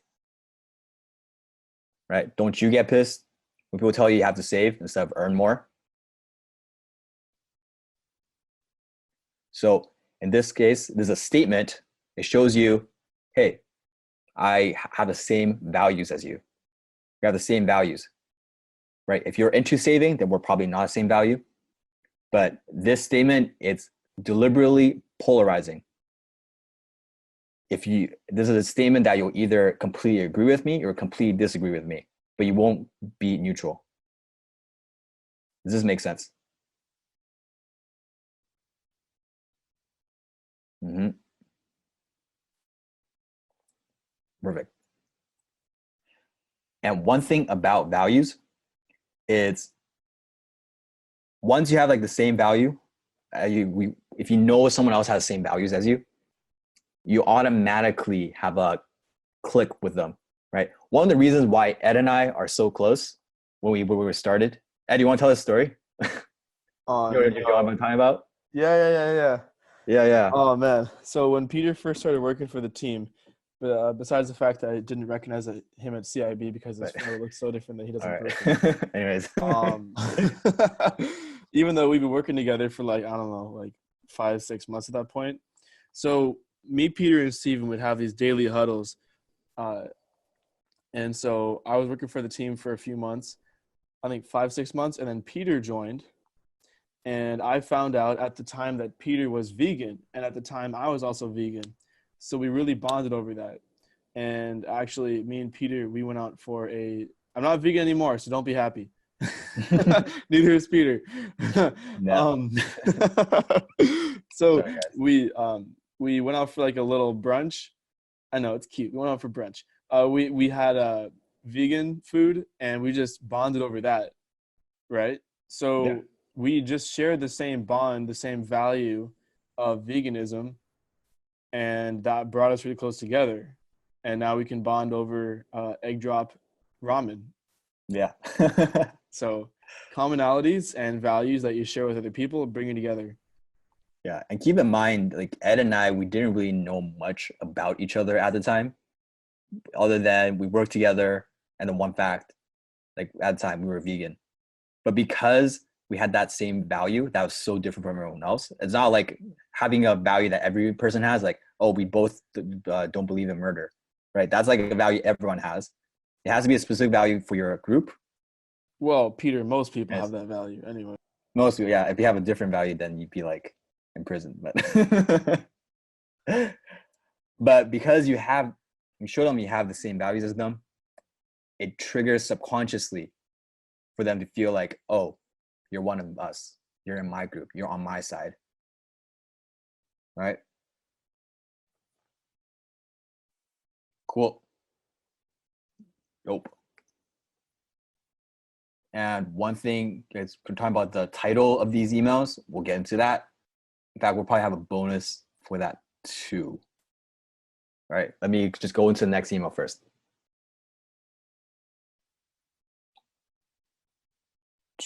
Our next part of this, and it's the solution. Right. So we had empathy statement, validate, values, solution. And between the values and solution, it's again, it's expanding on why we have the same values. It's expanding on the first value statement, right? Hey, I'm just like you, and here's why I think we're alike, right? So you start asking them, you start showing them and expanding on why you guys have the same values, right? Then you provide a solution. That's why I say you don't have a saving income problem, you have an income problem. The only way to beat inflation and secure a financial future is to increase your income. There's no way around it. If you want to find out how to beat inflation, here's what I tell my students. Okay? Does that make sense? Good. And this is more expanded solution. Many of my students have doubled their monthly income by following the instructions. And the thing is, it's such its own planet, once anyone can do it. I recorded a video for you to show you how. That's the solution. So let's help out our friend Chad one more time. One more time. Number one is what? What do we start off with in empathy email? Empathy, yes. I was about to call it empathy emails.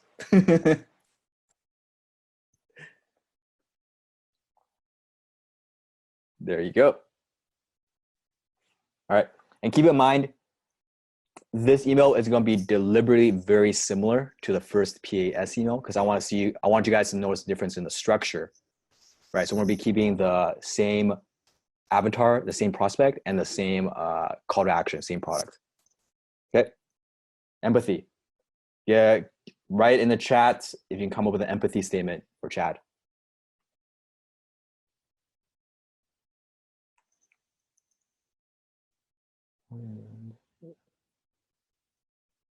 Have you noticed you're working all day and every day, not getting anywhere in life?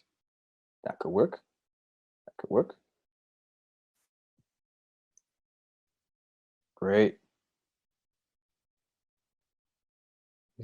All good stuff. Good stuff. Let's get into it. Empathy. Have you noticed that the world is just getting busier and busier? Simple. Blake, would this get you? Would this first line get you? Nah. Yeah. Well, it gets busier and busier. And if it's Chad, he is getting busier and busier. He's going to hook him right there. All right. And after empathy, what do? Validate. Exactly. We validate experience. It's not your fault. You're not alone. All right. Put in some validation statements inside.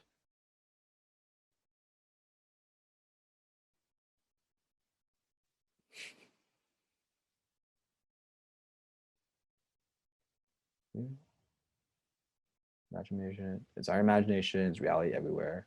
Yes, you're right. You're not alone. You're not alone. You'll see the same thing at work too. Yeah, good stuff. Good stuff.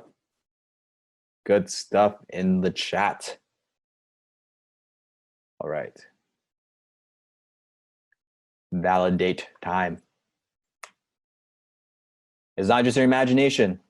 It's real and has nothing to do with you.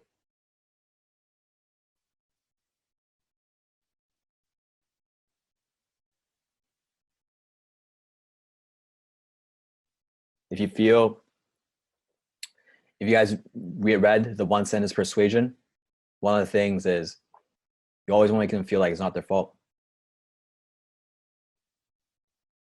but you don't want to always say, hey, it's not your fault directly, right? So you can say other things. Say, hey, it's real. It has nothing to do with you. Actually, there's actually just something you don't know about that's causing all this, right?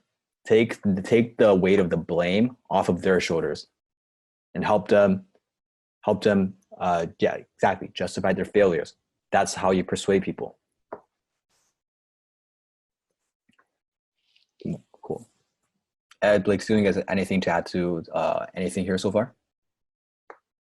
Just tell people what they want to hear, man. That's really the secret. That's true. That's true. Great. Dope. What's after validate? Values. Values. And okay, come up with a value statement inside. Right? So how can you show them that you have the same value as them? Same values. You cherish the same things in life as Chad. I'm on your side, Chad. Don't worry. I know exactly how you're feeling. I have the same values, right? What are the values there? How can you do it?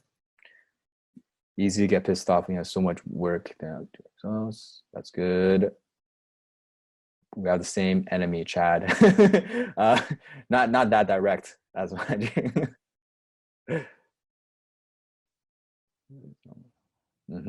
Probably like you, I believe strong work-life balance. Good stuff. Good stuff.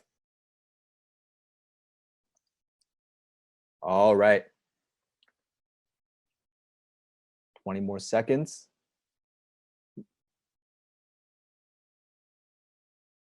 Good stuff in the chat. Good stuff in the chat. Okay. Let's go. Values. Blake, can I get you to read this one? So many people will tell you to grind, to hustle 24/7, but is that really all there is to life? I don't think so. I want a life with fulfilling work, relationships, and most importantly, freedom.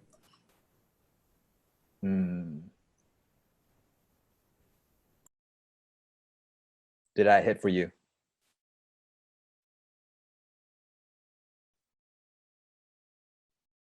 Nice. Good stuff. Good stuff. So we have the empathy, validate, values. And finally, what's next? Solution. Exactly. Okay. Oh, before we move to solution, I'm going to explain this a little bit, why I wrote it the way I wrote it. So many people tell you to grind and hustle 24/7, right? Again, where is this coming from? It's come from what Steven's talked about, the zeitgeist. It's knowing what is being spread around in the marketplace. Exactly. We think about a certain person in the marketplace. I'm not going to say his name, but he talks a lot about hustle. Yes. Right. And knowing that in the marketplace, that's what they talk about, you can call it out in your values and be like, hey, I'm actually against that. And if you're with me, then we're in the same boat. We're on the same team. Right. So this also kind of like throwing rocks at your enemies. Right. And then you say, is that really all there is to life? I don't think so. And here's what I believe. Here's what I believe. I want a life with fulfilling work, relationships, and most importantly, freedom. Right. If you agree with this, right, maybe some people don't like fulfilling work and relationships and freedom, right, then that's fine. That's not people we want to attract, right? So with these value statements, you are going to repel some people, but you're also going to be attracting the right people to your message. Does this part make sense? Isn't there an expression for that, Peter, where it's like, if people don't hate you, then they don't love you. And if there aren't people that love you, then they will never buy from you. Yeah. And I love you, Blake. I love you too. Yeah, I gotta say that being polarizing is pretty important. You have to make a stance a lot of times, and If you're somebody who cannot, right? If you're somebody who's also always a people pleaser, right? That's going to show in your copy as well. It's going to come through. Oh yeah. Oh, for the love of God, don't be a people pleaser, like in emails, but also like in life. So, like, one of my pet peeves are the people. So imagine the scenario is a dude. He starts talking with a girl, and they're talking about music. The guy's like, "Yeah, I'm really into rap music. I love rap music." And the girl's like, "I don't know about rap music. I'm more into country." The guy's like, "Yeah. I like country too. I like Oh country too." God, I hate country. Right? So, being part of these value statements, be polarizing. Know what you stand for. Stand by your values. Don't give up your values just to be liked by someone else. You know what's Right. really powerful? Just to add on to this, you stand by your values, and then right after you say your values, you can say, if you don't agree with this, you can stop reading now. Do the takeaway. Yes. Have a firm Exactly. stance on what you believe in, and literally tell them. You can literally tell them, if you don't, if that didn't just resonate with you, read my next email. This one isn't for you, or whatever it is. Boom. Yes. That will make this even better, right? It's like, hey, I don't think so. I want a life with fulfilling work, relationships, and most importantly, freedom. And if that didn't resonate with you, you can read the next email. This is not for you. Yeah, you can stop Okay. reading here. Don't waste your time. Go back to whatever you're doing. Yes. And that divide, that stance, creates stronger attraction. Like Blake said, they love you more. And the people who hate you, they hate you even more. But the thing is, they were not going to buy anyway. So it doesn't matter how much they hate you, right? They're not going to be paying you. So why do you even care? Good. Okay. Let's go into next part. After values, it's what solution. How are we going to offer a solution to Chad?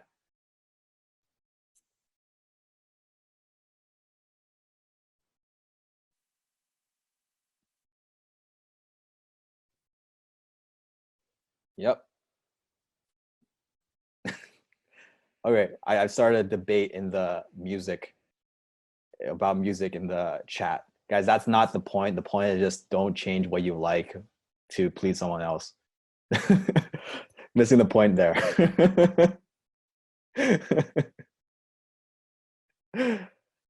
Oh man. Good. Come on, free book. Stop seeing approval. Blah, blah, blah. Okay. Good. Let's get to solution. That's why we developed a new training called the Digital Minimalist Productivity Hack. It has helped 3,149 people double the free time they have in a day. Nothing more than a pen, a notebook, and a notebook. No apps required. It's the same solution as the other one. The same solution. The reason why we're doing this is because showing you the difference between structure of the emails, not like even with the same building blocks, you can create different emails. Okay? Let's put it together. And Ed, can I get you to read this? Hey, Chad. Have you noticed the world's getting busier and busier? It's not just your imagination. It's real, and it has nothing to do with you. There's so many people who will tell you to grind or to hustle 24/7.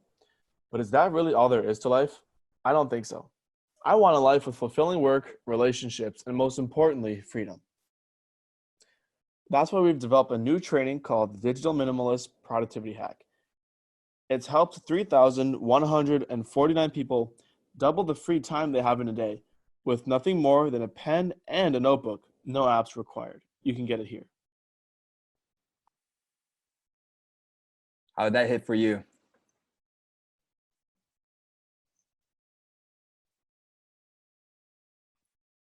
Boom.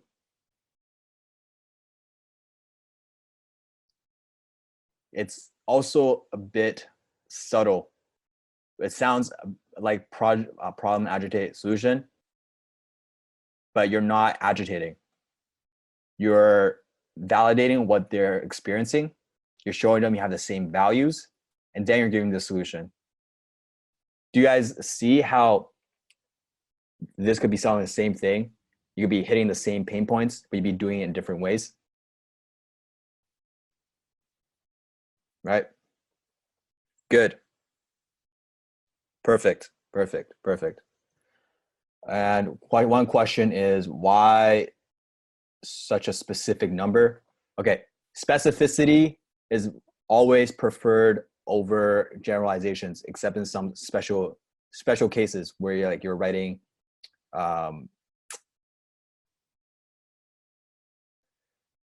specificity is good when you want it to be believable. Sometimes you want to just round it off to be if it's part of a bunch of other numbers, just to show off. But in terms of this, specificity is credibility, right? Being specific, imagine like it's helped 3,149 people as opposed to it's helped over 3,000 people. Personally, my gut, my little bronze silver gut tells me that it's 3,149 works better. Cool. Does that answer the question? Nice. Good stuff. The last email, story email. All right. Actually, before we get into story email, do you guys have anything else to add, Ed, Stephen, Blake, to the previous two? Nah, man, you've done a great job. Dope. I think this is really cool. This is the last one. All right. Story email. This is the most, my favorite email to write, but also takes the longest to write and a lot more skill to write. It's a lot more effective. And I love story emails because stories bypass the conscious filters you have in your head. When you tell a story, people don't assume you're gonna be selling them something. Right? So the other day I was talking with Ed and we were having like a chat in the kitchen table, and he was telling me something really interesting. He telling me something about the HIC students and what he didn't really understand about like the HIC students. And I asked him like, okay, what is that? Can you guess what he said? No. Okay. That was just an example of a story. That was an example of a story to get you to the point. All right. It's the curiosity. The curiosity. Notice how when you tell a story, there's like almost no filter for this. You're just basically drawn into it. Right. I'm sorry to leave you guys an open loop. You guys aren't weird.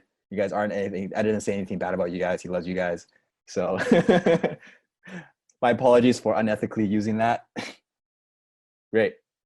So how you do a story email, and I'll tell you a bit more about how to actually tell a story a bit, but you tell them a story, you link it to the offer, and you can do a call to action. All right. So let's get into it. When you tell a story, here's what you need to include into your story to make a golden story. All right. Number one, for a story to work, you need to have a time and place. You need to have a time and place. What do all fairy tale stories start with? What's that line?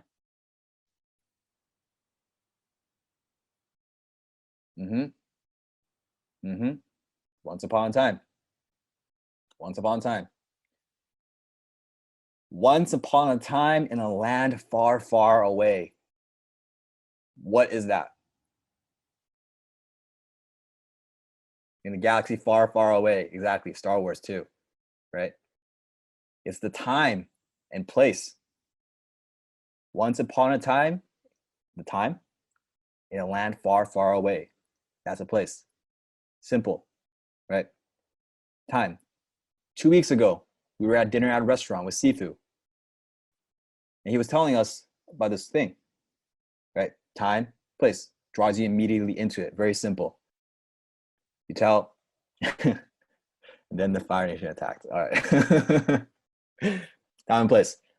A few years ago, Steven and I were at a coffee shop. We were both working together, and we saw this weird person come up to the store. And right, another example. Time and place. Number 2. Wait, before I move on, first one, time and place. That makes sense.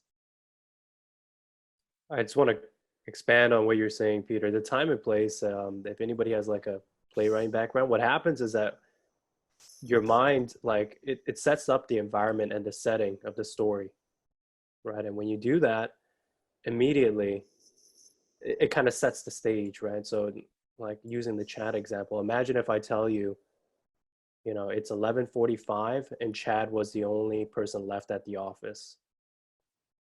So you got the time, right? 11:45 p.m. Place, office, right? What do you imagine in your head? Immediately visualize the place. I imagine him like stressed in Dark, office, dark. lonely. Yeah, Yeah. he's leaning back on his little wheelie chair, and then he's like, oh, Yeah. hand on his head. Right, just setting the time and place. I imagine one of those like downtown buildings where there's only one level with the lights on, one light on, and that's Chad. Mm. Time and place. It's all Time it and is. place. And it's all you need to get into a story. All right, first part. Does that make sense for you? Yeah. Does that make sense for you? Good. Good. Number 2. You need a goal and conflict. Every good story, the character is trying to achieve something, but they're being stopped by something else. They have a goal, but there's also a conflict. Right? Notice in every good story, in every good movie, can you even name a movie without conflict? Can you name any movie without a villain, without a relationship struggle, without financial struggle?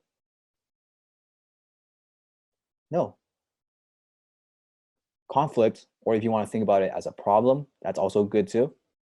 A good story needs to have a problem or it's conflict, or else it's not going to have that flair, right? If the 3 little pigs were a story and there was no wolf, it would not be a good story. If the Little Red Riding Hood didn't have the big bad wolf, it would not be a good story either. You need the conflict, you need a goal for them to achieve. Does that part make sense? Goal and conflict. Right. Number 3, the story. You need a resolution and moral of the story. A resolution to a story and a moral of the story. So resolution, the conflict is resolved. You solve the problem.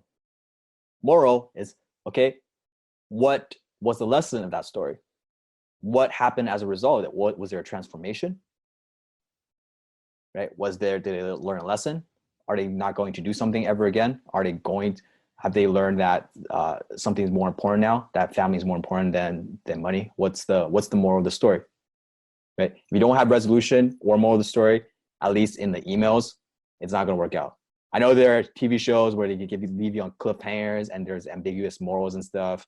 I'm not talking about that. I'm talking about simple stories we're writing here. And there's one question: should a story be true event? If you can, it's always better to have it as a true event from your prospect. Or you can also paint a hypothetical one, like we did for the two men graduated from college, the Wall Street one. You know, that's probably a fabricated story. So it doesn't always have to be true. Make sense? Good. All right, let's go into an example of a story email. Are you ready? Sick. Title is Chipped Tooth, Scarred Chin, and the Secret to Taking Control of Your Life. When I was in high school, 3 big guys took me out into the high school courtyard and kicked the shit out of me. They kicked me in the face and chipped one of my front teeth. They left a scar on my chin that you can still see today if you look closely. But that's not the worst part. They took away my confidence. They made me afraid of the world. afraid to go to school in the morning, afraid of strangers. I started entering school from hidden side doors. I wanted to avoid these guys any way possible. But one day I thought to myself, this isn't the way I want to live my life. I don't want to hide forever. That's when I decided there'll be no more of this. That's when I decided to learn martial arts. I started practicing Wing Chun. Now, if you don't know what Wing Chun is, it's a martial art style you see in Ip Man movies. Wing Chun was first developed by a female because she needed a way to defend herself against a larger opponents, which is perfect for me because of my 110-pound frame at the time. The earlier generations of Wing Chun users were assassins. It was designed to end the opponent or end the fight within seconds. One of the first major principles you learn in Wing Chun defies all human instincts. It's this: only attack, don't defend. This goes against all natural human instinct because when you're attacked, the natural instincts fall back, cower, and protect yourself with arms covering your head. However, this is the position you find UFC fighters in before they lose. This is the position I found myself in as the 3 bullies took turns kicking me in. But in Wing Chun, you don't fall back when attacked. You do what your attacker least expects. You step forward. You step forward into the trap range and go for the throat. Before they can react, the fight is over and they're choking on the ground. This was one of the first principles of Wing Chun I learned. After a few more months of training, I was no longer scared of the bullies. I knew how to take care of them. The funny thing is, after I started practicing Wing Chun, those 2 guys stayed away from me. It's as if they could sense my newfound skills and confidence and knew that I wouldn't take any more BS from them. Now, what does this story have anything to do with you? You see, when we're facing a problem in life, our natural human instinct is play defense. All the conventional advice you hear tells you to play defense, to save, to conserve, to play it safe. Financial advisors tell you to skip the lattes, pinch pennies, and make the most of what you have. But sometimes playing defense will only leave you cowering on the ground with life kicking your face in. Sometimes the only way out is fight back. Sometimes the only way out is to say enough is enough and go on the attack. That's why I call BS on financial advisors who tell you to penny pinch, save up, and wait 40 years before you can have a moderately comfortable retirement. That's why I teach my students go on the offensive, not the defensive. This goes against all human natural instinct. Instead of saving what you have, why not go out and earn more? Instead of pinching pennies, why not capture more dollars? Instead of waiting years with no certain payoff, why not create the life you want now? No, don't defend. Sometimes the only way out is to attack. Dan Locke. P.S. For those who found this helpful and want more, I put together a 4-day training that gives you the skill you need to attack life head on instead of cowering away from it. Get access to it here. It's free, no credit card required. Go through the training. Leave a comment if you found it valuable. You'd be surprised by results when you apply it in the field. Mic drop. Oh, this was one of my favorite emails I wrote, actually. Love it. There's some, I would do some things different now when we're mature, but Damn good. Yeah. What do you guys think of the thing of that email?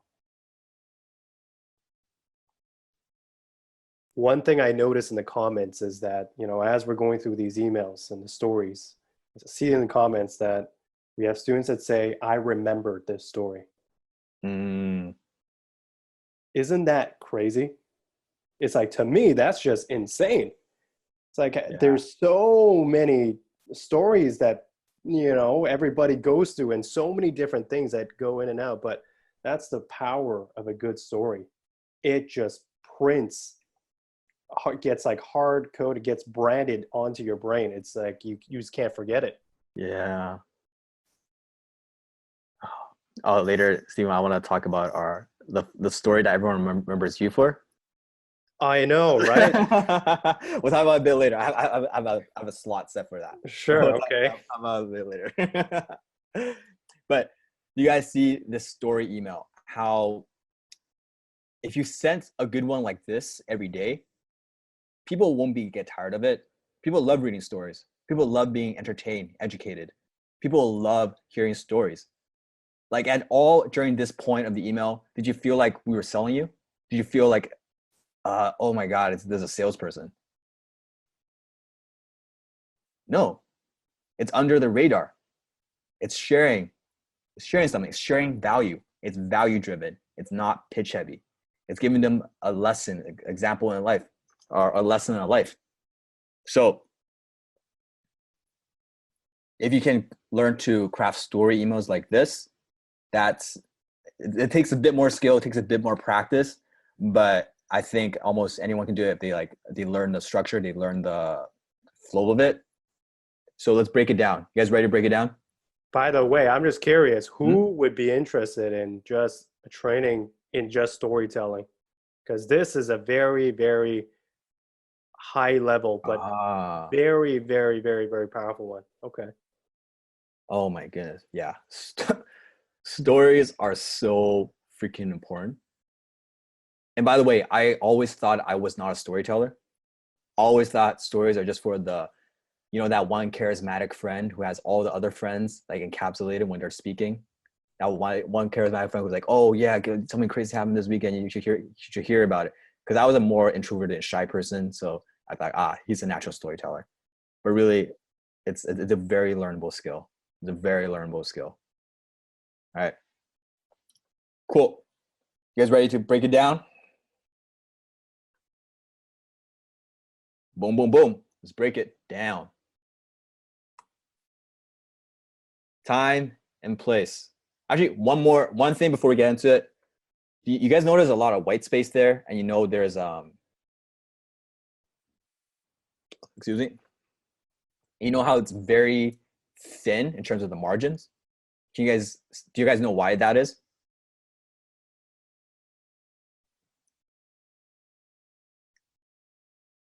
So read, loans, got it. Yes, very simple answer. 1, it's easier to read. 2, it's much easier to read on the phone. Because when you're on the phone and you're opening this, you can only fit the width of what your phone has. So when you're writing these, always think about the user experience of the person receiving it.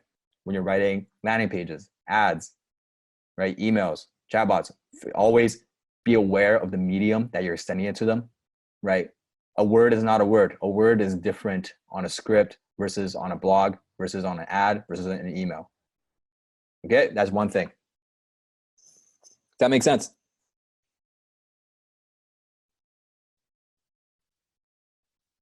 Dope. Cool. And first one, time and place. When I was in high school, time and place. 3 guys took me out into a school courtyard, kicked the shit out of me.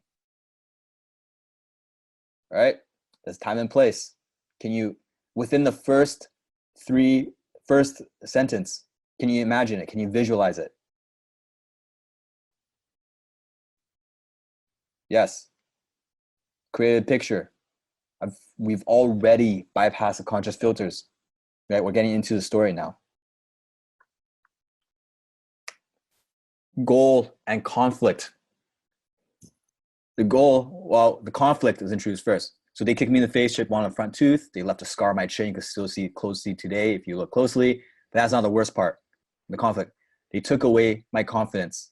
They made me afraid of the world, afraid to go to school in the morning, afraid of strangers. I started entering school from hidden side doors. I want to avoid these guys any way possible. We're introducing the villain. The bullies are the villain. We're the character. We're trying to get something, right? Our goal, here's where our goal comes in. But one day I thought to myself, this isn't the way I want to live my life anymore. I don't want to hide forever. So now I'm learning Wing Chun. That's my goal, right? My goal is to not be afraid of these bullies anymore. And then there's conflict. Does this part make sense? The goal and conflict.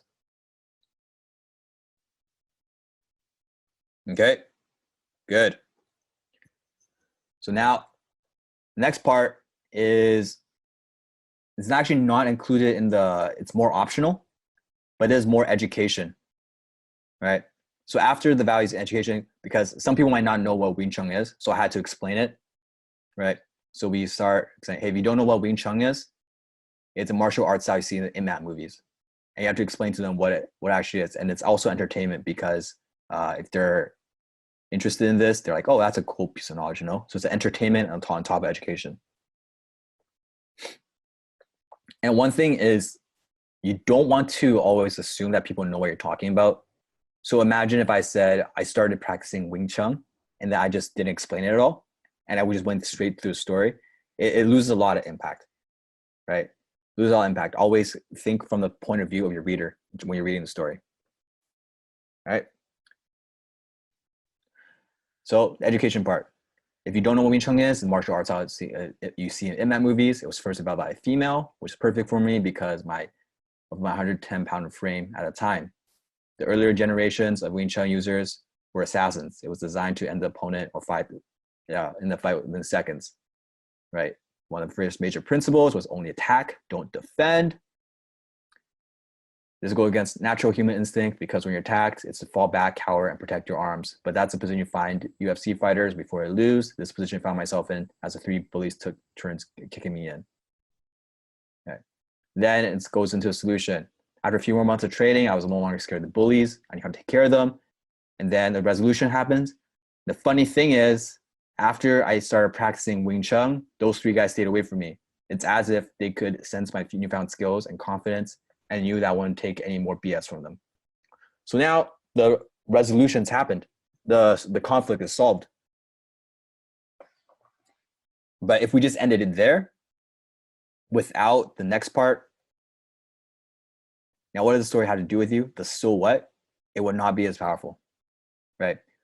Like if we ended the email here and just said, Dan Locke, do you think the reader would be like, oh yeah, that makes sense? Or do you think it'd be more like, okay, I guess I just read that for nothing. Like, so what?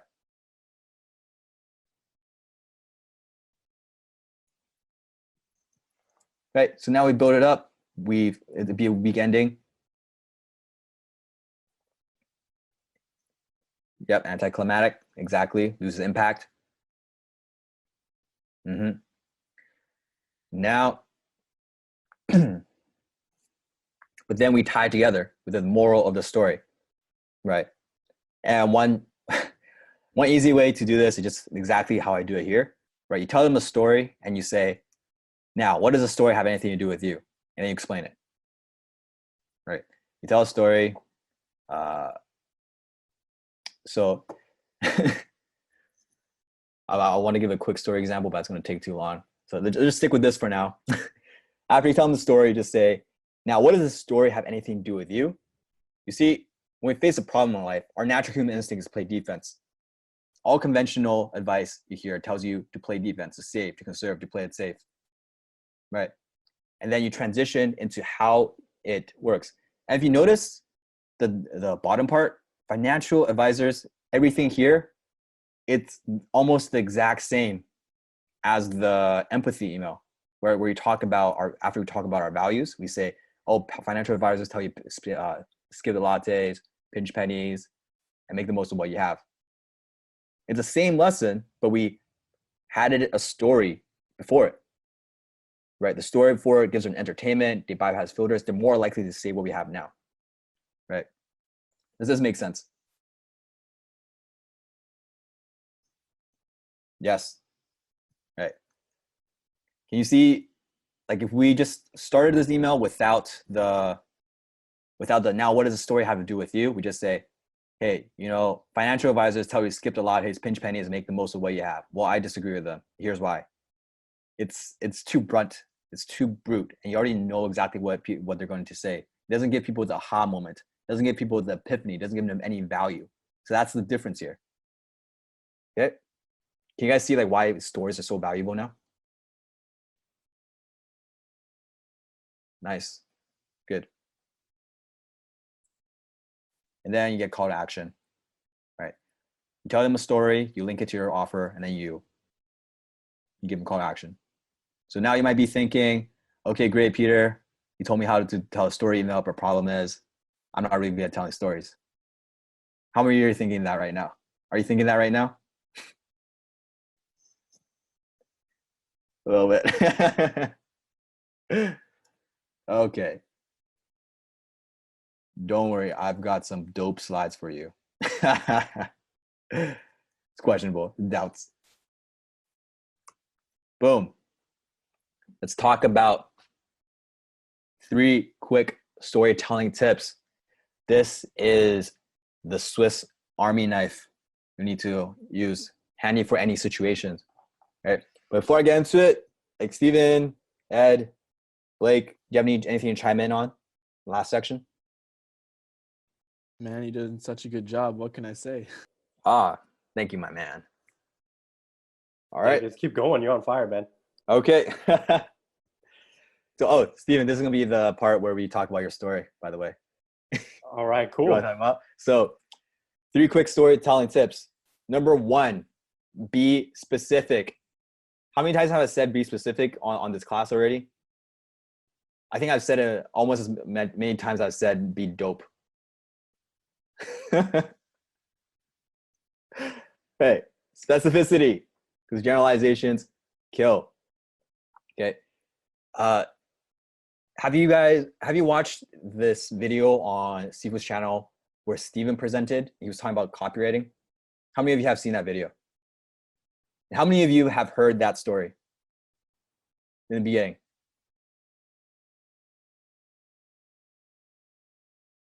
Okay. All right, Steven, I don't know if your girlfriend's watching, but do you want to tell a story of how we were talking about it? So, how we crafted that speech? Well, basically, this was a couple of years ago. I remember specifically, I actually met Peter in a Toastmasters class. So he was practicing public speaking. I wanted to get better at public speaking. So when the opportunity came up to speak on Seafood stage, I was like, all right, I'm going to teach about copy. This was maybe 4 or 5 years ago. And basically, the way I was thinking about it was like, you know what, I could go on stage, I could, talk about all these different tactics and things like that. But what's the point of that, right? Might as well practice what I preach, which is story, right? Story is one of the most powerful ways you can persuade and also teach as well. So basically, I thought about, okay, what's a good story? And I just remember this one time where basically, this was before I became a copywriter. I was writing copy without even knowing it, right? The message I wanted to drive home was basically that, you don't have to be like a super crazy trained copywriter. You could actually get started with copyright pretty easily. So not going to get into the story. So you can watch that YouTube video. It's a great story. But what happened was after that video went on YouTube, basically everybody who came up to me for years later, they're like, oh, I watched your YouTube video on Cebu Danlock's channel. They're just like, by the way, how's that girl that you were talking about in that story? Basically in that short talk that I did, nobody remembered anything that I taught about copy except for the story that I told. That's the power of storytelling. Really, nobody remember a single thing. I barely even remember what I talked about, right? But everybody remembered that story so clearly. That's the power of a good story. Yeah, what happened in the end? What happened in the end with her? Everyone's wondering. Years later, I'm like, what the hell? Why are you still asking me this? Yeah. I know, Stephen, I asked you too. Yeah, it's one of the FAQs. Yeah, on the Steven's website. So what happened with, and then he would. Steven in that story, if you listen to it, he used a lot of what we talked about here in terms of 3 quick storytelling tips, right? Steven did really well in number 1, being specific, right? What do I mean by this? So, trying to be, how do I use a good example? Okay. Imagine you go on a traveling trip, let's say to Europe. When you come back, you're like, oh, how was it? You're like, yeah, it was good. I went to a lot of places. I ate a lot of food, met a lot of people. It was a pretty good atmosphere, pretty good vibe. I'm doing it. Overall, pretty good time. Right. So So that would be overgeneralization. You wouldn't be pulled into the story, right? But if you instead start being more specific, yeah, when I was in Barcelona, Spain, I woke up around like 11 a.m., went to this dingy little small cafe on a corner of one of the busiest streets, and sat there sipping cappuccino, and there were people walking by. There were old people with their grandsons, grandpas with their grandkids, coming in and out of the coffee shop. It was busy. There were like tons, like probably 20 taxis out on the street, honking. So when you describe it specifically, the story becomes more alive to people, right? The details help the visualization. Does that make sense? Mm-hmm. Good. All right. Number 2 is use dialogue. Use dialogue. Pull your reader into the story. When you use dialogue, it's it's a lot easier, right? So opposed to saying, like, I learned this one really valuable lesson from Sifu, and it was this. You say, so I was sitting at a dinner table across from Sifu. I asked him, Sifu, what's one regret you've had that you wish you could take back? And he looked at me and he said, Peter, okay, that didn't actually happen, but I'm just saying, using dialogue, that's how you would. That's how you introduce a lesson. That's how you would introduce a lesson, using dialogue. All right. Now imagine Peter just said, oh, the biggest lesson I got from Sifu was this. How boring would that be compared to the story he just told? Yes.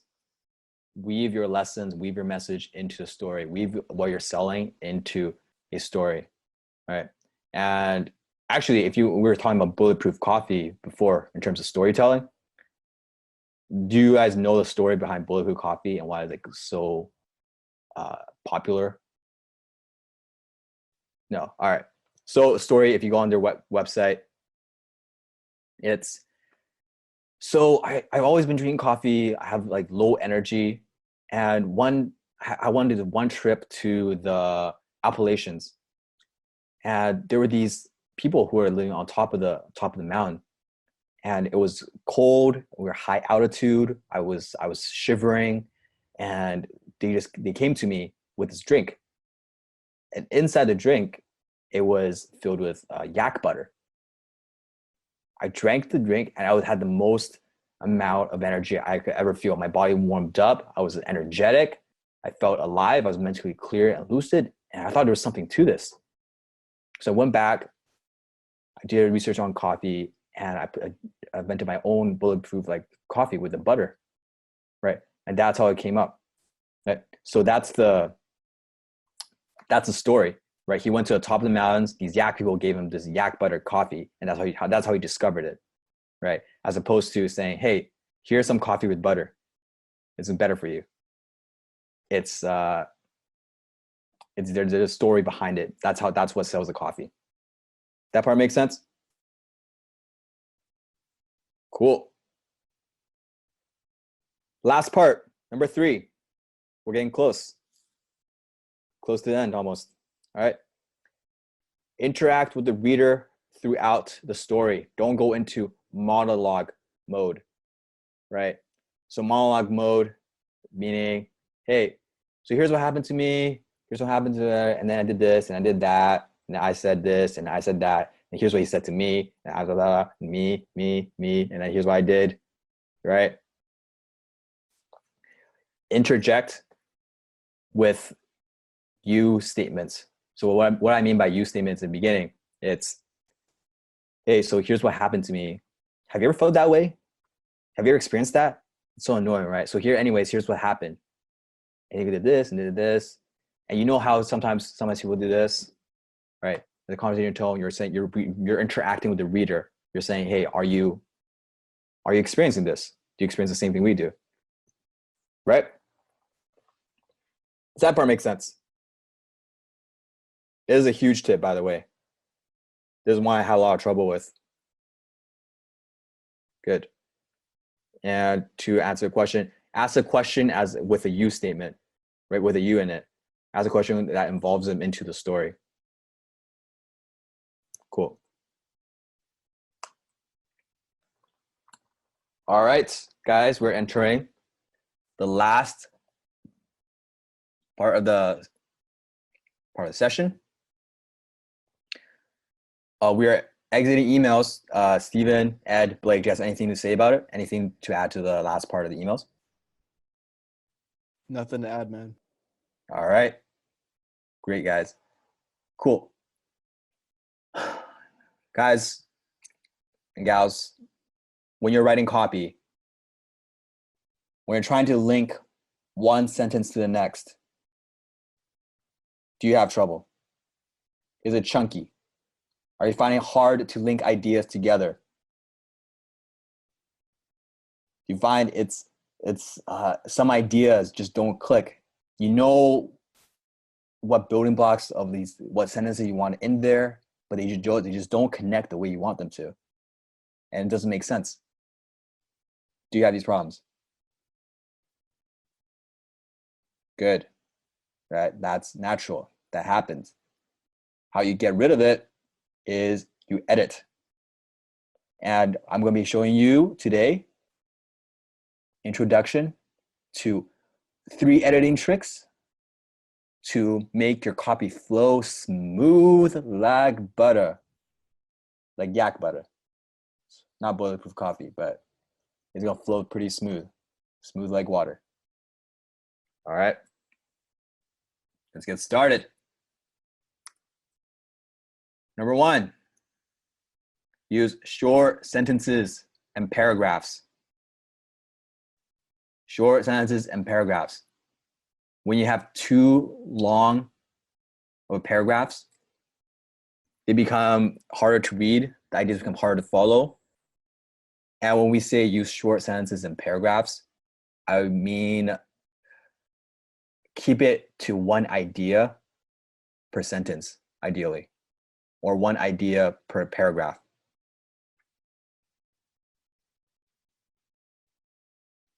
That way, it makes it easier to read, easier to mentally process, right? And when you're writing copy, it's okay for your copy to be long, but it can't be long-winded. Can't be long-winded. It's okay to be long if it gets a point across.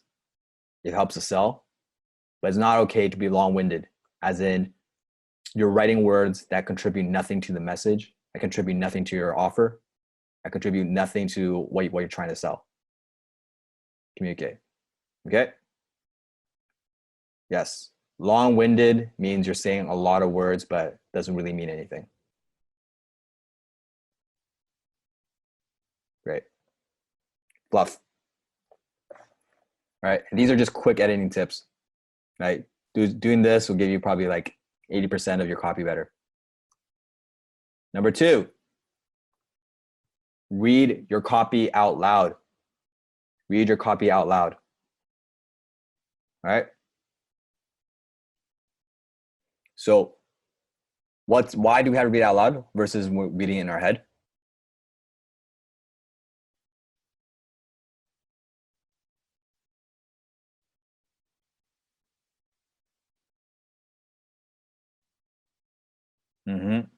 See how it sounds? Perfect. Cool. Here's why. When you read it in your head, sometimes your mind mentally skips over things that will that doesn't click. When you read it, your mind will just mentally skip over parts of the copy you wrote that didn't make sense. It will make it make sense in its own way. But when you read it out loud, you will verbally trip over parts that do not flow, like an uneven path. When you read things out loud, you will verbally trip over parts that do not flow.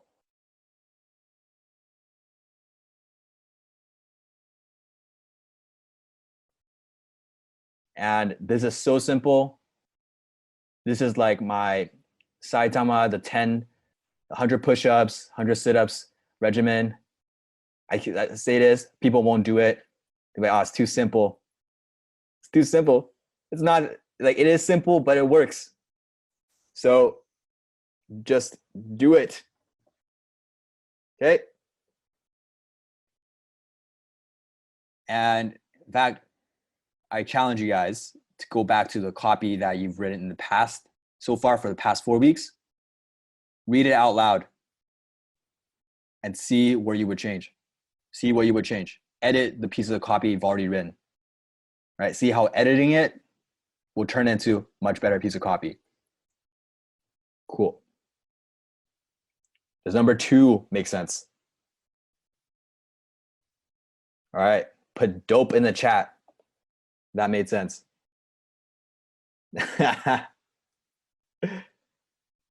Dope. Boom. Number 3, use transitions. You guys are going to want to take notes for this one. If you don't want to wait for a replay, get your note taking out right now. All right. Transitions. How do you link an idea that's seemingly different to another idea? How do you link from paragraph to paragraph without it sounding like hitchy or chunky or choppy? Transitions. We're going to be using transitions. Transitions are like the link, or you see those train tracks, not train tracks, those trains, and how they're different sections and they're linking to each other. These little hooks, the links.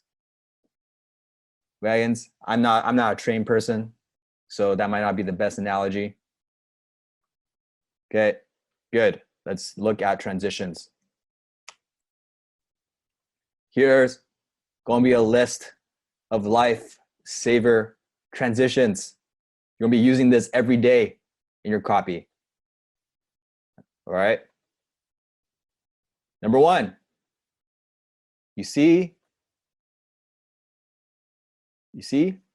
that's why this is not. So Steven told me I need to do this. And you see, I don't usually listen to people when they tell me to do stuff, but because I respect Steven so much, I did it. Right? You see the you see part. This is where very the very key one. I use this a lot. Right? Number 2. Anyways, this is what happens when you use this, when you're kind of going off on a tangent, and then you want to bring it back to the main point. Right? So you say, so yeah, Ed and I, we went to the gym, we lifted, we felt great, we came back home. Anyways, the point is, when you feel bad, just go to the gym anyways. You're gonna feel great. Right? So use anyways to bring back from a tangent you're making in your copy. Cool. So, number 3, so use this when you're looking for a way to continue something, where you're trying to continue the point.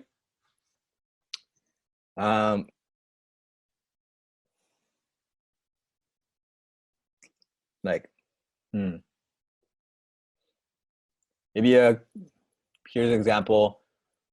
I wanted to increase my financial confidence. So here's what I did. It kind of explains what happened in the previous sentence. Right? Number 4. And, right? Just and, very simple. Add a thought on top of a thought, and stay with me. Right? Guys, I know this is a long class, but stay with me. Here's more to come. It's going to be great. You're going to know exactly why. Cool. Here's a question you might be wondering. I'm going to go through a bit more of these. Here's a question you might be wondering. Well, Peter, why are you even teaching me all of this? So, right, so that'd be that one. Next one. So let me start from the top.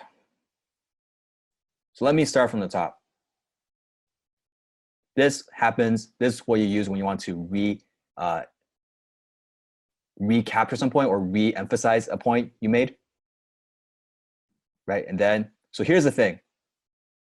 You usually use this when you want to transition into the call to action, or you want to transition into the offer, right? So here's the thing. We have this offer. We just created for you. Here's what it is, blah, blah. So here's the thing. We created a digital minimalist productivity pack, and here's what it is, right? This is page 1, page 2. Want to know a secret? Want to know a secret? And then you tell them the secret. Right. Oh my God. I hope you guys are taking these down. Like I took so long to dig these up out of the copy vault. I don't know where else you guys will find these, to be honest. I did parts of this, Steven, I pulled this from like years ago. I think something you shared with me and Ed. It's like the bridge brigades. Yeah. Cool. Want to know a secret? Then, okay, enough background. Let's get back to business. Third one, and here's the big part I don't want you to miss. And you reemphasize benefit after this, okay? Then let's be more precise. Let's be more precise and go more into the offer you're talking about, all right? Then let's jump in. The weird thing about that is then you want to explain about an unconventional part of what you're talking about, right? So it's like, you see this Wing Chun email. It's like, yeah. Then after a few months, I learned about Wing Chun, and I learned how to take care of the bullies. The weird thing about that is they stopped coming up to me. So, right now you may be thinking, especially when you're saying something, when you say something where you know there's gonna be an objection, right? It's like, yeah, I found a new method to double your free time. Now you may be thinking that's ludicrous. There's no way that's possible. Okay. And then, but is when you want to make when you make a point and you want to make a counterpoint, right? Most gurus tell you to hustle 24/7, but here's what they don't tell you. All right, and the last page, are you guys ready for the last page of transitions? Good, good. Boom. Come on, don't worry. Don't worry. Number 2. You see what I mean? Financial advisors are telling you to pinch pennies, save on the lattes. And that just doesn't really vibe me because it doesn't make sense to save instead of to earn. You see what I mean? Good. Now, why am I telling you all this? Goes back to the story after Wing Chun. So what does the story have anything to do with you? Why am I telling you all this? Relay it back to the person. I'm about to show you an unusual breakthrough. I'm about to show you an unusual breakthrough. Why? The answer is simple. Now we're about to offer all HIC students this new productivity training. Why? The answer is simple. The more you succeed, the more we succeed. Then, last one. And that's when it happened. I sat down on at the kitchen table, and that's when it happened. I learned the biggest lesson of the week. Great. And these are just a list of transitions I personally use. There are definitely a lot more out in the marketplace. I know Ed, Steven has a lot. But here are just the core ones we use. This is the 80%. Sorry, this is the 20%. It gives you 80% of results. Cool. Boom. Oh, okay. It's a bonus number 4. Do you guys want to number 4 tip?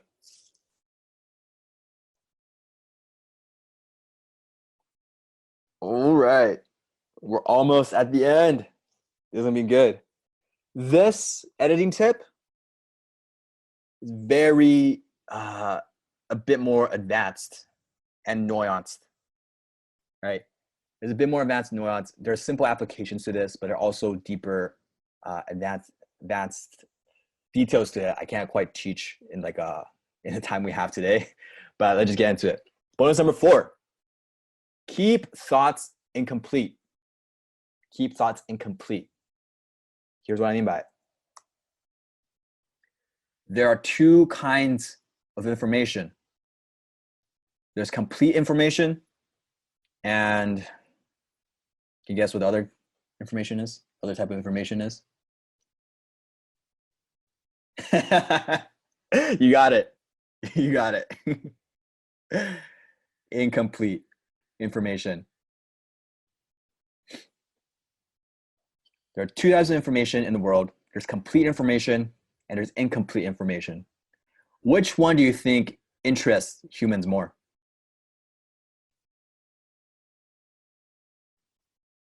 Boom, you got it. Incomplete information. This is the reason why people love solving jigsaw puzzles. All right, when you solve a jigsaw puzzle, what actual benefit are you getting? What? You're getting satisfaction. You're getting satisfaction, but from what? What is satisfaction coming from? Exactly. From completing it, from solving the problem, for solving the incompleteness of it. Right? That's why incomplete information is always more valuable when you're writing copy than it is when you have complete information. Of course, you always, to not piss off your readers or your prospects, you do want to close the open loops when you can.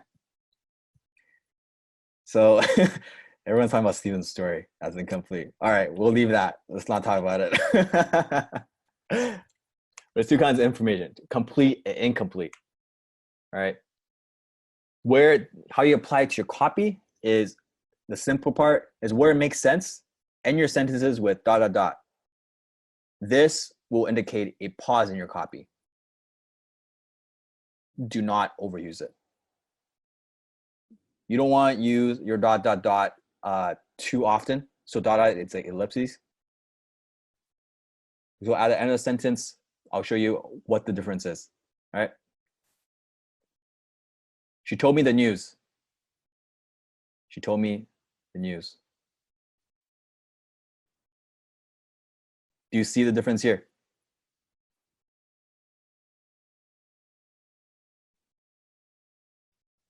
Different effect. All it is punctuation, right? Told me the news. She told me the news. There's a pause, right? Different. Completely different tone just because of the simple 2 dots, how you write it. All right. Does that make sense, guys? Cool. Exactly. All right. And the thing is, you don't want to use this because you don't use this. You don't want to overuse this because then your copy starts sounding like I was at the gym yesterday. And then this happened. The clerk looked at me and she scanned my card. But what I didn't expect was what happened next. Right? You sound a bit discombobulated. So do not overuse it. And here's how you can tell if you're overusing it. Tip number 2, editing tip number 2. What was that? What was editing tip number 2?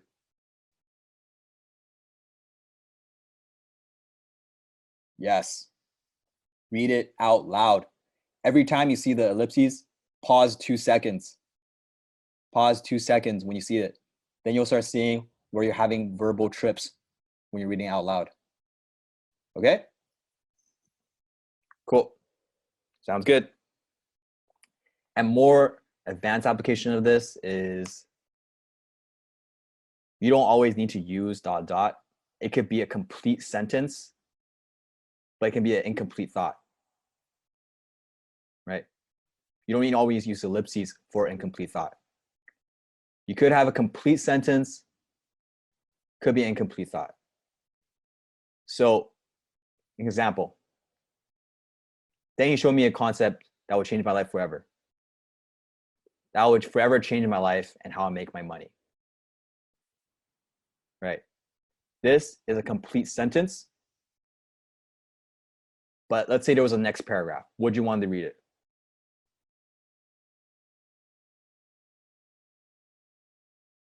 Yes. Right. Exactly. And then here's where you use the transitions. Use the transit. Then he showed me a concept that would forever change my life and how I make money. But here's the weird thing. It also changed. Blah, blah, blah. I don't know. I don't want to spew. I'm a slow learner. I'm a slow copywriter. I'm not a spit off the cuff type of copywriter. So that's the example. Does that make sense?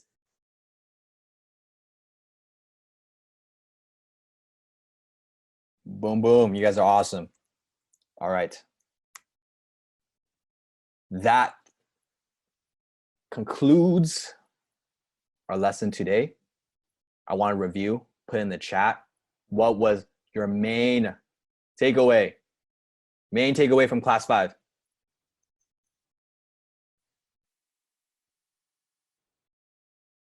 Yes, ads and chatbots are next week.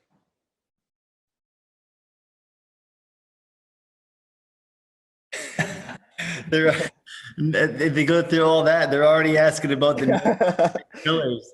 Yeah, actually, ads and chatbot. We're learning that right now. It's gonna be another 7 hours. All right. Now that's part 1 done. We're going into part 2 for the night, folks. Yes.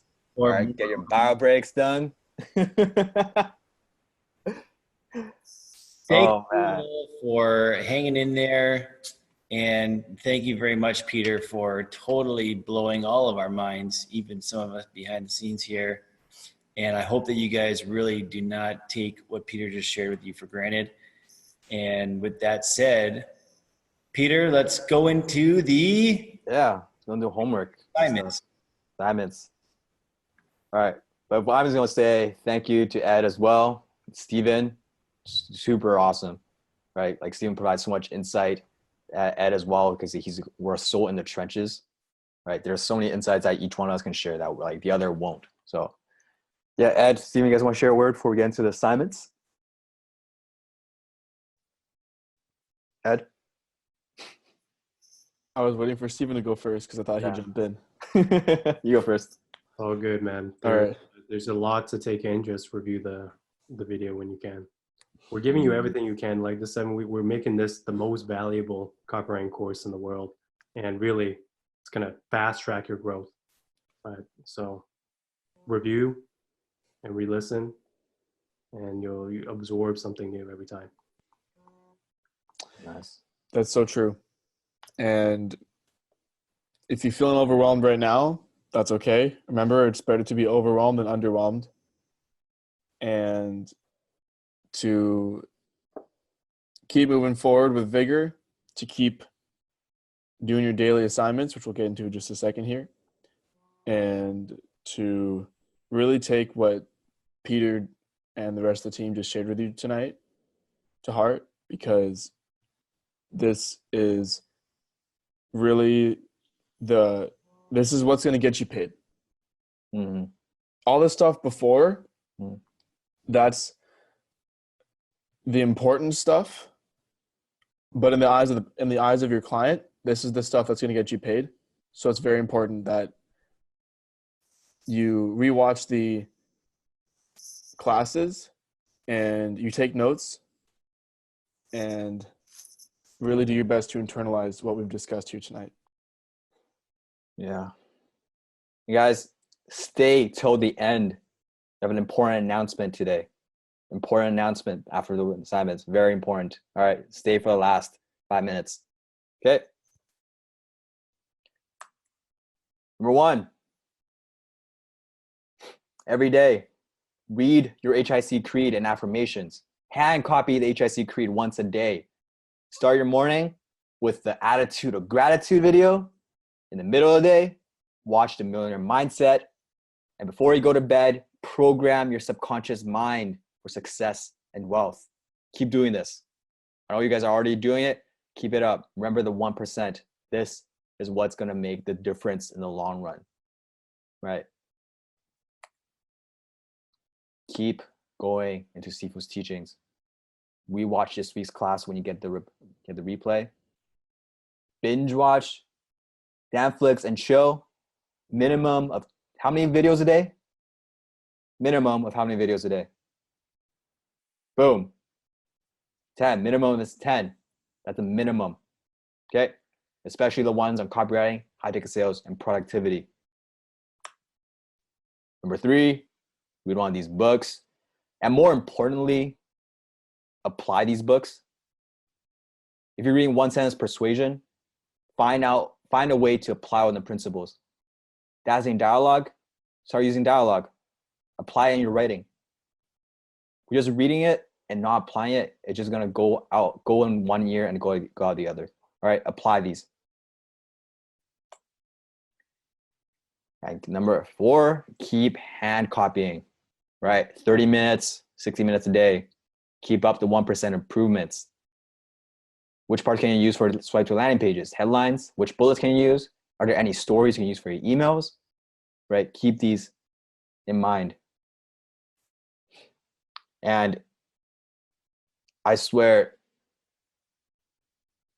please, I don't know why I have to motivate people, but just hand copy. This is a single most simple way to get good at copywriting, and almost nobody sticks with it. Almost nobody sticks with it. They stick with it when it's sexy. They stick with it when it feels like they're getting results, but you gotta stick with it. It's like going to the gym.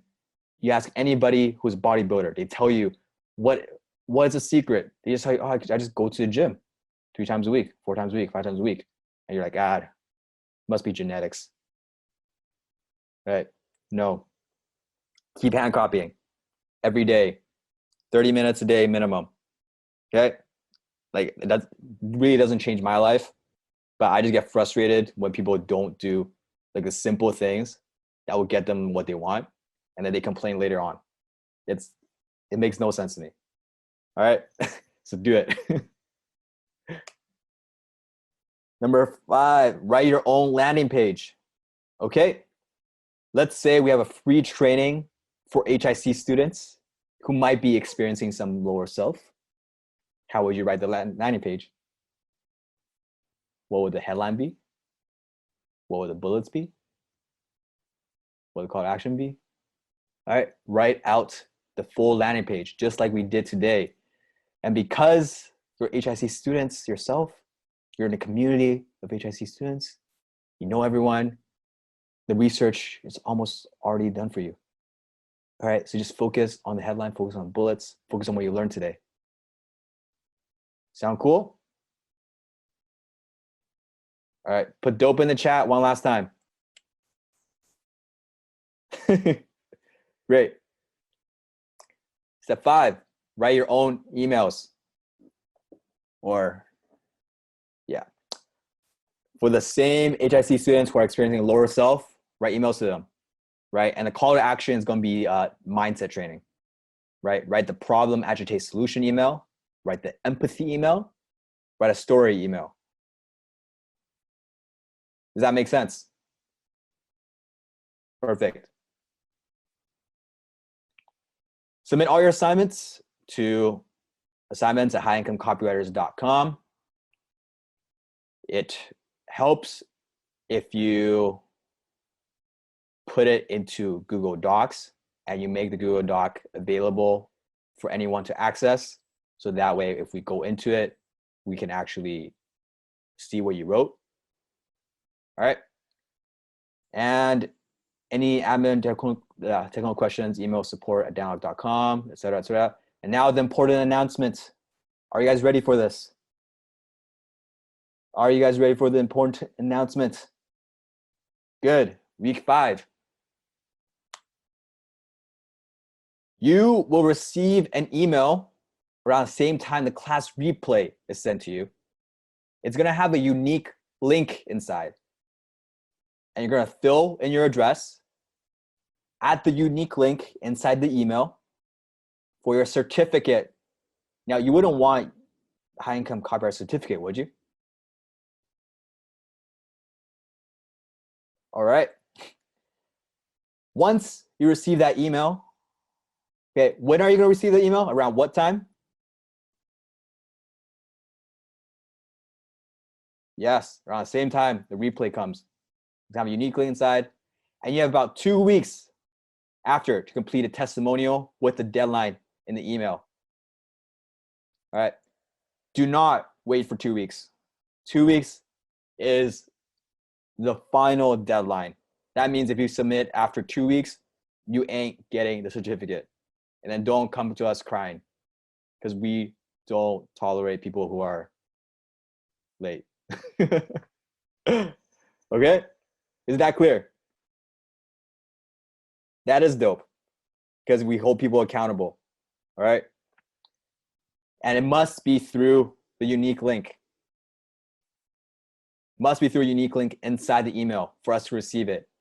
Do not email this, your address, to support@downlock.com or assignments@highticketsales.com. All right? Do not email to those addresses. Use it through the link inside your email. That makes sense? The instructions will be inside the email you receive. Cool. Are you guys ready? Week 5 is over. We got week 6, we got week 7, and you guys keep your attendance rate up above 80. We are getting what are we getting if we hit it above 80? Boom, exactly. Class 8 bonus week 8 if we hit above 80. All right. So go do your homework. Tame your lower self. If your lower self is strong, come back to the community. Don't be a lone wolf. Keep working hard at it. Don't take the assignments lightly. Keep working at it. And you're just going to be so thankful that you kept pushing. And we'll see you guys later. See you guys in class 6.